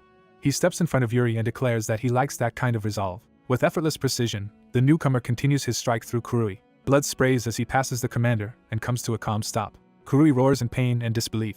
The newcomer seizes the commander by the skull, dominating him completely. He silences the orc with contempt and reveals a personal grudge, bitterly remarking that he was not even fed properly. Yuri studies him and notes both his foreign accent and powerful build. His swordsmanship confirms it further, because the man is using an Eastern style entirely unlike their own. Yuri begins to realize exactly who has appeared. The stranger draws and shifts his blades with practiced ease. He transitions seamlessly into a finishing technique. The strike flashes past Kurui faster than the eye can follow. Kurui is decapitated, and the stranger walks away carrying the severed head while declaring he has finally found what he was looking for. Yuri stares at the man now standing amid the commander's corpse and the ruined camp. The stranger explains that Yuri's performance was impressive enough to make him step in, though it also disrupted his own plans. Yuri starts to recall that the man had thanked him only moments earlier. He bows and openly thanks the stranger for saving his life. Yuri enthusiastically praises him as a handsome, manly master who can kill an orc commander in a single stroke. The stranger grows uneasy as Yuri identifies him as the famous foreigner counted among the continent's 10 strongest. Once the recognition is established, Yuri bluntly states that he knows the man let himself be captured by the orcs on purpose. Yuri concludes that the stranger is hunting Okwa, the king of orcs, and proposes that they work together toward that goal. With Kurui dead, the remaining orcs rapidly lose their will to fight. The battle turns into a rout as the humans chase down the collapsing enemy. A massacre follows as the soldiers cut through most of the orcs in the barracks. Afterward, Ragna displays Kurui's severed head on a spear as a warning and a declaration of victory. The prince realizes that unlike his previous life, the allied forces have won a decisive victory, proving that history has already begun to change. As the battle ends, a battered subordinate congratulates him on the success he has brought about. He immediately turns from triumph to responsibility and asks for a report on the army's losses. The damage is manageable, but many soldiers are mentally broken after witnessing the horrors inside the barracks, which he finds only natural. That report reminds him of the nightmare he once saw in Sidr. He recalls that the captives there had been even worse off, begging for death after being reduced to living wrecks. Determined not to repeat that cruelty, he orders the survivors to be handled gently so they are not further agitated. He then asks after the foreigner they captured, and learns that his requests have been honored as instructed. The so-called foreigner has been acting like an outrageous glutton, complaining endlessly while demanding food and comfort. His men explain that after eating, bathing, and shaving, the man simply started eating again. The prince hears that the foreigner has been impossible to satisfy, throwing tantrums over trivial things and insisting on absurd treatment. Annoyed but curious, the prince decides to deal with the man personally and asks where he is. He is told to look toward the central campfire. There, the foreigner sits calmly by the fire as if he belongs there. The prince finally tracks him down.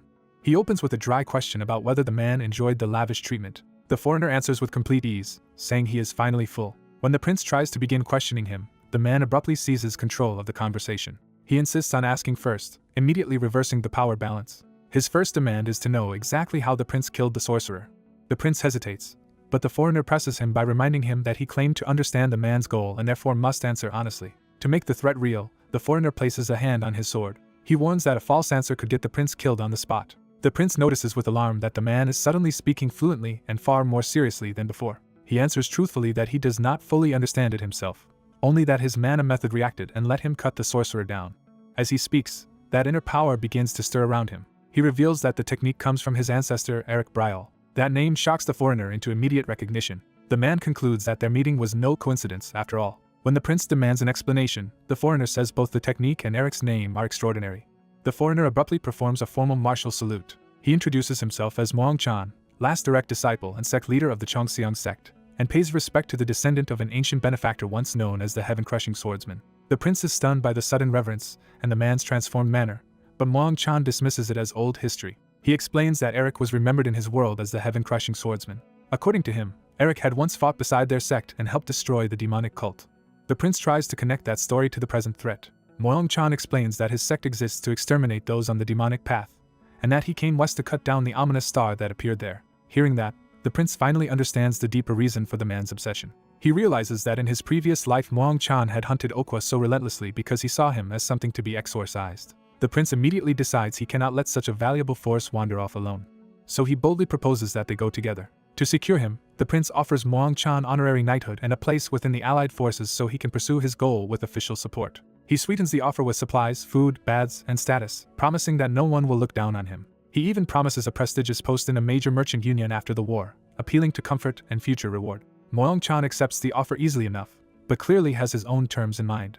He immediately announces that his agreement comes with a condition. Having taken a liking to the prince, he demands to be called teacher from now on. He doubles down on the absurdity with complete confidence. Then he declares that the prince will become his sect's unofficial disciple. When the prince questions that arrangement, Muang-chan insists it is a rare privilege and that the prince should be grateful.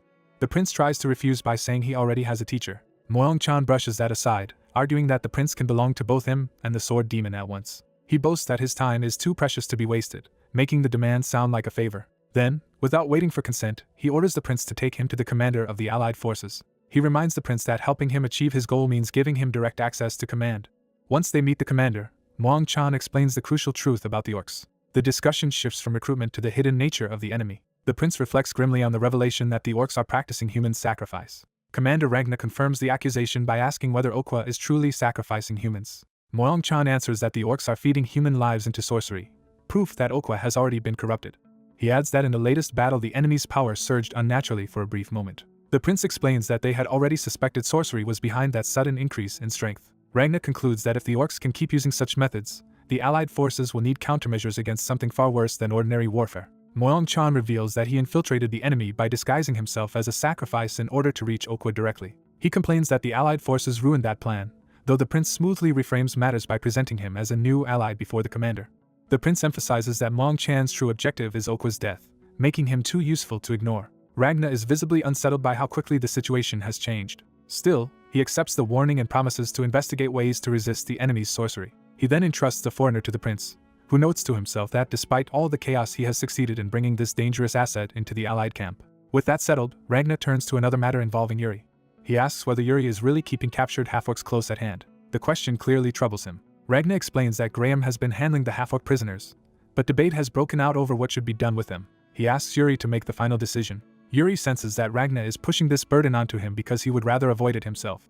Resentful of being cornered, Yuri goes to confront the issue directly. He finds officers arguing that Brial should exploit the half-orcs instead of wasting them. The dispute is happening right beside the cages holding the broken captives. One officer angrily demands to know why Yuri is being so difficult about a practical opportunity. He argues that using the half-orcs would give the Empire unmatched numbers of interpreters for the orc language. Another officer counters that many survivors suffered horribly at the hands of those same half-orcs. He insists that the victim's pain must matter too, not just military convenience. The first officer protests that they cannot afford to throw away such a useful resource. Yuri finally understands the real logic driving the debate. He steps in and takes control of the argument himself. Instead of arguing morality first, he asks whether anyone can truly guarantee those half-orcs would be reliable in battle. The officer claims they can. He insists the captives are obedient enough to be trained into usefulness. Yuri challenges that confidence with cold skepticism. He asks whether that officer would trust his own life to them in a crisis. Yuri reminds him that on a battlefield, survival depends on comrades you can trust with your back. He presses further, saying true allies must be able to protect one another at their weakest moments. Then he turns away from theory and faces the survivors themselves. One traumatized woman can barely meet his eyes. Yuri gently asks her to tell them what she witnessed. He specifically asks how the half-orcs treated helpless humans. The woman begins by speaking of her younger sister, who had been unable to move because of an injury. She says the half-orcs tore that girl apart. The memory of the mutilation is so vivid that it silences everyone around her. She describes it as casual cruelty, as if they were ripping apart an insect for amusement. Worse still, they laughed while her sister screamed, treating her suffering as entertainment. Through tears and rage, she declares that this is what those creatures truly are. Yuri then asks her name, and where she came from. When she says she is Jane from Siddur, the answer hits him personally. She recognizes his appearance and asks if he is a prince of Brial. He confirms it without hesitation. Jane begs him to avenge them, and Yuri gives her his word. He then calls for Sir Graham. Yuri makes clear that he is speaking now not merely as a commander, but as Brial's prince. He declares that the orcs murdered his people and left the survivors with wounds that will never heal. From that premise, he rejects any idea of assigning value to those who trampled on humans. He concludes that the orcs will never change. With full authority, Yuri orders that every captured half-orc be put to death. Graham formally accepts the command as an order issued under the prince's authority. He takes responsibility for carrying out the execution of the half-orcs. Before the matter can settle, a lookout sounds the alarm. The camp is thrown into panic by news that the orcs are approaching. The enemy arrives under tattered red banners. Their sudden appearance makes it clear they are attempting something beyond a simple assault. Ragnar is told that the orcs are requesting negotiations and claim to have something to offer if the gates are opened. He immediately suspects another scheme. Even so, he orders the gate open to hear them out. The first sign of the delegation is the heavy step of a beast entering the camp. An orc envoy rides in openly before the prince and commander. The envoy's expression makes it obvious he does not come in humility. Yuri and Ragnar watch in tense silence as the enemy enters their camp on equal footing. More orcs wait nearby, smug and unafraid, as if they already know the humans are cornered. Human officers can only watch them with disgust and unease. After the encounter, Ragnar studies a document in private with Yuri. Yuri asks what this new development means. Ragnar answers by forcing Yuri to think beyond the battlefield. He asks why Yuri believes he was made commander of the Allied forces in the first place. When Yuri gives the obvious answer about military skill, Ragnar rejects it as incomplete. Yuri realizes Ragnar is asking about politics, not tactics. Ragnar admits that his relationship with the Emperor is poor. He explains that although his rank and strength should make him the natural supreme commander, imperial politics prevent anything from being that simple. Whenever events seem to align too neatly, he says, the Emperor's hand is usually behind them. He has learned to look for hidden schemes beneath every logical arrangement. He confesses that victory would make him a celebrated hero across the continent. That path would bring him praise, support, and dangerous political capital. But he reminds Yuri that all of that matters only if they survive and win. Yuri recalls that in his previous life Ragnar was blamed for the Allied forces' defeat, stripped of power, and used to let the Emperor seize full control of the empire. He realizes the Allied forces were designed from the start to fail and to leave Ragnar discarded when the time came. Ragnar then shows Yuri the document he has been reading. The contents shock Yuri immediately. The letter reveals that the Emperor has secretly made a pact with Okwa and warns Ragnar not to become a disposable scapegoat and retreat. Yuri understands at once that the outcome of the war had been fixed in advance. He sees the Emperor's arrangement for what it is, a filthy betrayal. Ragnar explains that the letter supposedly came from an anonymous group opposed to Okwa, but either way it proves the Allied forces were never meant to return alive. Holding that revelation in silence, Yuri is left to decide what this treachery means for everything that has changed. A black-haired knight asks the blonde prince for permission to make a proposal, and the prince allows him to speak. The prince immediately senses the knight is offering something bold rather than cautious. The knight argues that whether the Emperor's letter is sincere or a trap no longer matters, because their only path is to win the war. He reduces the imperial pressure to a simple truth: the campaign has merely become harder, not impossible. The prince bursts into laughter, amused by the knight's blunt refusal to be intimidated. Recovering, the prince accepts the logic and leans into the same ruthless practicality. He agrees that if they fail to return victorious, any imperial scheme will be irrelevant because they will have no standing left at all. With that settled, the prince turns his attention to the messengers who delivered the suspicious letter. The knight asks to handle those envoys himself, and the prince seems pleased by the request. Elsewhere, orcs bicker among themselves, unaware that death is about to reach them. One of the orcs turns in alarm as danger closes in. The black-haired prince appears before them wreathed in power, announcing himself with overwhelming force. He cuts off their noise and moves to kill without hesitation. His blade releases a brilliant arc of power. That single attack tears through multiple orcs at once. The bodies crash down around him, leaving him standing untouched amid the aftermath. Watching soldiers are stunned that he killed 3 orcs in one strike. His display forces them to realize that the Prince of Brial is far more formidable than they knew. The blonde prince praises the 18-year-old's talent, while one subordinate worries that his brutality is excessive. The blonde prince explains that the young prince is acting on a personal vow of vengeance. The black-haired prince surveys the fallen orcs as the weight of that promise hangs over him. His resolve is clarified as a mission to make those responsible pay for what they have done. As the sun sets over the ruined plains, the campaign enters a more ominous phase. The blonde prince stands over the battlefield ruins, already planning his next move. He orders his men to bring him Eisen. A summoned figure approaches at once. Eisen, the imperial court mage, arrives and respectfully asks why he was called. The prince demands everything Eisen knows about black magic. Eisen says black magic is now a nearly obsolete secret art, rarely used and usually countered by dispelling. When pressed for its worst possibility, he mentions old rumors that it could even revive the dead, though that is treated as superstition. The prince reveals intelligence that Okwa is currently using a sorcery rooted in black magic. He connects that magic to the last battle, explaining that human sacrifice strengthens it, and likely made the orcs stronger already. Eisen begins to consider what that implies. He suggests the orcs may have found an ancient black magic tome lost in the ruins of an older kingdom. He explains that the plains still hide many remnants of the vanished land of the Delvine. Among the Delvine's legacies, he names a terrifying creation of black magic still tied to that land, the Death Knight Gert. The mere mention of Gert conjures the image of a monstrous undead knight. The prince asks what Okwa would actually do with black magic if he had it. Eisen admits it is only a guess, but believes Okwa would use it to summon something. The prince realizes that Okwa's attempts to delay the army while exhausting his own forces may all be meant to buy time. Eisen agrees and adds that if Okwa truly found a tome, he may also have discovered a dungeon hidden in the old ruins. That means whatever Okwa seeks may be buried beneath the plains themselves. Deep underground, an ancient magical device glows as if confirming their suspicion. Back on the surface, a violent surge erupts from the earth. The black-haired prince rides with the army under imperial banners as the disturbance spreads.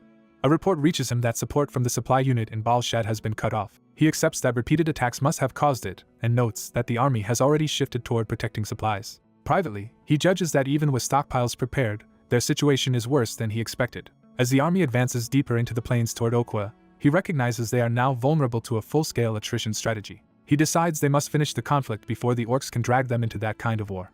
Before he can act further, the ground begins to shake beneath the horses. The tremor throws the mounts into panic and nearly unseats the riders. The prince immediately orders everyone to dismount. The soldiers scramble to obey as the shaking worsens. One knight assumes it is an earthquake, but the prince senses something more deliberate. He realizes the disturbance is not natural at all. A massive structure begins forcing its way up from underground. What rises is not rubble but a hidden fortress emerging intact from beneath the plains. The buried tower fully reveals itself, ancient and imposing. At a distance, a red-haired commander and robed mages observe the tower and begin magical analysis.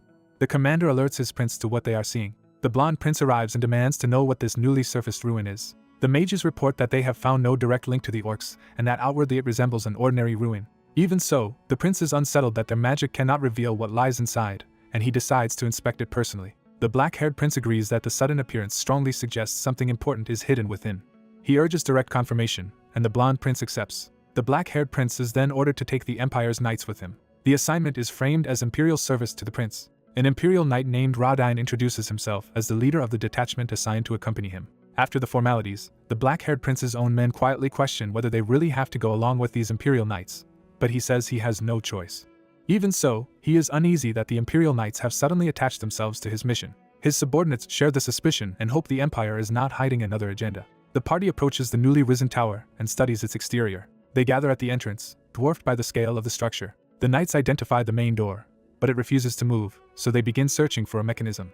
While the others investigate, the black-haired prince studies the entrance himself. He decides to force the issue by breaking the door if necessary. He places a hand on the stone to test it. Instead of resisting, the sealed entrance reacts to him and opens on its own. The prince is startled by how specifically the ruin responded to his touch. The others rush over, demanding to know what he just did, but he can only say he does not know. He notes uneasily that he barely touched the door, and it opened as if it had been waiting for someone. That strange familiarity leaves him quietly unsettled. Still, he leads the group inside. Once within, they find the interior pitch dark and oppressive. They realize no one brought torches, leaving them blind in the ruin. The black-haired prince notes that the imperial knights failed to prepare as well. As they hesitate in the dark, he notices something underfoot. Remembering how the outer door reacted to mana, he suspects the ruin's interior may work the same way. He tests that theory on a wall fixture.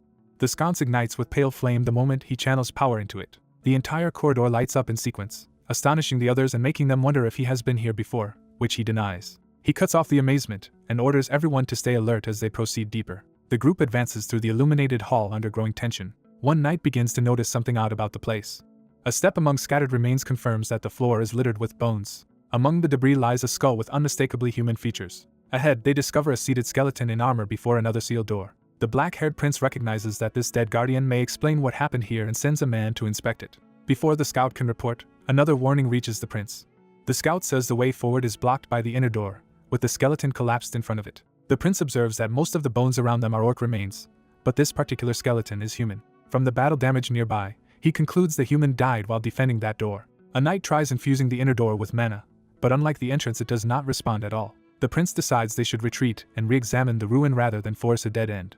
He orders everyone to stay ready for danger as they turn back. At that moment, the supposedly dead skeleton suddenly grabs his arm. The nearby knights panic at the impossible sight. One of his men cries out in horror for the prince. The others rush toward him as the situation explodes into chaos.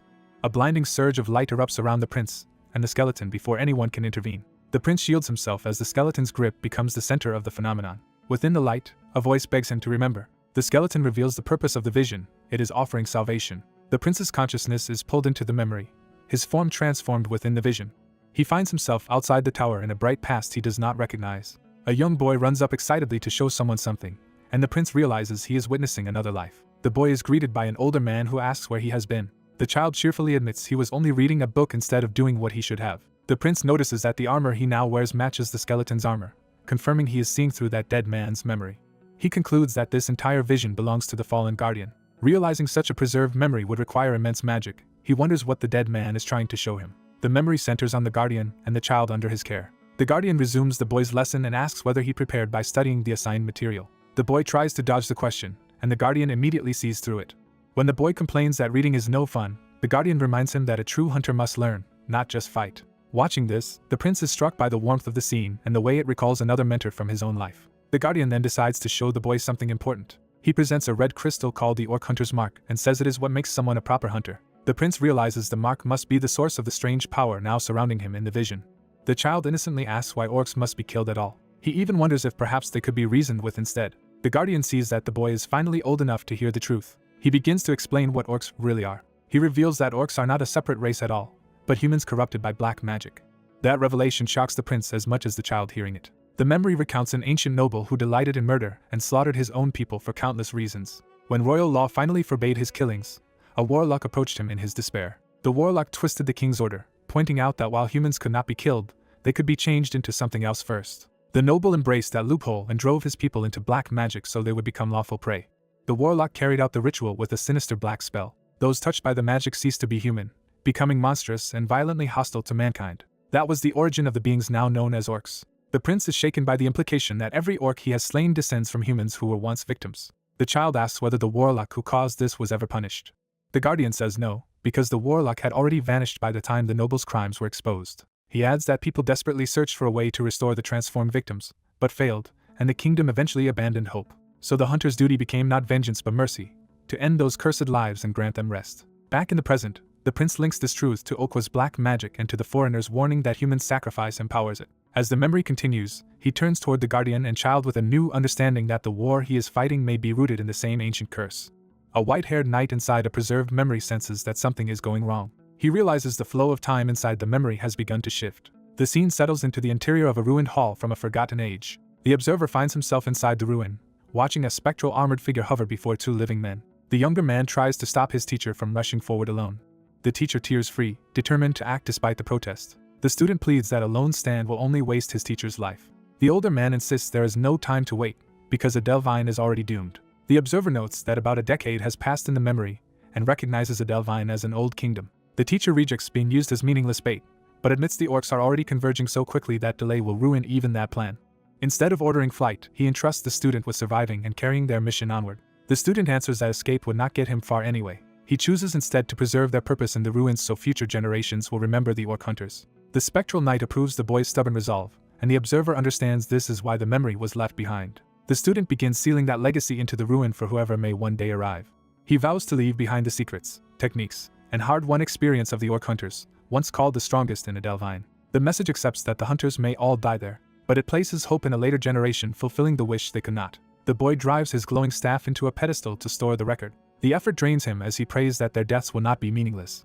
Collapsed beside the completed monument, he notices the spectral knight watching him. With his last strength, he warns the watcher to beware the devil's tome. The warning shocks the observer, who has never heard that name before. The crystal atop the monument begins to crack. The stored memory starts to break apart into fragments.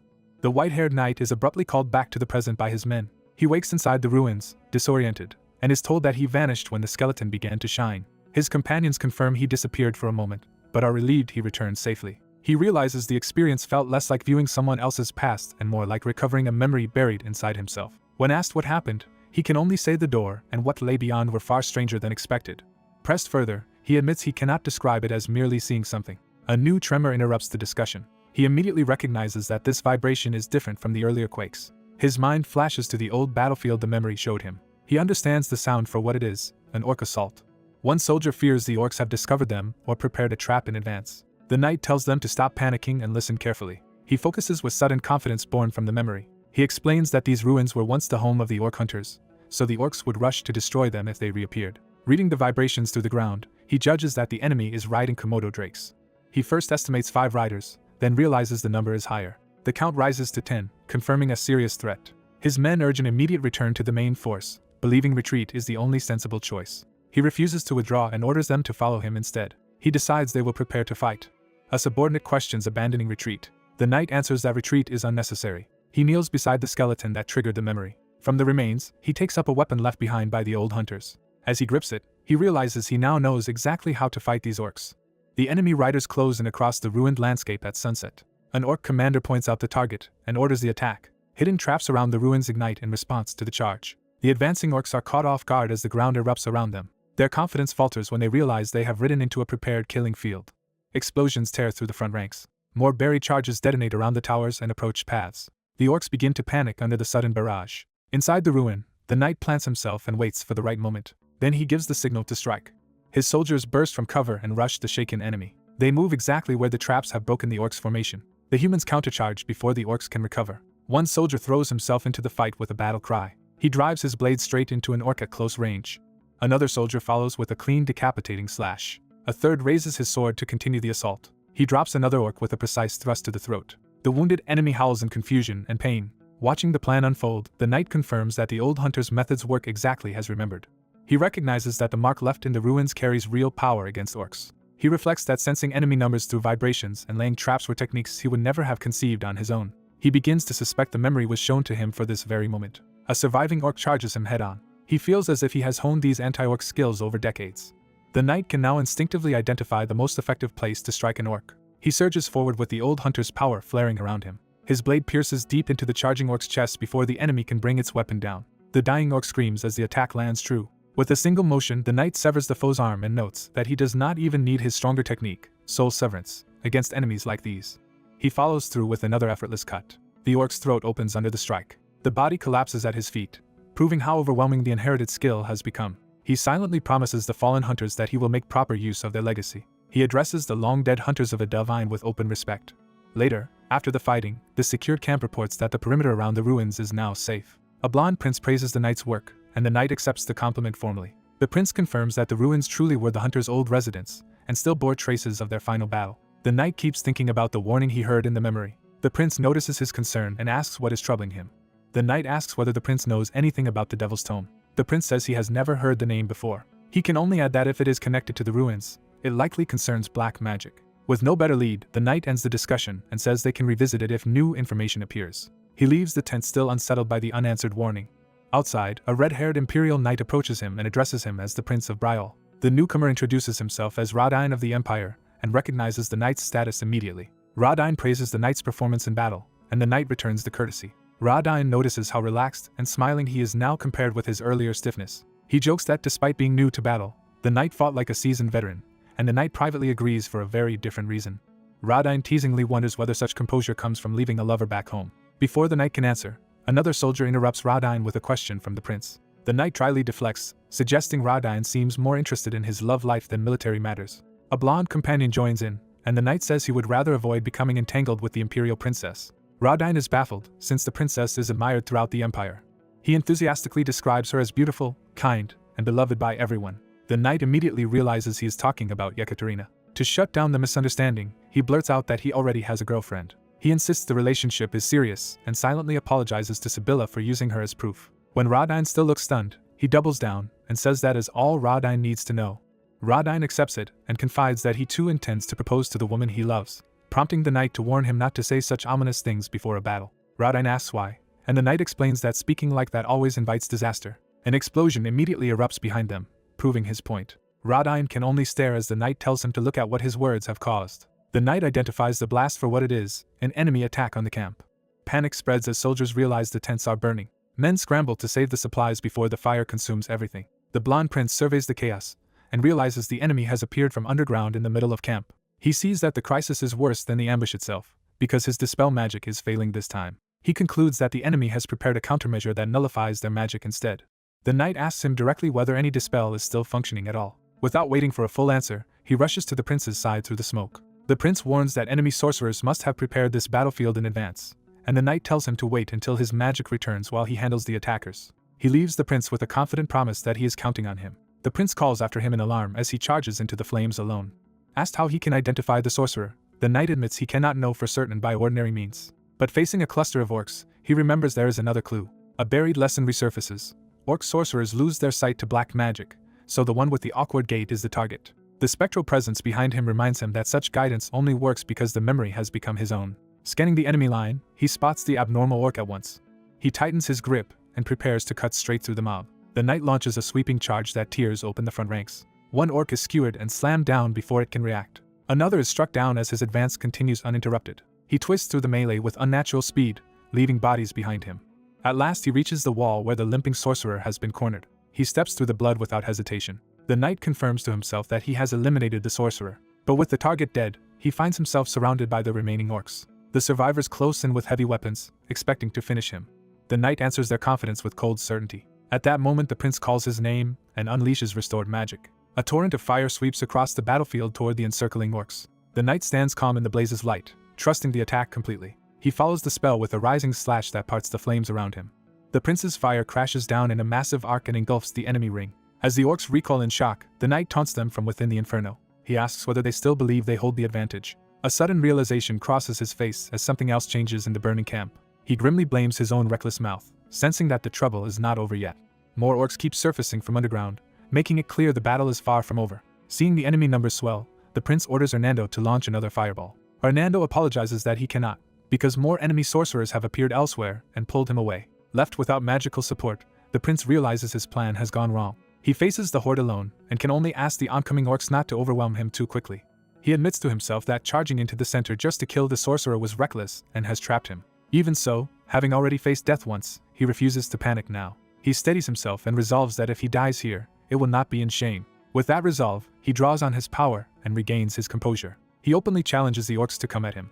At that moment, a new voice praises his determination. A swordsman in red suddenly cuts into the battlefield and carves through the orcs in a single sweeping strike. The newcomer speaks like a master testing a disciple, saying true life begins once one accepts death. He declares that the prince is worthy to witness the sword of Chongxiang. He names the technique he is about to use, revealing a formal sword art. The red-clad swordsman gathers blazing force into his blade. He unleashes a half-moon slash that tears through the surrounding orcs. For the prince, the scene becomes a vision of a lone master standing amid enemies. In an instant, the orcs around that figure are cut down in a storm of blood. The prince is stunned as he begins to understand what kind of power he is seeing. He realizes this man stands among the continent's 10 greatest warriors, just like his own father. The swordsman casually offers only partial help, telling the prince to handle the rest himself. Taking that as an order, the prince rushes back into the fight. The swordsman watches him go and judges him an unusual but promising sort. As the prince cuts down an orc, the swordsman notes that his style is crude yet battle-tested and practical. He concludes that the prince has real talent and the kind of presence that naturally draws followers. While fighting, the swordsman reflects that the heavens are in disorder and a black star is spreading darkness. Yet he believes he has found a small light within that darkness and takes the prince's existence as a sign from heaven. That conviction makes him intensely curious about what the prince will become. Meanwhile, the prince meets a huge orc head-on and keeps fighting despite the pressure. The swordsman wonders whether this child will be swallowed by the black star or rise as a new star himself. He decides the only answer is to keep watching the prince's path. Elsewhere on the field, allied soldiers are being driven back by the relentless orc assault. An explosion erupts among the troops, showing the battlefield is collapsing into chaos. The ground itself begins to shake from below. More orcs burst up through the earth, proving the enemy is using tunnels to keep reinforcing the attack. Realizing the danger, the prince urgently calls for Jared and Laurent. He orders them to stop the enemy advance at once. The two knights throw themselves into combat and start cutting down the charging orcs. Laurent follows with a heavy downward strike to hold the line.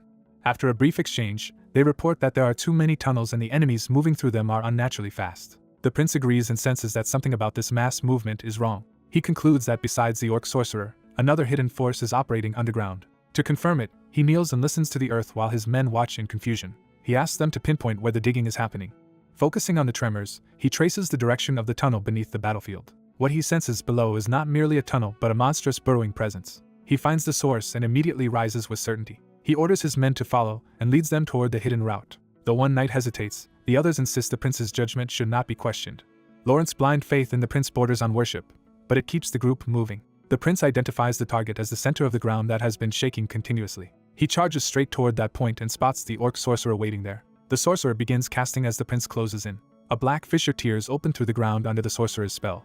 From that rupture, giant sandworms erupt upward, revealing the true underground threat. The prince is grimly satisfied, having confirmed his suspicion. The orcs mock him for finding them and prepare to fight harder now that their secret is exposed. The prince and his two knights square off against a fresh wave of orcs and the worms rising around them. The enemy launches a coordinated attack while the worms continue to surface.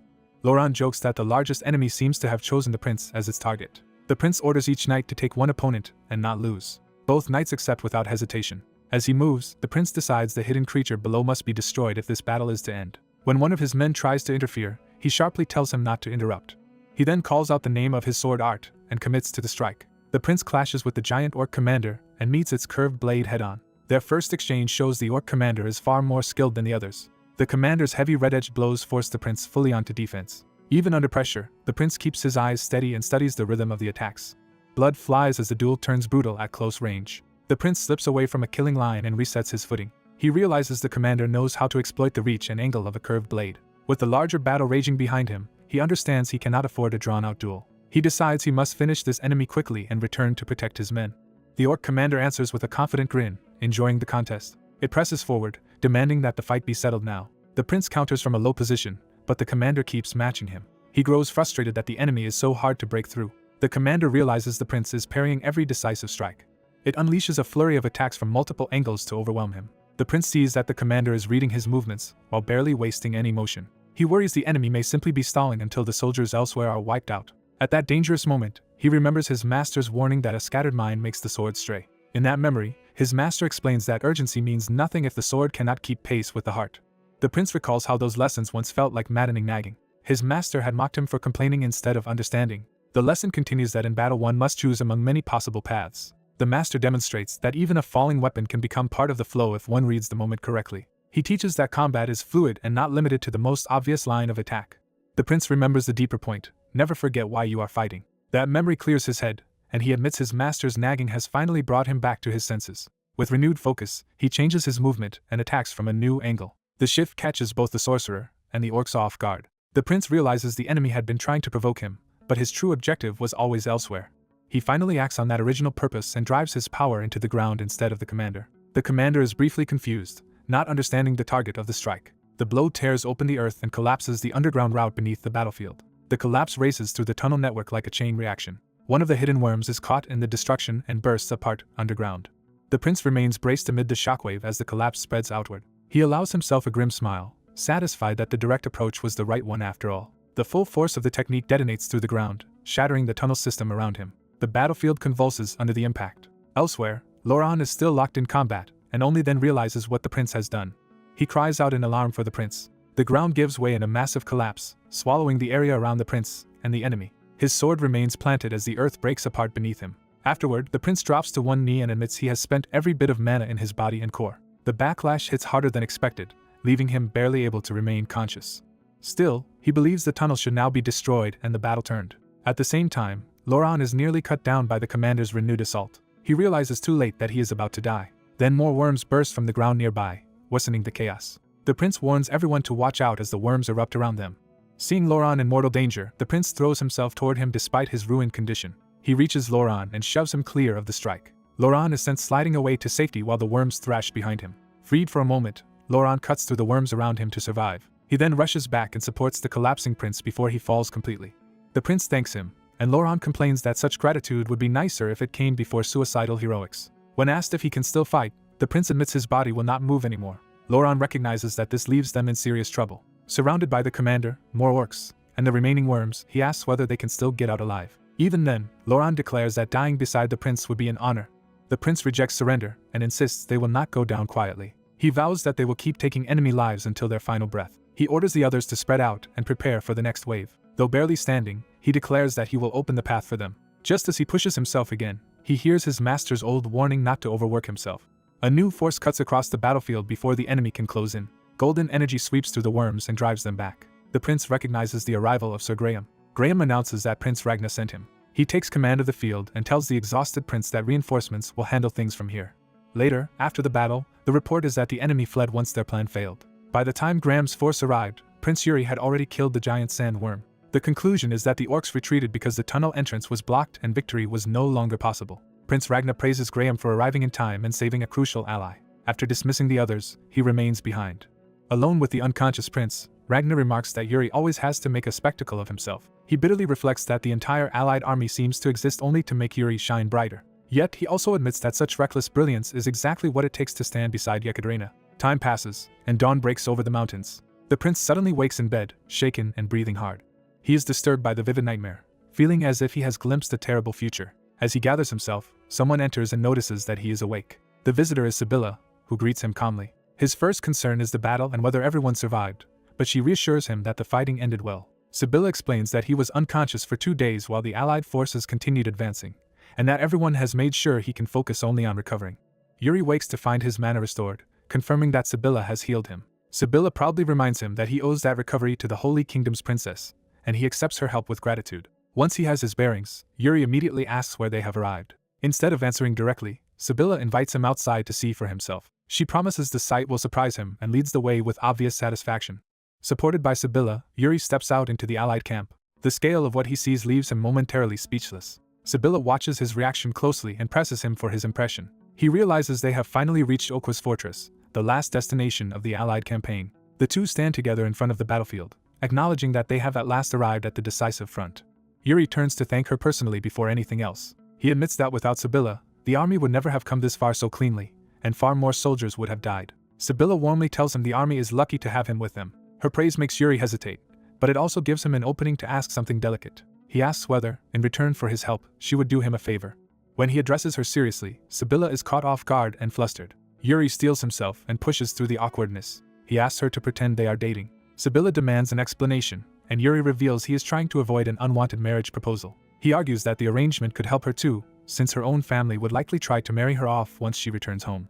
To his surprise, Sibylla agrees almost immediately. Her sudden acceptance leaves Yuri stunned enough that she has to stop him and add a caveat. Sibylla says she will agree, but only under one condition. She explains that because she would be using her own name and status, she needs something meaningful in return. Rather than demand specifics now, she proposes taking a wish token from him for later use.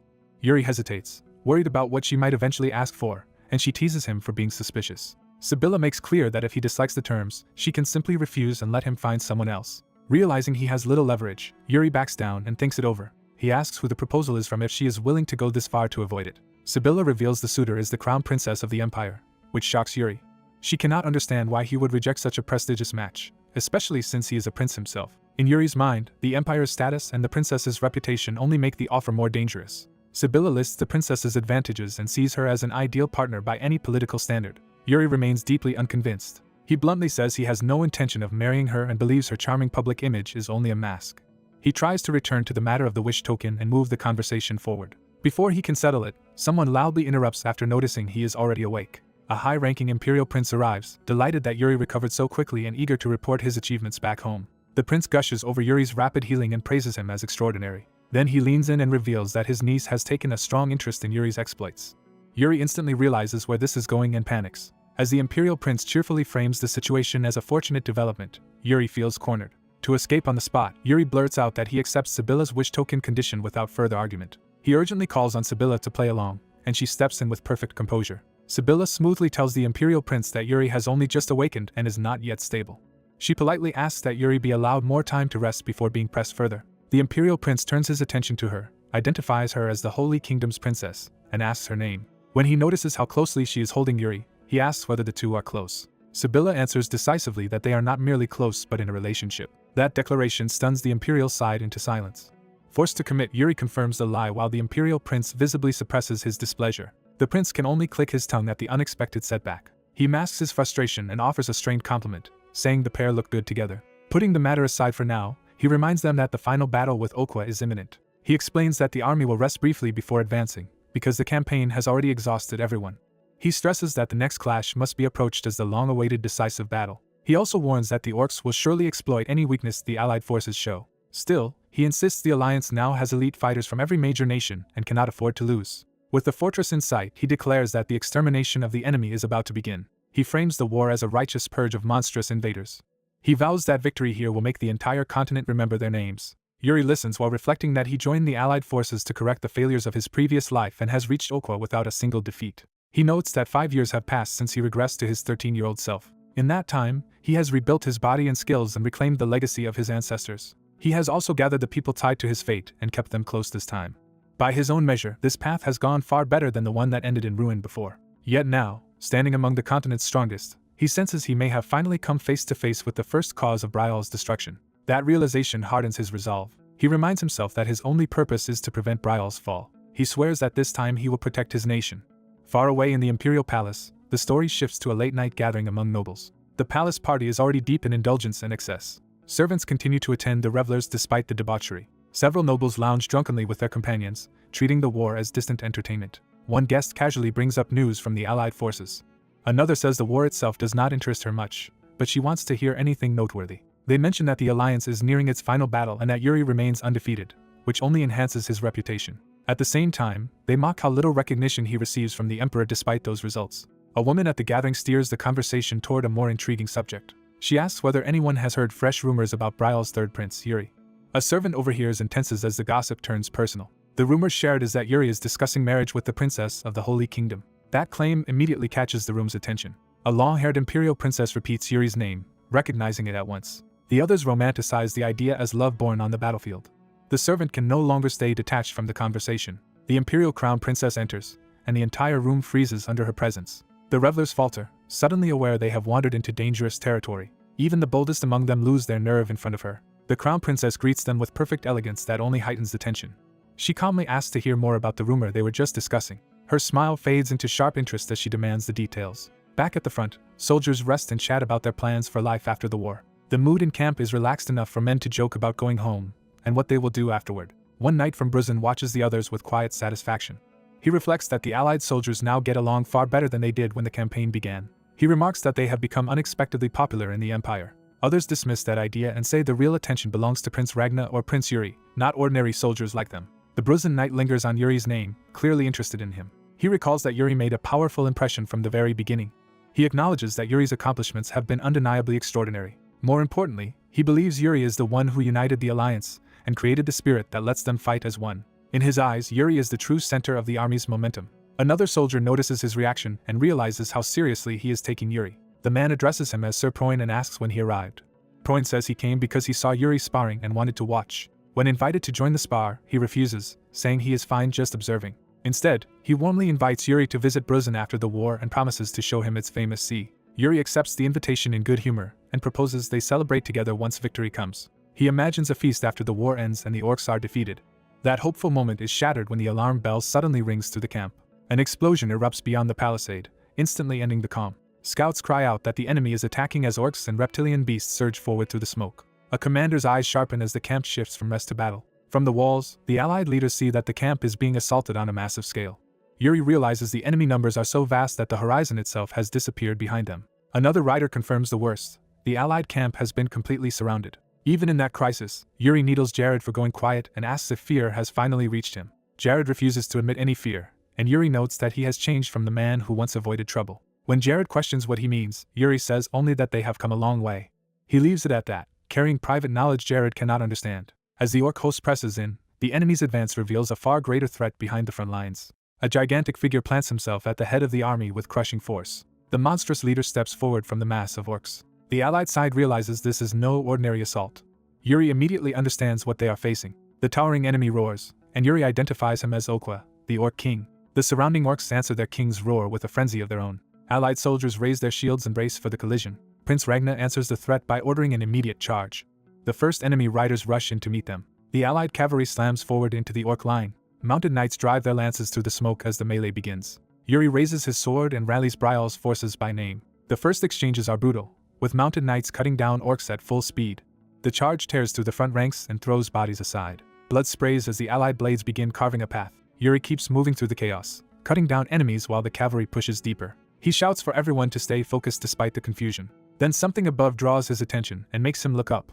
A soldier notices the sky changing and cannot finish his warning before the new threat appears. Huge shadows sweep overhead. Wyverns descend with orc riders on their backs, revealing that the enemy planned an aerial assault as well. The wyvern riders immediately ready their bows from above the battlefield. A rain of arrows begins to fall from the sky. Seeing the enemy escalate, Yuri decides to answer in kind. He warns himself that what he is about to do will consume a great deal of mana. Drawing on that power, he channels green energy around his sword. The spell erupts upward in sweeping arcs, intercepting the airborne attack. With his blade wreathed in green mana, Yuri prepares to turn the battle against the wyverns. The armored prince hurls a spiraling wind blade upward, determined to break the enemy rider's momentum before they can dominate the sky. His attack lands cleanly and tears through an orc rider at close range. After judging the altitude, he decides he has enough room to seize the air battle himself. He leaps from his horse toward the wyverns, committing to an aerial assault. At the last instant, he catches a dangling rein instead of falling. Using that grip, he swings onto a wyvern and forces it under his control. Now mounted in the sky, he leaves one enemy rider dropping helplessly below. The surrounding orc flyers realize too late that attacking from above has made them vulnerable to him instead. The prince calmly gathers mana, already planning to turn the entire air squadron into targets. He declares that every enemy rider in the sky will be brought down. Below, the ground troops see wyverns crashing and the pressure from above suddenly easing. On the wall, a subordinate reports that the archers are ready, but the commander hesitates as the situation changes. The men look to their lord for orders, unsure whether to fire or hold. He can only watch in disbelief as the prince handles the crisis alone. Even the enemy riders recognize that the prince is recklessly capable. Riding the captured wyvern with a grin, he treats the chaos like an opportunity. Then his expression hardens as he senses a new threat. An orc archer on another wyvern draws on him from behind. The shot is released at full speed. He twists through the air, deflecting incoming arrows while keeping control of his mount. Impressed, he openly admits the enemy is stronger than he expected. Instead of pressing only with force, he tries to persuade the wyvern beneath him not to die for the orcs. He offers it a bargain, promising that if it helps him, he can save the other wyverns too. The beast's sharp reaction tells him it understands his words, which confirms his gamble. With that understanding secured, he orders the wyvern to turn savage against its former masters. He directs it to smash through the enemy's front in the air. The wyvern obeys, ramming through the formation and throwing riders into disarray. As another attacker closes in, the prince stays unnervingly composed. An orc calls to his mount and rushes him head-on. The prince's wyvern suddenly surges upward and ruins the enemy's attack angle. Using that opening, he drives his sword into the enemy wyvern at close range. The wounded beast flips violently, sending rider and mount tumbling. Seeing the chance to finish the duel, he prepares a single decisive strike. Cold energy floods his blade as he concentrates everything into one blow. He cuts through the enemy rider in a brutal finishing slash. Satisfied that the maneuver worked, he immediately looks for the next target. He slams down onto another wyvern, using sheer force to seize control of the fight again. He praises his wyvern for cooperating, treating it more like a partner than a beast. Still, he realizes picking off riders one by one will take too long against so many enemies. He reaches for more blades and more mana, preparing a larger technique. Deciding to apply what he recently learned, he begins shaping a new spell in battle. On the ground, the knights struggle to hold formation as the orcs keep battering them back. One knight cuts down an orc, but the endless pressure makes every small victory feel temporary. As he catches his breath, he notices the wind itself beginning to change unnaturally. He realizes something vast is moving through the air and cannot explain it. The strange currents intensify until even the soldiers on the ground are forced to look up in alarm. They finally see the prince suspended above them inside a growing storm of green mana. He recalls the principle of soul severance, compressing shaped mana through the rotational force of his whirlwind sword before releasing it at once. At the critical moment, his focus narrows to a single point. He drives the spinning power downward, unleashing a towering green vortex through the enemy flyers. Even in the middle of the attack, he remains coolly pleased with the result. The vortex continues drilling through the sky, proving its destructive force. Once he confirms the technique works, he immediately thinks beyond simple testing. He decides to widen the spell's area and turn it into a battlefield weapon. Multiple tornado lances erupt outward and spear through several wyvern riders at once. Watching from below, an allied outsider realizes the rumored third prince of Briol is even more formidable than expected. He judges that the prince's individual strength rivals an entire squad. The prince hangs in the sky amid the wreckage, embodying the military might Briol is famous for. A nearby ally dryly remarks that the prince's flashy technique is far too loud, puncturing the grandeur of the moment. The prince immediately ruins the image himself by proudly giving the move an embarrassingly dramatic name, while his companion can only endure it. Once the joke passes, he asks Jared for a clear report on the ground battle. Jared explains that the air threat has been neutralized thanks to him, but the main clash on the ground remains unresolved. Hearing that the central formation could collapse if even one point fails, the prince decides he must reinforce the front personally. Before he moves, he turns to the hooded ally and asks who he is. The man introduces himself as Gaunty Merchant of Johim and Baron of Fevine, formally acknowledging the prince. The prince warmly welcomes him as an important ally and offers support if he needs anything. With introduction settled, the prince proposes driving the orcs back even farther. He teases Jared about being tired, using humor to steady morale. Then he reminds his men that every swing of their swords saves lives and orders them to hold the line. The battle grinds on without pause despite the prince's intervention. Through the exhaustion, the prince keeps watching for the next decisive moment. He throws himself back into the fighting with no sign of slowing down. As the hours pass, both sides suffer heavy losses, with knights and orcs alike falling in great numbers. By the time the battle nears its end, the field has become a place of screams, steel, and mounting death. At sunset, silence begins to settle over a field paid for with countless lives. But beneath that silence, something sinister starts to distort the battlefield. The surviving soldiers are suddenly struck by a painful, unnatural sound that leaves them clutching their ears. The prince recognizes the disturbance at once and realizes the enemy leader has finally acted. Okwa at last enters the battle, bringing a far darker threat than brute force alone. The prince understands that if Okwa is moving personally, only Master Mo Yongchan may be able to counter him, and the war is about to become even more dangerous. A monstrous presence bears down on him, making the threat feel immediate and personal. Okwa unleashes a terrifying roar that shakes the field. The prince sees the dead orcs beginning to stir under black magic and realizes the battle is not truly over. A warning spreads through the ranks that the orcs are about to go berserk. Reanimated enemies lunge back into combat with unnatural ferocity. Weapons crash against armor as the exhausted defenders are forced to fight again. The prince braces against a huge empowered orc and shouts for the line not to give ground. While he cuts through the revived attackers, a subordinate urgently points out a new development. They realize Okwa is withdrawing rather than pressing the advantage. The prince catches that retreat with a grim, knowing smile. He immediately breaks free from the clash in front of him. Cutting down anything in his path, he refuses to let Okwa escape unpunished. He orders a pursuit at once. A berserk orc tries to stop him, but he meets the blow head-on and forces through. He keeps carving a path while the enemy leader pulls farther away in the distance. Elsewhere, some imperial officers prematurely celebrate, convinced the retreat means total victory. At the War Council, they insist Okwa's withdrawal proves the enemy has been beaten. One commander argues they should rest now that the enemy has pulled back. Others agree, reasoning that Okwa must also be badly wounded and that healing the army should take priority. Yuri rejects that complacency outright. He reminds them they are still deep in enemy territory and cannot assume safety while Okwa's intentions remain unknown. He warns that Okwa's control over the orcs may hide an even greater danger. Yuri insists they must press the enemy immediately before that hidden threat matures. The blonde commander counters with intelligence from mages who watched Okwa's camp during the battle. Those observers reported a sinister aura rising from the enemy camp, confirming that something ominous is indeed being prepared. That report ends the debate, and the order is given to march on the enemy again at dawn without delay. As the meeting breaks up, the other officers depart to prepare. Then the blonde commander privately calls Yuri back. He asks whether Yuri has summoned the person he mentioned and says he has something confidential to share. To ensure secrecy, he activates a mana device that seals their conversation from outside ears. Once the barrier is in place, he is ready to speak freely. The room becomes enclosed in a silent blue field that blocks sound from escaping. Yuri realizes the commander is taking extraordinary precautions. The commander admits he hesitates to reveal this to someone outside the Empire, but says Yuri is the only person there he can trust. He brings up the torn letter they discovered earlier, the one suggesting the Emperor had made a secret arrangement with Okwa.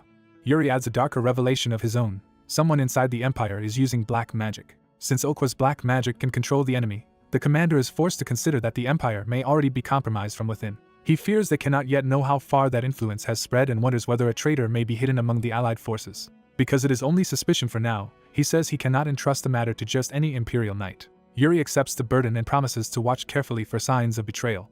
The commander smiles, relieved to have found someone willing to shoulder the secret. Then, without warning, he leans in and changes the mood completely. He casually asks whether Yuri would like to meet Yekaterina after the war, revealing a matchmaking agenda beneath the secrecy. Yuri hurriedly protests that he already has a girlfriend, while the commander refuses to believe him and turns the exchange absurd. That night, the camp settles under uneasy calm while the ridiculous argument lingers in the background.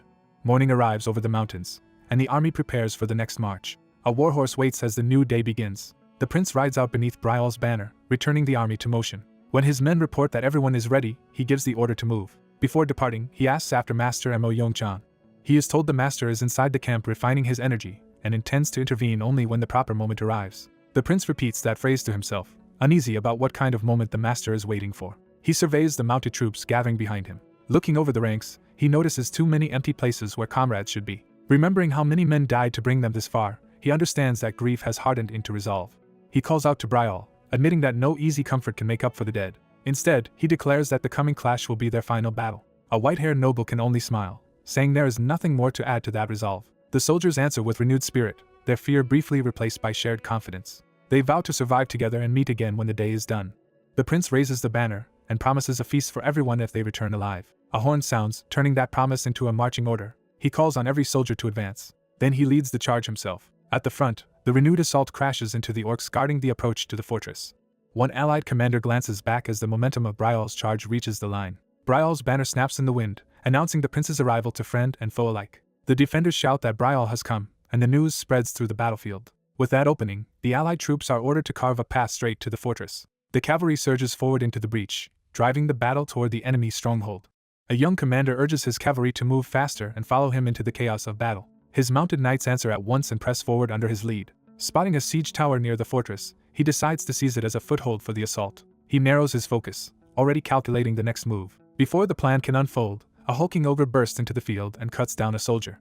The beast roars toward the commander, recognizing him across the battlefield. The commander confirms the recognition and meets the challenge with open hostility. He draws a special blade and prepares to strike first. With a sudden burst, he launches himself straight at the ogre. His charge becomes a blinding line of force racing across the ground.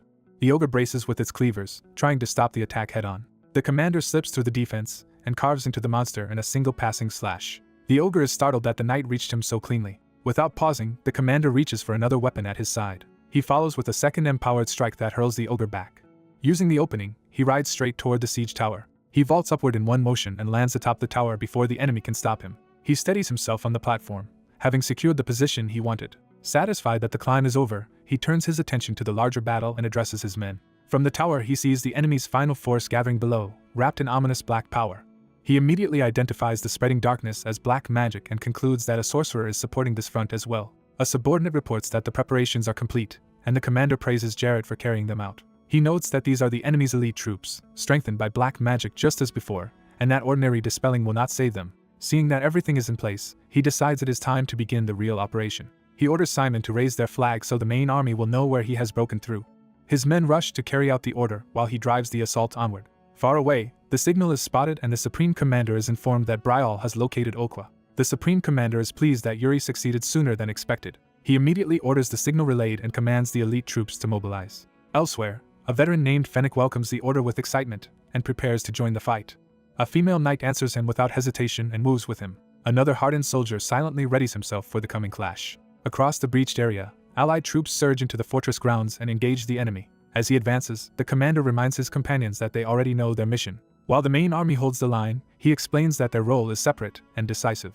Their true objective is not the army at large, but the death of Okwa. He gathers a mixed group of fighters around him and prepares to send them into that deadly task. Before they part, he gives them a blunt farewell and tells them simply to survive. The battle erupts in earnest as Allied knights cut into the black magic-enhanced enemy ranks. The enemy answers with brutal force, smashing back at the attackers. Even so, the Allied soldiers keep cutting down the monsters around them. The female knight centers herself and prepares to coordinate with the others. At her command, Fennec strikes in perfect timing and helps bring down another foe. Watching the cooperation around him, the commander reflects that people from different lands and backgrounds are now fighting as one. To him, that shared resolve makes this battlefield worthy of a knight's pride. Nearby, a warrior channels blue power through his blade and gathers a wide area attack. He unleashes it in sweeping arcs that tear through multiple enemies at once. At the same time, the commander is locked in close combat with another giant foe. A green light stirs around his weapon as he prepares a different technique. He wraps the sword in spiraling green energy and sharpens his focus.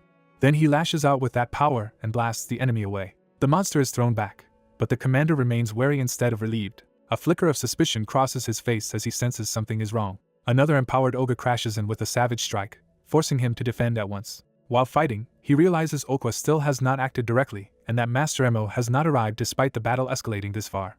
Even though his side appears to hold the advantage, the situation gives him an unsettling sense of repetition. He starts to fear that he has overlooked a crucial part of the enemy's plan. Dark power begins leaking from a fallen enemy body at his feet, confirming his suspicion. The energy gathers back into the wounded ogre, and the commander is horrified to see it recovering. For the first time, genuine alarm breaks through his composure. He charges again, trying to end the threat before it fully returns. Instead, a far larger and more terrifying form of Okwa emerges under a torrent of black magic. The monster's awakened gaze fixes on him with murderous intent. Okwa rises to his full monstrous height, towering over the commander. A devastating blast of power slams into the battlefield and tears the ground apart. As the commander is driven back, a hidden voice mocks him for only now beginning to understand. That unseen enemy ridicules him as a fool while dark power coils around the scene. Okwa, now transformed, declares that the commander has realized the truth too late. He reveals the real purpose of the ritual. The commander himself is meant to become a living sacrifice. The two face each other across a ruined stretch of ground, the commander battered and Okwa burning with red-black power.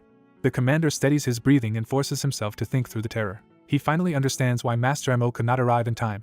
Mo's power can cut black magic itself, so the commander concludes he must destroy Okwa's sorcery before Mo appears. Okwa lunges with overwhelming force, trying to crush him before he can act. The commander throws himself aside and barely avoids being killed outright. Okwa's blow shatters the ground and sends debris flying everywhere. Even while reeling, the commander keeps hold of his sword. He admits to himself that he cannot maintain this struggle much longer. Facing a monster of this level, he doubts how much time he has left. Still, he refuses to retreat for his own safety now that the path forward is clear. He gathers all his remaining strength into the sword for a final all-or-nothing attempt. The hidden sorcerer notices the blade and realizes it can pierce the very essence behind their black magic. The commander confirms it, and warns that he will fight to the end rather than be taken quietly. As he watches, the black mass behind Okwa is drawn into the monster's body. The ritual source condenses further, feeding directly into Okwa. The commander senses the trapped souls within that power begging to be released from unbearable agony. Their suffering is so intense that death itself would be preferable, and he is shaken by hearing it. He realizes that this writhing mass is the true source of the black magic. It is made from the souls of people devoured alive, still being exploited even after death. Horrified, he resolves to end the atrocity here and now. He rushes in, but Okwa charges from the front while the ritual power closes around the field. Okwa mocks the human for trying to oppose him so directly. The commander commits anyway and drives straight toward the monster. He swings upward with everything he has, aiming for the source behind Okwa. Then he realizes too late that another attack is coming from a different angle. Dark tendrils spear up around him, turning his charge into a trap. He tries to cut through the closing snare before it seals. The effort costs him dearly, and the strain nearly drops him. The black bindings wrap around his arm and body, pinning him in place. The hidden voice tells him resistance is useless and that this is the limit of his struggle. Refusing to break, he tells the voice to be silent and forces more power into his blade. He roars that he still carries too many responsibilities in this life to die here. Drawing on sheer will, he raises the sword again despite the bindings and his injuries. A beam of white force erupts from the blade and tears across the battlefield. He drives that power into the ritual core in a desperate finishing strike. The trapped souls flare into view for an instant as the black magic is cut apart. The entire ritual detonates in a blinding explosion. When the light fades, the hidden voice grudgingly admits the attack was impressive, and the commander realizes the souls are gone. He thinks he has succeeded just as Okwa's massive body begins to fall. But Okwa lashes out in the same moment, and blasts him away before the victory can settle. The shockwave rips a trench through the battlefield and scatters everyone nearby. The commander crashes into a wall hard enough to crater the stone. He assesses the damage grimly, and realizes his left arm and ribs are mostly broken. A loyal knight rushes to catch him before he collapses completely. Even as they regroup, Okwa's enormous steps close in again. The hidden voice, now impressed, remarks on the existence of a knight who can truly cut black magic. The commander notices that both the sorcerer and even Okwa are speaking in the continental tongue, which deepens the mystery. Okwa advances and promises a reward for the commander's effort. That reward, he says, will be death delivered by Okwa's own hands. Okwa gathers a lethal strike in his fist and prepares to finish the wounded knight. Seeing the attack, the commander knows they are in serious danger. His ally realizes he cannot block the next blow and braces for the worst anyway. At that instant, the commander looks up in shock at someone's sudden arrival. A flaming swordsman intercepts Okwa's attack and stops it before it reaches them. The battered commander greets the newcomer with dry relief, calling him late. The newcomer apologizes calmly and tells the others to step back. Surrounded by fire, Master Mo declares that he will handle the monster himself. Okwa glares at the new threat, immediately recognizing real danger. Enraged at being interrupted, Okwa turns his full hostility on Master Mo. Master Mo lowers his stance and readies a blazing counterattack. He releases a concentrated flaming strike that shoots forward like a spear. Okwa answers with a red-black sphere of power and meets the attack head-on. Their clash explodes violently and engulfs the area in fire and force. As the dust rolls out, the ally checks on the commander, who answers that surviving is enough for now. Watching the newcomer fight, the ally can only marvel, and the commander agrees. The commander observes that the battle has become a literal struggle between monsters. Master Mo advances through the flames with complete confidence. He cuts into Okwa at close range, forcing the giant back despite his size. The strike leaves a blackened wound in Okwa's leg. Okwa reacts with pain and surprise rather than immediate recovery. Even while praising the technique, he begins regenerating the damage. Master Mo notices the healing and understands that brute force alone will not be enough. Okwa dismisses both humans as insignificant beings beneath him. He vows to show them the true difference in power. Master Mo answers with a single judgment, calling Okwa the real monster.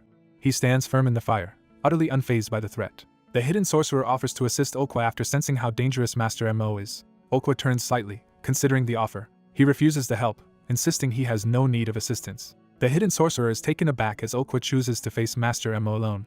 The undead shaman swells with stolen power and erupts in a monstrous scream as the battle turns even more grotesque. The swordsman realizes the creature has been feeding on its own kind and condemns it for devouring a subordinate to grow stronger. The orc rejects that accusation outright, insisting the consumed being was never an equal but something beneath him. To him, the weak exist only to be used, and he proves that contempt by attacking as he compares lesser lives to insects. The swordsman counters immediately, driving in with a flaming slash before the orc can press the advantage.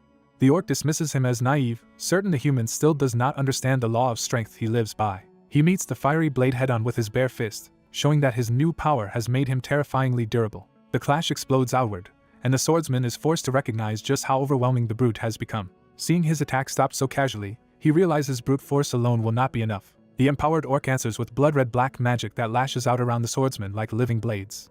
Those strikes smash through the ground and drive him back with destructive force. The orc follows by hurling himself down with crushing momentum, trying to finish the exchange through sheer power. The impact tears apart the battlefield and sends debris flying in every direction. Even amid the chaos, the orc keeps advancing, refusing to let the swordsman recover. Another violent shockwave rips through the ground as the assault continues.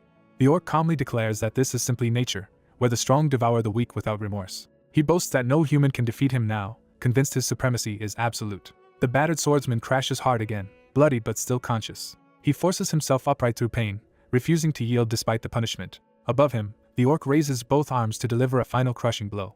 He descends like an executioner, promising to kill the human and turn him into nourishment as well. Instead of panicking, the swordsman mocks the orc's endless preaching and treats his grand philosophy as childish noise. He throws the orc's own creed back at him and asks whether the monster has ever truly faced the end without turning away. As he speaks, he gathers a blazing technique named Bright Moon over the empty mountain, invoking a sunset-like radiance in his hand and blade. The orc hesitates for the first time, unsettled by the sudden shift in pressure.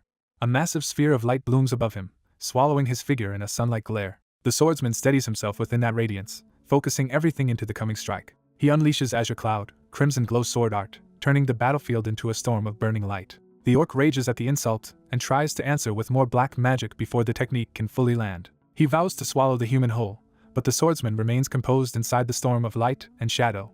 With cold focus, the swordsman commits to the strike. His sword art shifts into a moonlit phase, and a second, colder current of power gathers around him. That blue-white slash cuts upward through the orc's defenses and catches him off guard. The orc snarls in outrage as the human's blade finally wounds him. The swordsman presses the opening with relentless follow-up cuts, moving faster than the orc expected. A flurry of crossing slashes tears across the orc's body and leaves him bleeding from multiple wounds. For the first time, the monster's confidence visibly falters under real damage. He staggers back, scarred and bloodied, while the swordsman stands before him with black residue still clinging to the battlefield. The swordsman breathes hard, already feeling the cost of forcing out such a technique. He admits to himself that the strain on his body is severe, just as he feared. Even so, he refuses to stop now. He tells himself he has finally brought down the evil ravaging the western lands and drives his sword into the fallen orc to end it. Yet a lingering unease makes him pause instead of celebrating. He notes that his own men can clean up the remnants, so his attention should turn to the deeper source of corruption. He decides the true priority is the black magic itself, not merely the body he just cut down. When he looks into the pit below, he finds a mass grave of mutilated bodies and realizes the horror far exceeds what he imagined. Then the orc's voice returns from behind him, warning that what the swordsman sees is only the surface of something far darker. The swordsman whirls in shock as black magic lashes across him again, and the unseen enemy continues speaking. He cannot understand how the orc still lives after having his head pierced, and that impossibility unsettles him. The orc reveals that he has been filling this pit for a very long time, building something through endless death. He explains that once the captives starved, they turned on one another, and he used that degradation to prove his contempt for humanity. In his eyes, humans are insignificant creatures fit only to be consumed by the process. The swordsman is suddenly seized by pale, corpse-like limbs rising from the pit, showing that the dead themselves have become part of the trap. Elsewhere on the field, the young prince turns toward the disturbance, sensing that something is terribly wrong. When he sees the scale of it, disbelief overtakes him. A towering pillar made from fused human bodies rises from the pit, and the swordsman atop it calls out for his master. The prince grimaces as he understands the battle has entered a far worse stage. Still fighting from within the mass, the swordsman hacks at the corpse pillar with his burning blade. He carves through the writhing bodies in broad arcs, trying to cut himself free and halt the growth. He lands in a crouch, exhausted, while the grotesque structure continues looming behind him. He curses the monster for turning the dead into tools even after death. He condemns the black magic for binding the corpses together into a new abomination that now ensnares him as well. That abomination takes shape as a giant crawling mass of bodies and blood-red magic, descending toward him like a living siege beast. The allied soldiers stare in horror, unable at first to comprehend what has been born from the pit. Recognition spreads among them that this is no ordinary monster but the culmination of the enemy's ritual.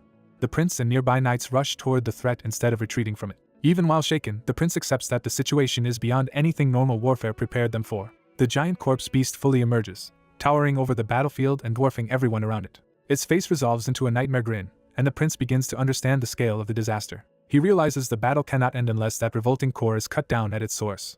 Watching the spreading corruption, he understands that the black magic they severed before was only a fragment of the whole. The creature is identified as Okwa, and the prince grasps that if it is not stopped here, the allied army and Brial itself will be doomed. The stakes become clear.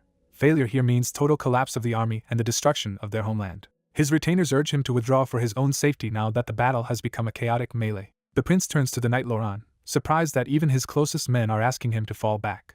They insist he must return to Brial while they hold the line, arguing that the fight from here on will be too dangerous. The prince refuses to accept that and addresses Jared and Loran directly. When they tell him he has already done enough, he rejects the idea completely. He remembers that destruction never waits for perfect timing, and retreat offers no promise that tomorrow will be any better. That conviction hardens into action as he grips his sword and chooses to stay. His men call out in alarm, sensing he is about to do something reckless. He answers that there is no turning back now and that they cannot fight properly while trying to protect him from himself. Taking command again, he orders Jared and Loran to prepare for the next phase and declares they will seize their future by bringing Okwa down. His resolve reignites theirs, and they answer with renewed loyalty. He immediately orders a messenger sent to Hernando and commands the troops to spread out and hunt every black mage hidden in the formation. He reasons that Okwa has grown too vast for physical attacks alone, so the enemy casters feeding it must be reduced. Their true goal, he decides, is to open a path for dispel magic and pour it directly into Okwa. Meanwhile, the swordsman faces the towering Okwa alone as it looms over him like a god of corpses. Okwa lashes out with more black magic, trying to crush him under its overwhelming mass. The swordsman answers with another blazing cut, refusing to be buried by the monster's size.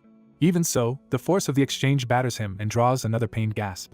A knight rushes in to support him, unwilling to leave him isolated against the giant. The reinforcement closes the distance in a burst of speed. Blue magic flares from the knight's sword as he charges Okwa directly. He drives that magic into the ground and the creature's base, trying to crack open a vulnerable point.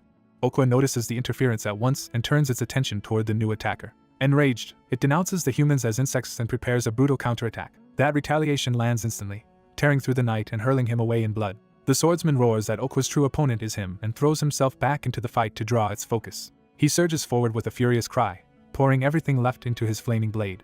His strike detonates against Okwa's body in another violent burst of fire and force. But the monster simply reshapes itself through black magic, refusing to die cleanly. The swordsman changes angle and drives a vertical cut down through its body, trying to split the core apart. He follows with a sweeping flame slash that tears away a huge section of the creature's mass. The severed portion explodes apart, briefly scattering the corpse matter and black magic.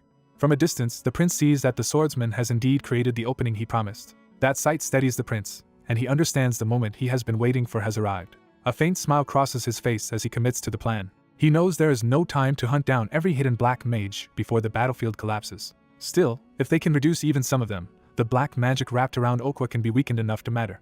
The prince concludes that once the shell is broken, a single well-timed dispel can decide everything. He centers his sword and resolves to release that dispel just once, trusting one perfect strike over prolonged battle. White mana floods into the blade until it shines with overwhelming purity. Okwa senses the incoming threat and turns toward the prince with a howl. The monster lashes out in irritation, angry that the human it dismissed has become dangerous. At the same time, it orders the surrounding orcs to tear the prince apart and bring him down before the spell can be completed. The allied knights intercept those attackers, cutting into the orcs and buying the prince precious seconds. Yuri realizes the prince is preparing something decisive and promises to cover him while he casts. The others vow to hold the line no matter what, urging him to hurry. Shielded by their resolve, the prince steps fully into concentration and lets the white mana gather around him. He senses the black magic's flow clearly now and understands that Okwa is still growing by feeding on death across the battlefield. His own mana is nearly exhausted and his body is close to collapse, but he refuses to stop there. Remembering the teachings of a skeletal mentor, he steadies his heart and casts aside fear of the enemy. He follows that lesson by choosing the path he believes is right without hesitation. For Brial's sake, he gathers every last fragment of power into one final spell. He swears to fulfill Brial's duty to the very end, even if it costs him everything. Then he swings, releasing a vast white arc of dispelling power. His eyes blaze with absolute resolve as the spell leaves his control. The white slash expands into a sweeping wave that races across the battlefield. It carries the full burden of Brial's name and the prince's determination to answer it. That attack becomes the calling his title demands of him, made real through action rather than words. As the wave spreads, the allied soldiers realize the prince's prediction was correct and that this is their chance. From afar, the enemy mages understand the danger too late. Okwa has been absorbing life through dark magic, and a prolonged battle would have doomed the allies. One of them turns as the white power approaches their hidden position. The white-haired noble notes calmly that his companion has been watching the battlefield because this outcome was expected. The older mage recognizes that this must be the opening the prince said he would create for allied magic. Even while admitting the prince is remarkable, the white-haired man judges the battle too difficult to win by ordinary means and begins considering another plan. The older mage explains that Okwa has already become one with dark magic itself. Unless the power flowing into Okwa can be severed even for a moment, he warns, the allies will be unable to use mana properly at all. He doubts the allied side has any mage capable of delivering the large-scale magic needed to critically damage Okwa once that opening appears. The white-haired noble tells him not to worry about that part, implying he has already prepared an answer. That confidence shocks the older mage as he realizes what the younger man intends. A pillar of blinding white light suddenly erupts over the battlefield, cutting through the darkness. Both enemy observers watch in stunned silence as the beam tears upward and outward. The older mage reports in disbelief that the dark magic blanketing the entire battlefield has been sliced away. He is left speechless by the scale of what he is witnessing. A vast blue magic circle forms overhead, and the white-haired noble tells him to step back. Obeying the prince's earlier request, the noble finally reveals his role and declares that he will answer that opening with his greatest magic. He extends his hand to release the spell he has been holding in reserve. As the older mage can only marvel, the white-haired noble calmly prepares to unleash a godlike strike into the battlefield.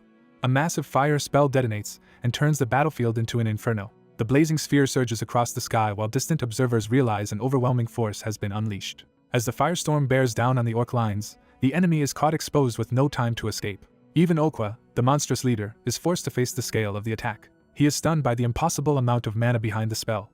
Watching the explosion spread, he cannot understand how such power could exist. The human commander immediately orders every soldier into a defensive formation to survive the blast. The frontline braces, trusting the order rather than trying to outrun the flames. Yuri remains composed, having committed fully to this decisive strike. His allies channel protective magic around their own side while he stands at the center of the plan. Okwa tries to meet the oncoming inferno head-on instead of yielding. He refuses to believe a being like him could be brought down by this attack, but the fire slams into him with enough force to shake even his confidence. The human shield holds, sparing the allied soldiers from the worst of the blast. Okwa is engulfed and screams as the flames tear through him. The impact gouges the battlefield apart, turning the ground into a crater of fire and debris. The remaining orcs are caught in the same wave and burn with their leader. From behind the devastation, Yuri recognizes that his long effort to build this moment has finally paid off. He quietly takes satisfaction in seeing his relentless preparation produce overwhelming firepower. The attack is aimed specifically at Okwa, with the intent to reduce even his bones to ash. Once the flames pass, the soldiers inside the barrier finally breathe again. One knight complains that Yuri could have warned them, and he answers that it was less a plan than battlefield instinct born from experience. Even so, his allies marvel that he erased Okwa and the rest of the orcs in a single strike. For a moment Yuri dares to wonder whether the battle is finally over. That hope vanishes the instant he senses something still alive in the ruins. Okwa rises from the scorched ground and declares that he is not finished yet. Half-burned and barely standing, he still cannot accept defeat. He rages that he could never lose to beings he considers beneath him. Yuri cuts through that denial and tells him the defeat has already happened. He points out that Okwa has lost everything that sustained his power and army. Yuri orders him to admit defeat as the Emperor's black dog has been broken. Okwa instead blames Yuri for driving him into this ruin. Choosing spite over surrender, he throws himself forward in a final attempt to drag Yuri down with him. Before he can reach his target, a blue strike flashes in from the side. The attack pierces Okwa cleanly through the chest and stops his last charge. The one who intervenes is Hernando, arriving with calm precision after the battle seemed decided. He condemns Okwa for remaining vile even at the edge of death. Okwa answers with a final curse, warning that dark magic is deeper than Yuri can imagine and will one day consume him too. With that threat hanging in the air, Okwa's body begins to crumble away. Yuri watches in silence as the enemy leader finally disintegrates. A nearby soldier can barely believe it and confirms that Okwa is truly dead. The realization spreads at once, and the allied army erupts in victory. Relief and survival become as important as triumph as the soldiers celebrate being alive. The battlefield fills with cheers, though the joy is still shadowed by the weight of what was lost. Yuri lets himself smile at last, feeling the victory become real and admitting they truly did it. His moment of quiet satisfaction is interrupted when the soldiers rush him. Overcome with gratitude and excitement, they throw themselves at him instead of keeping any military decorum. The prince is buried under his own men's celebration. He is startled by the sudden tackle while the soldiers shout that they really won. Pinned beneath them, Yuri thanks them for believing in him and staying with him to the end. Exhaustion quickly catches up to him beneath the chaos. More soldiers pile on, demanding their own share of the victory embrace. Yuri protests, but no one is listening anymore. The celebration becomes a full dog pile as his name is shouted over the heap of armor. Barely able to breathe, he begs them to give him a break before he passes out. Someone even suggests a victory toss, and Yuri can only wonder which fool said it. Nearby, the place where Okwa fell is left with a strange dark cavity in the remains. Later, the victory is formally declared as the war itself having been won. The clergy frames it as a precious triumph over countless enemies. Before the victors indulge in joy, the leaders insist the dead must be remembered first. Rows of covered bodies testify that bravery and faith came from every rank alike. The fallen are honored as sacrifices that secured the continent's future. The vow is made that their sacrifice will never be forgotten and that their souls be guided to paradise. The rite continues under the supervision of the church and the surviving commanders. Sacred magic is invoked over the dead in a solemn mass funeral. The priest calls for holy flame to gather the bodies of the fallen. Hearing paradise invoked, Yuri cannot simply accept the comfort of that promise. He remembers the names of the dead and the teaching that the faithful go to paradise while the false are punished. Because he is still alive while they are gone, he feels he has no right to pray only for their peace. Instead, he resolves to keep carrying the burden of their lives and honor them through what he does next. In silence, he offers his own farewell to the comrades who fought beside him. That private mourning is interrupted when someone addresses him directly. He calls Jared and Laurent forward, drawing his surviving companions closer. He warns them that the path ahead will force them to witness painful things again and again, and asks whether they will still follow him. Jared answers without hesitation that he is ready. Laurent agrees just as simply, treating the hardship as unavoidable. Their loyalty steadies Yuri and lets him answer with quiet gratitude. Together, they commit themselves to continue onward. A few days later, the scene shifts to Balshad, where the victors have returned to the capital. The mood has swung from mourning to celebration, with drink flowing freely. Yuri enters the banquet hall with Jared and Emo while the rest of the soldiers revel around them. He notes how loud and unruly the celebration has become. Jared worries that the troops have relaxed too much after the war. Emo reminds him that they have just survived a brutal victory and deserve some release. Yuri explains that this is exactly why he is allowing it, because if they sit still they will only dwell on the dead. Jared is slow to catch on to the emotional logic behind that decision. Once he understands, he sees the banquet as a way to keep grief from swallowing the army. He praises Yuri's intention, while Yuri inwardly feels that Jared may be overdoing the admiration. The three are then received at the royal table, where the king welcomes Yuri to the gathering. The king greets him warmly, clearly pleased to have the hero of the war present. He invites Yuri to sit and join the celebration. Jared and Emo are also offered seats as honored participants in the victory. The king acknowledges that summoning everyone again so soon for a joyful banquet may seem surprising. He explains that the commanders were gathered not only to celebrate but because an important matter must be discussed. The room's attention shifts from feasting to politics. To reward the Allied army's heroes, the king intends to invite them to the upcoming imperial festival. He emphasizes that the event is overseen personally by the emperor, and that they may bring others with them as well. One commander immediately suspects what kind of festival this must be, and the king confirms it with a grin. The imperial festival will include a sword tournament. That announcement unsettles Sir Gonti of Johim rather than exciting him. Yuri notices his discomfort, and asks why he seems displeased. Gonti admits that Johim's knights are not especially skilled in formal swordsmanship, and may only be humiliated there. Yuri quietly connects that weakness to Johim's mountainous homeland. He recalls that Johim shares the Alloy Mountains with the Empire, and has long relied on terrain rather than open duels. Their real strength lies in ambushes and guerrilla warfare, not tournament combat. Gonti adds that newer recruits are lax and poor with hierarchy, making disciplined training even harder. Instead of dismissing this, Yuri realizes the problem could become an opportunity. He proposes an alternative directly to Gonti. Yuri offers to take some of Johim's knights and put them through intensive training on his side. Gonti is shocked by the seriousness of the offer, but Yuri presents it as a way to strengthen both skill and friendship between their nations. Privately, Yuri remembers that in his previous life Johim was the first nation crushed when the Empire's Black Army swept the continent. He recalls the Empire's monstrous power and the slaughter it brought. If Johim can be strengthened now, he believes it may become an ally capable of checking imperial expansion later. So he suggests starting small with one squad and tailoring training methods to what suits Johim best. The proposal wins immediate approval from the table. Even the Archmage, who has been bored through the banquet, is drawn back into the conversation. Her attention shifts when someone addresses her directly. At that moment, a flustered admirer presents her with roses and a confession. For one brief instant she looks almost pleased by the offering. That softness vanishes immediately. She rejects him outright and tells him to take his feelings elsewhere, leaving him devastated. Later that night, she brushes out her hair alone and vents her irritation. The unwanted confession has only worsened her mood. When someone enters despite her warning, she coldly reminds the intruder that she told him not to come in. The visitor is Hernando, who answers with a calm smile instead of an apology. He admits the impropriety but says he had to come despite the risk of being seen. To ensure privacy, he casts a blocking spell around the room. She recognizes the barrier and realizes he came prepared to speak in secret. Hernando says the person he actually hoped would visit never came, so he had no choice but to bring the matter himself. When she demands to know what could be so urgent, he reveals an object wrapped in sinister red energy. He explains that he found it on Okwa's corpse. She is immediately alarmed and asks what it is. Hernando tells her to come closer, but warns her to strengthen her mental defenses first. Still skeptical, she approaches while preparing her own magic. She warns him that if this proves trivial, she will throw him out at once. The moment she touches the object, dark power erupts around her. She realizes at once that the thing is inscribed with unknown characters. Those symbols spread over her body like a living curse. The aura feels sharp enough to cut into her skin and mind. She finds herself unable to move as the red script binds her in place.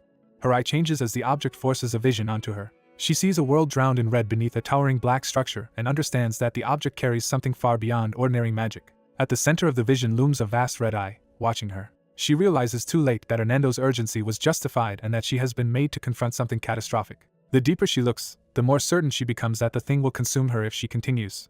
Angry at the timing as much as the danger, she forces herself to resist and throws up a spell despite having just settled for the night. She calls on Aegis and counters the curse with a defensive barrier. The backlash leaves her coughing but breaks the immediate hold. Even after sealing the object behind multiple layers of mana, she can feel the vile energy still trying to break free. Shaken, she demands to know why something this dangerous was hidden on Okwa's corpse at all.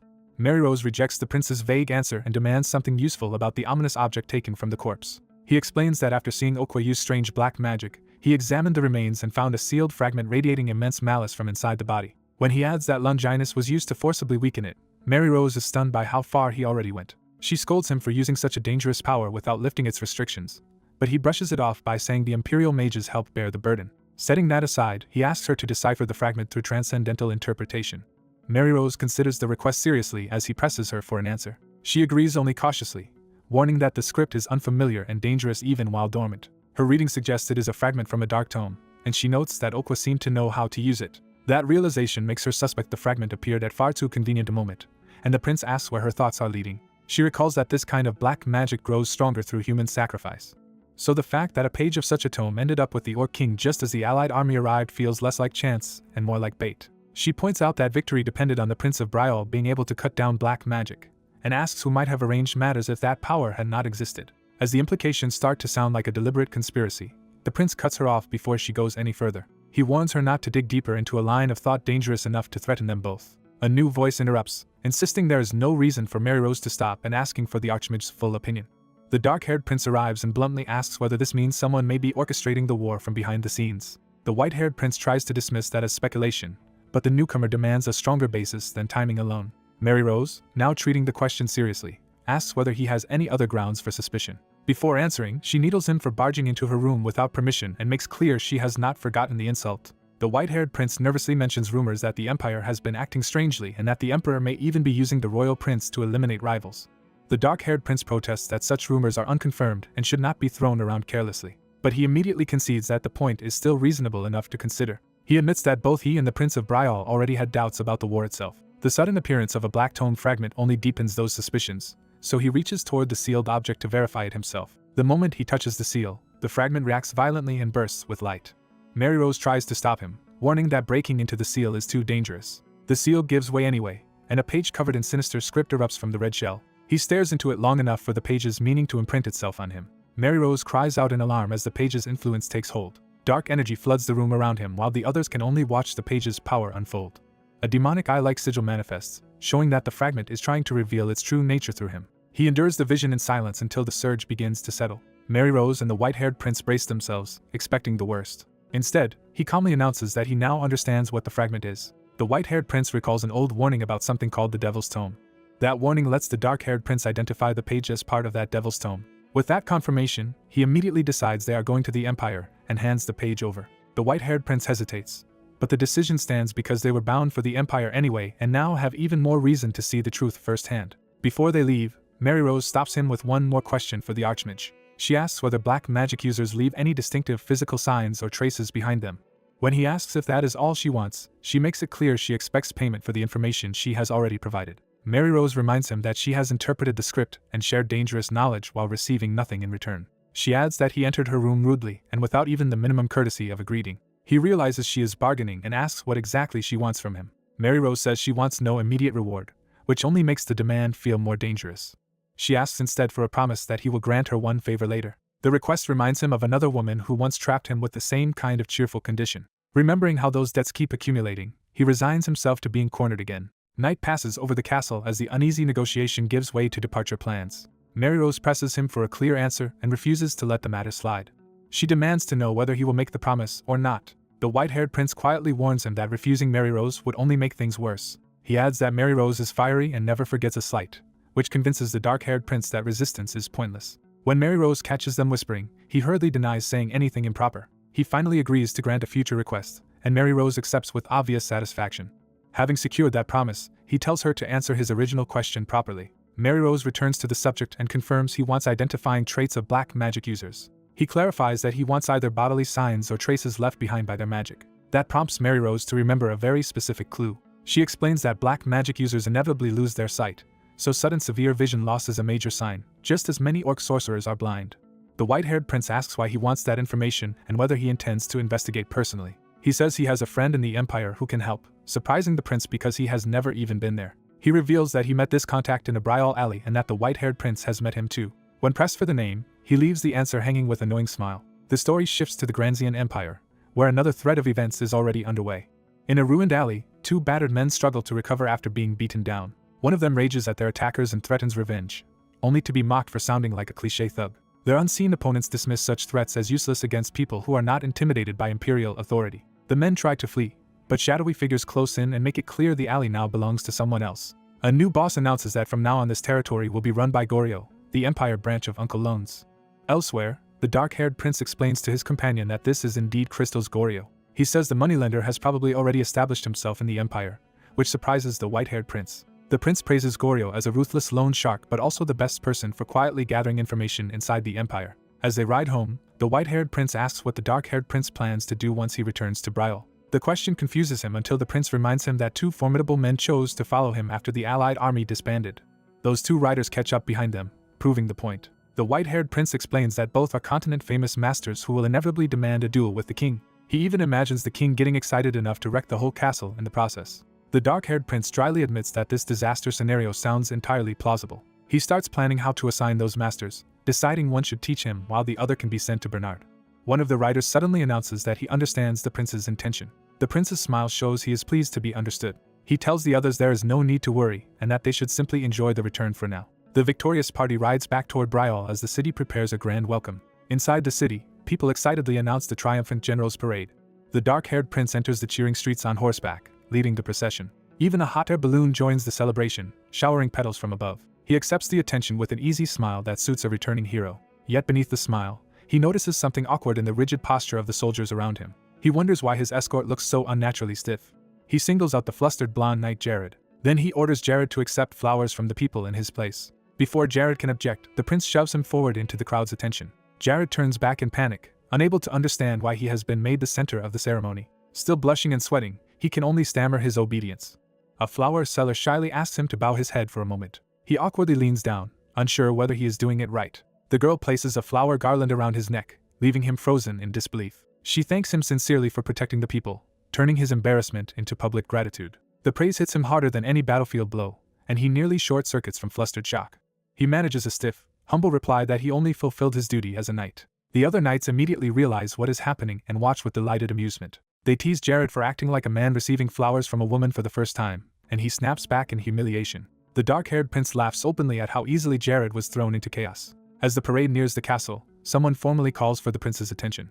An old veteran knight, Sir Haim, comes out to greet him at the gate. Haim congratulates the prince on returning safely and praises his role in the Allied campaign. The prince answers modestly that he only did his share and that victory belonged to everyone together. Haim says he came personally to the castle to offer his gratitude. Because orcs have been his lifelong enemies, Haim thanks the prince from the bottom of his heart for this victory. The prince senses the deeper weight behind those words as the old knight speaks of finally finding peace. Haim reflects that the only true way to honor a knight who spent his life guarding the border is to let him meet a dignified end. The prince refuses that resignation and tells him his duty is not over, because finding his true enemy may yet lead him to one final battle worth fighting. He then asks Haim to come with him, offering exactly the purpose the old knight had been longing for. Haim accepts the invitation with gratitude and urges the prince to enter the castle, where the king and princes are waiting. The prince heads inside, ready to face the royal reception. At the ceremony, the king declares that he usually leaves such occasions to the other princes, but not this time. He publicly presents the once troublesome third prince as the man who went to war for the kingdom. He then proclaims that this prince has returned in glorious victory. When given the chance to speak, the prince again credits the victory to the united effort of all who fought. The king, pleased, tells him he has matured greatly. The prince steps forward to receive that praise directly. The king adds that his son has even grown taller while away. Then his attention shifts to the unusual companion the prince has brought back with him. The prince warns that this guest is far from ordinary. The king welcomes the challenge and says he might even lose, while the prince confidently denies that possibility. The king turns the moment into a toast, calling for celebration in honor of the heroes who brought victory. Champagne bottles are opened across the ceremony as the crowd erupts in celebration. The prince is caught off guard when the spray hits him directly. The crowd joins in enthusiastically, turning the formal welcome into a noisy festival. Even the knights are splashed and laugh through the chaos. The king roars with laughter at his son's drenched expression, and the prince immediately suspects who arranged this humiliation. He demands to know who planned it. The king refuses to name names, only hinting that the culprits feared being scolded if discovered. That answer is enough for the prince to realize exactly which sibling is responsible. His suspicion is confirmed when Joshua appears nearby, already clutching a bottle and trying to look innocent. Joshua flees the moment he is noticed, insisting the welcome ceremony must continue. As the prince chases after him, a maid worries more about spilled wine reaching the ceremonial sword than about the royal commotion. Watching the scene, one maid reflects that it feels like only yesterday the prince was causing trouble everywhere. Another embraces Joshua and says the prince has truly become impressive, even if the old chaos still follows him. That warmth gives way to a sudden memory of a very different confrontation at night. In the flashback, the dark-haired prince takes a brutal strike to the head from a wooden sword. His hulking master stands over him without sympathy as he cries out in pain. The master mocks his weakness while a maid in the background finds the scene amusing. The maid taunts the prince for not becoming cooler, but also reminds him that this master is one of the 10 strongest in the world. The prince protests that his master started the duel immediately even though he still had a banquet to attend and had already been hit by champagne. The master dismisses every excuse and declares that a true swordsman must be ready to draw his blade at any time. When the prince points out that the master had agreed to duel the king first, the man casually explains that match is scheduled for tomorrow. So, out of sheer boredom, the master decides to use the prince as today's opponent instead, leaving the white-haired prince silently appalled. Realizing he will not escape, the dark-haired prince prepares himself in earnest and resolves to fight properly with his inner energy cultivation technique. Yuri tightens his grip on his sword as the duel begins in earnest. He taunts his master with childish confidence, threatening to report the loss to his father if the old man is defeated. The master answers with open contempt, regretting ever having accepted such a disciple. Still, he charges first, wrapped in blazing sword energy and intent on crushing Yuri head-on. Yuri meets the rush without flinching, and their blades collide at point-blank range. The master follows with a heavy flaming arc, forcing Yuri to defend against overwhelming force. From the sidelines, a maid recoils as the shock of their clash tears through the hall. The master praises Yuri just enough to mock him, making it clear he still sees the boy as far from his level. Yuri answers by drawing out a spiraling current of pale sword force instead of relying on brute strength. He admits that this is only the beginning and keeps feeding the technique forward. The expanding whirlwind finally makes the master pause, realizing Yuri has produced something worth noticing. For the first time, the master gives him sincere approval. Yuri sharpens his focus and commits fully to the insight he has just grasped. He unleashes rotating whirlwind sword, sending a drilling storm of sword force straight ahead. The technique swells into a full vortex, turning the space between them into Yuri's domain. The master's expression shifts as he senses that this is no ordinary imitation. He answers by invoking Azure Cloud Crimson Glow sword art, drawing on a deeper and older style. With calm confidence, he prepares a precise counter rather than trying to overpower the storm directly. His countercurrent technique wraps his blade in a circular current meant to reverse Yuri's momentum. Yuri is startled when he recognizes the principle behind the move. He realizes the master has turned the whirlwind itself against him. The master mocks Yuri for revealing too much of his hand and says the boy still has a long road ahead. Instead of retreating, Yuri plants his foot and decides to force a breakthrough. He hurls himself back into the vortex, joking that if one method fails, he will bite through with another. The strain shows on his face, but he refuses to let the reversal swallow him. He drives his sword downward through the spinning force, reshaping the whirlwind from within. The master tries to shut him down, insisting resistance is pointless while raising the same sword art again. He casts Heavenly Net, layering fiery currents to trap and shred Yuri's attack. But the master suddenly senses something unexpected inside the clash. Blue-white force begins cutting through the fiery net, revealing that Yuri's technique has changed mid-battle. Yuri adjusts his grip with deliberate control, no longer just surviving. He refines the movement further, turning instinct into method. A lattice of cutting lines forms around him as the whirlwind becomes cleaner and more exact. He slips through the opening and lands a direct strike before the master can fully respond. The master can hardly believe Yuri has broken through his defense. He realizes the style Yuri is using contains elements from the heaven-crushing swordsman's martial arts. Yuri grins and concludes that their ancestors left behind something far more interesting than anyone realized. The force of his sword sends the master's weapon flying from his hand. The disarmed blade crashes away across the floor. The master stares at Yuri from a distance, momentarily stripped of his advantage. Yuri is briefly stunned by his own success. Even so, the master lunges in barehanded, acknowledging the fight Yuri put up while refusing to concede. He declares that Yuri still falls short and closes in for a finishing blow. The strike lands with brutal force. Instead of blood, a ridiculous swollen bump rises on Yuri's head, undercutting the deadly mood. Yuri protests that his master has gone too far, more offended by the humiliation than the pain. The master asks whether Yuri arranged a midnight duel for this very reason, and Yuri admits that was only part of it. After crossing swords, Yuri says he finally understands something important. He declares that he now truly understands soul severance. As he leaves the arena, he keeps turning over the master's mention of the heavenly demon's martial arts. Yuri guesses that whatever this heavenly demon was, it must have been a terrifying enemy power. He further reasons that the founder of his lineage must have absorbed useful techniques regardless of whether they came from righteous or demonic sources. Unable to confirm any of it, he gives up on overthinking and drops onto the grass to rest. For the first time in a long while, he lets himself be idle. Looking up at the night sky, he is struck by how long it has been since he felt this peaceful or saw a sky that reminded him of home. He wonders whether this new life has made him a better person than he used to be. That private reflection ends when he notices someone approaching. The visitor is Cedric, who greets him warmly. Yuri asks when he arrived, and Cedric says he only just found him resting there. Cedric sits beside him and remarks that he has heard a great deal about Yuri's recent activity. Yuri brushes it off with embarrassed modesty. Cedric laughs that Yuri hardly seems like the troublesome younger brother he remembers. The familiar affection catches Yuri off guard. Cedric pats his head and tells him he has worked hard. Yuri accepts the praise with a rare, unguarded smile. When Yuri asks how everyone has been, Cedric says he himself is unchanged, but Joshua has taken an unexpected interest in politics and commerce. Yuri immediately assumes Joshua must have caused some new disaster. Cedric explains instead that Joshua has been proposing economic reforms and involving himself seriously in state affairs. That makes Yuri recall Joshua's promise to protect the royal palace while he was away, and he begins to think the promise may have been sincere. Cedric says it is reassuring to have such capable younger brothers, and Yuri answers that Cedric is the most remarkable of them all. Yuri admits that the others could live so freely only because Cedric had always looked like the ideal future king. He says plainly that he wants to see Brial led by Cedric. Cedric receives that trust with quiet emotion. He then turns the conversation to Yuri's coming trip to the Empire, and Yuri confirms he will leave once matters here are settled. Cedric hesitates and asks if he may share something personal. Blushing, he struggles to say it aloud. At last he confesses that he has started seeing someone from the imperial royal family. Yuri is shocked and immediately tries to identify which princess he means. When the answer points toward Yekaterina's side of the family, Yuri reacts with outright horror. Cedric, confused by the intensity of that reaction, asks why it matters, while Yuri hastily backs away from explaining. Cedric says the woman is named Katrina and that they have been exchanging letters since the royal ball. He describes her as intelligent and kind, and suggests Yuri meet her in the Empire because she may be useful to him. Yuri thanks him sincerely for the help. Cedric then mischievously asks whether Yuri himself is interested in Princess Yekaterina. He cites the rumors linking Yuri to one princess and now possibly another, turning it into a dramatic love triangle.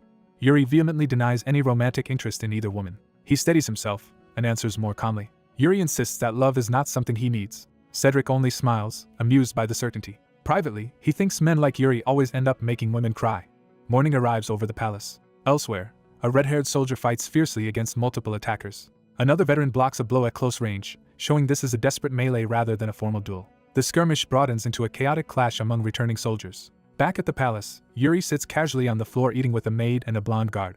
The guard marvels that Yuri still eats like a field soldier even after coming home, and Yuri says it has simply become habit. When Yuri asks why the guard is not on normal duty, the man reveals he has been reassigned as Yuri's escort. Yuri is so surprised he nearly chokes, while the guard takes the reaction as an insult. Yuri laughs it off and says he only meant the man still needs to get stronger. The maid interrupts with formal urgency. She tells Yuri it is time to receive his guests, and he complains that nobles only see him as a useful connection. She insists he at least review the registry because the visitors are all high-ranking figures. Yuri unrolls the list. One name or detail on it immediately catches his attention. He abruptly stands and tells the maid to come with him instead.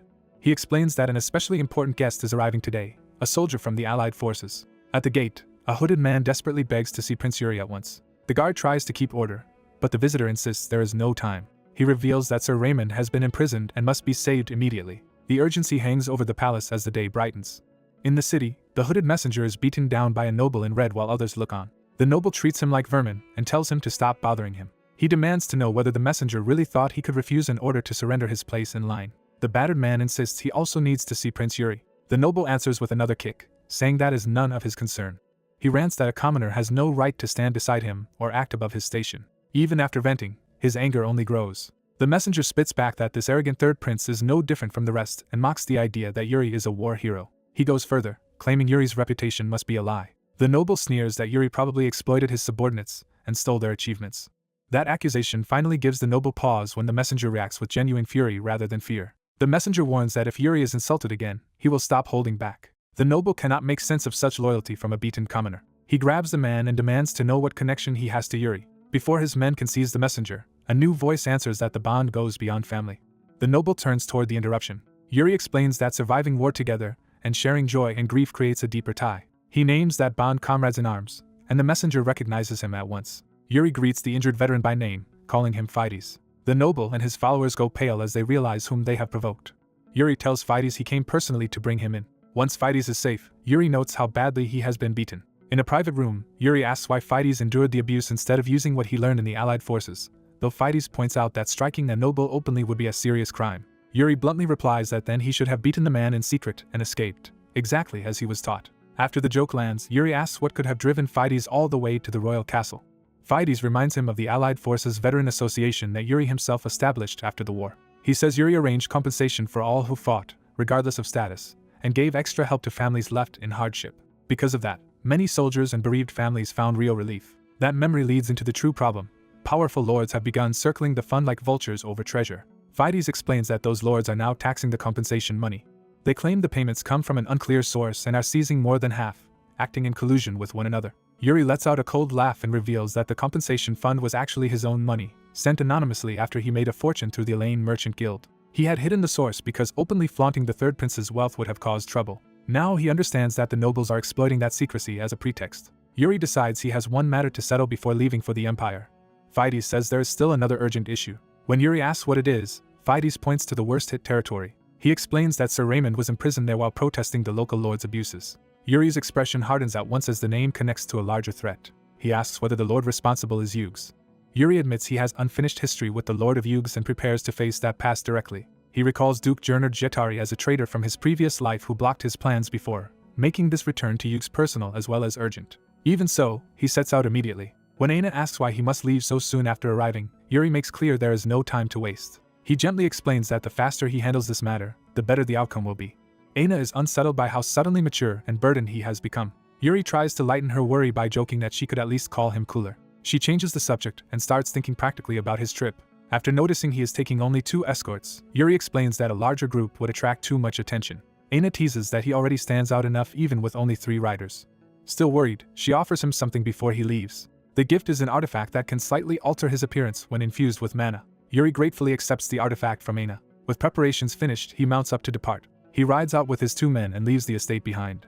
Aina watches him go with quiet affection and concern. Left behind on the road, she can only pray that he returns safely. The 3 riders press on at speed through the forested route. When one escort questions taking the mountain path, Yuri insists they need the fastest road because Sir Raymond has been imprisoned. As the escort worries about an attack, Yuri bluntly reminds his men that dealing with danger is exactly why they are there.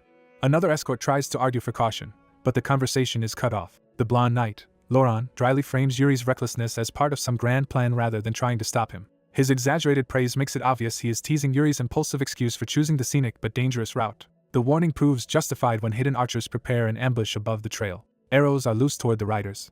Yuri reacts instantly, twisting in the saddle as the attack begins. He draws his sword in one smooth motion before the arrows can reach him. Without even dismounting, he cuts through the incoming shots. Seeing the ambush unfold exactly as predicted, Yuri notes the irony with calm amusement. The attackers reveal themselves, and Yuri identifies them simply as bandits. The 3 riders halt and face the men blocking the road. The bandit leader demands payment for crossing what he calls their territory. He mocks Yuri as a pampered young master traveling with only 2 servants and assumes the group will be easy prey. That insult makes Yuri's escorts bristle more than the threat itself. They are offended at being dismissed as servants rather than dangerous fighters. The leader laughs off the idea that only 2 retainers could challenge his whole group and orders them to surrender their valuables. Yuri's mood shifts from playful to cold as the insult and extortion finally irritate him. He orders Laurent to put the bandits down, and Laurent charges at once. The bandit leader realizes too late that the blonde man is no mere attendant but a trained knight. Laurent slips past the leader's first attack with practiced precision. He uses footwork and timing rather than brute force to seize control of the exchange. Then he counters with a clean, explosive strike. Yuri immediately recognizes that level of swordsmanship as the product of real battlefield experience, not simple banditry. Jared voices the same conclusion, noting that the enemy leader's fundamentals are solid. As Laurent keeps pressing, Yuri judges that the man fights like a proper knight who has seen actual combat. That realization makes Yuri suspect these supposed bandits are something else entirely. Laurent lands another sharp blow and draws blood. The leader is driven back under Laurent's relentless offense. Wounded and rattled, the older man can no longer maintain his swagger. Laurent raises his blade to finish the fight. Before the killing blow falls, the leader desperately calls for him to stop. Yuri intervenes and says there is no need to continue, because he has already guessed who these men really are. He points to the scar on the leader's chest and identifies him as a veteran of the Allied forces who once fought beside Yuri's father against the orcs. The older man studies Yuri more carefully and begins to understand who stands before him. Yuri reveals himself as the son of Fiori Brial and notes that recognition came late.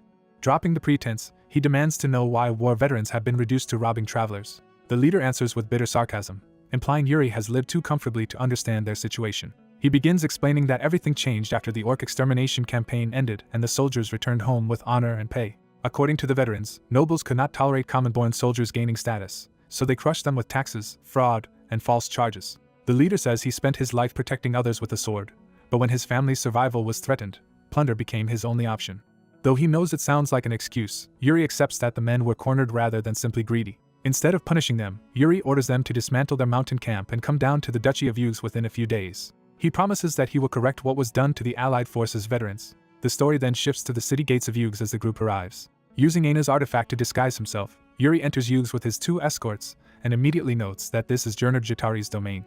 At the gate, open bribery from the guards confirms Yuri's first impression that the city is deeply corrupt. Inside the city, the disguised Yuri notices unrest brewing in the streets. He discovers a public protest demanding justice for Sir Raymond and declaring his innocence. The crowd denounces the corrupt lord and calls for Raymond's release. Yuri recognizes the protesters as former Allied forces soldiers and decides to approach them at once. One of the demonstrators notices the newcomers and challenges them. Yuri asks for the full story behind what happened to Sir Raymond. The men hesitate because they do not recognize the disguised stranger and suspect he may serve the lord. Their rude suspicion visibly irritates Yuri. For a moment, his companions brace for trouble. Instead, Yuri reveals that the stranger before them is their prince, shocking the protesters. When they ask when he arrived in Yugs, Yuri answers that he has only just entered the city. The men are relieved that Fides reached him safely, and Yuri brushes aside the awkwardness to get straight to the issue. He tells them to forget formalities and explain the situation clearly. They begin by saying the authorities first seized their funds under the excuse that the money's source was unclear.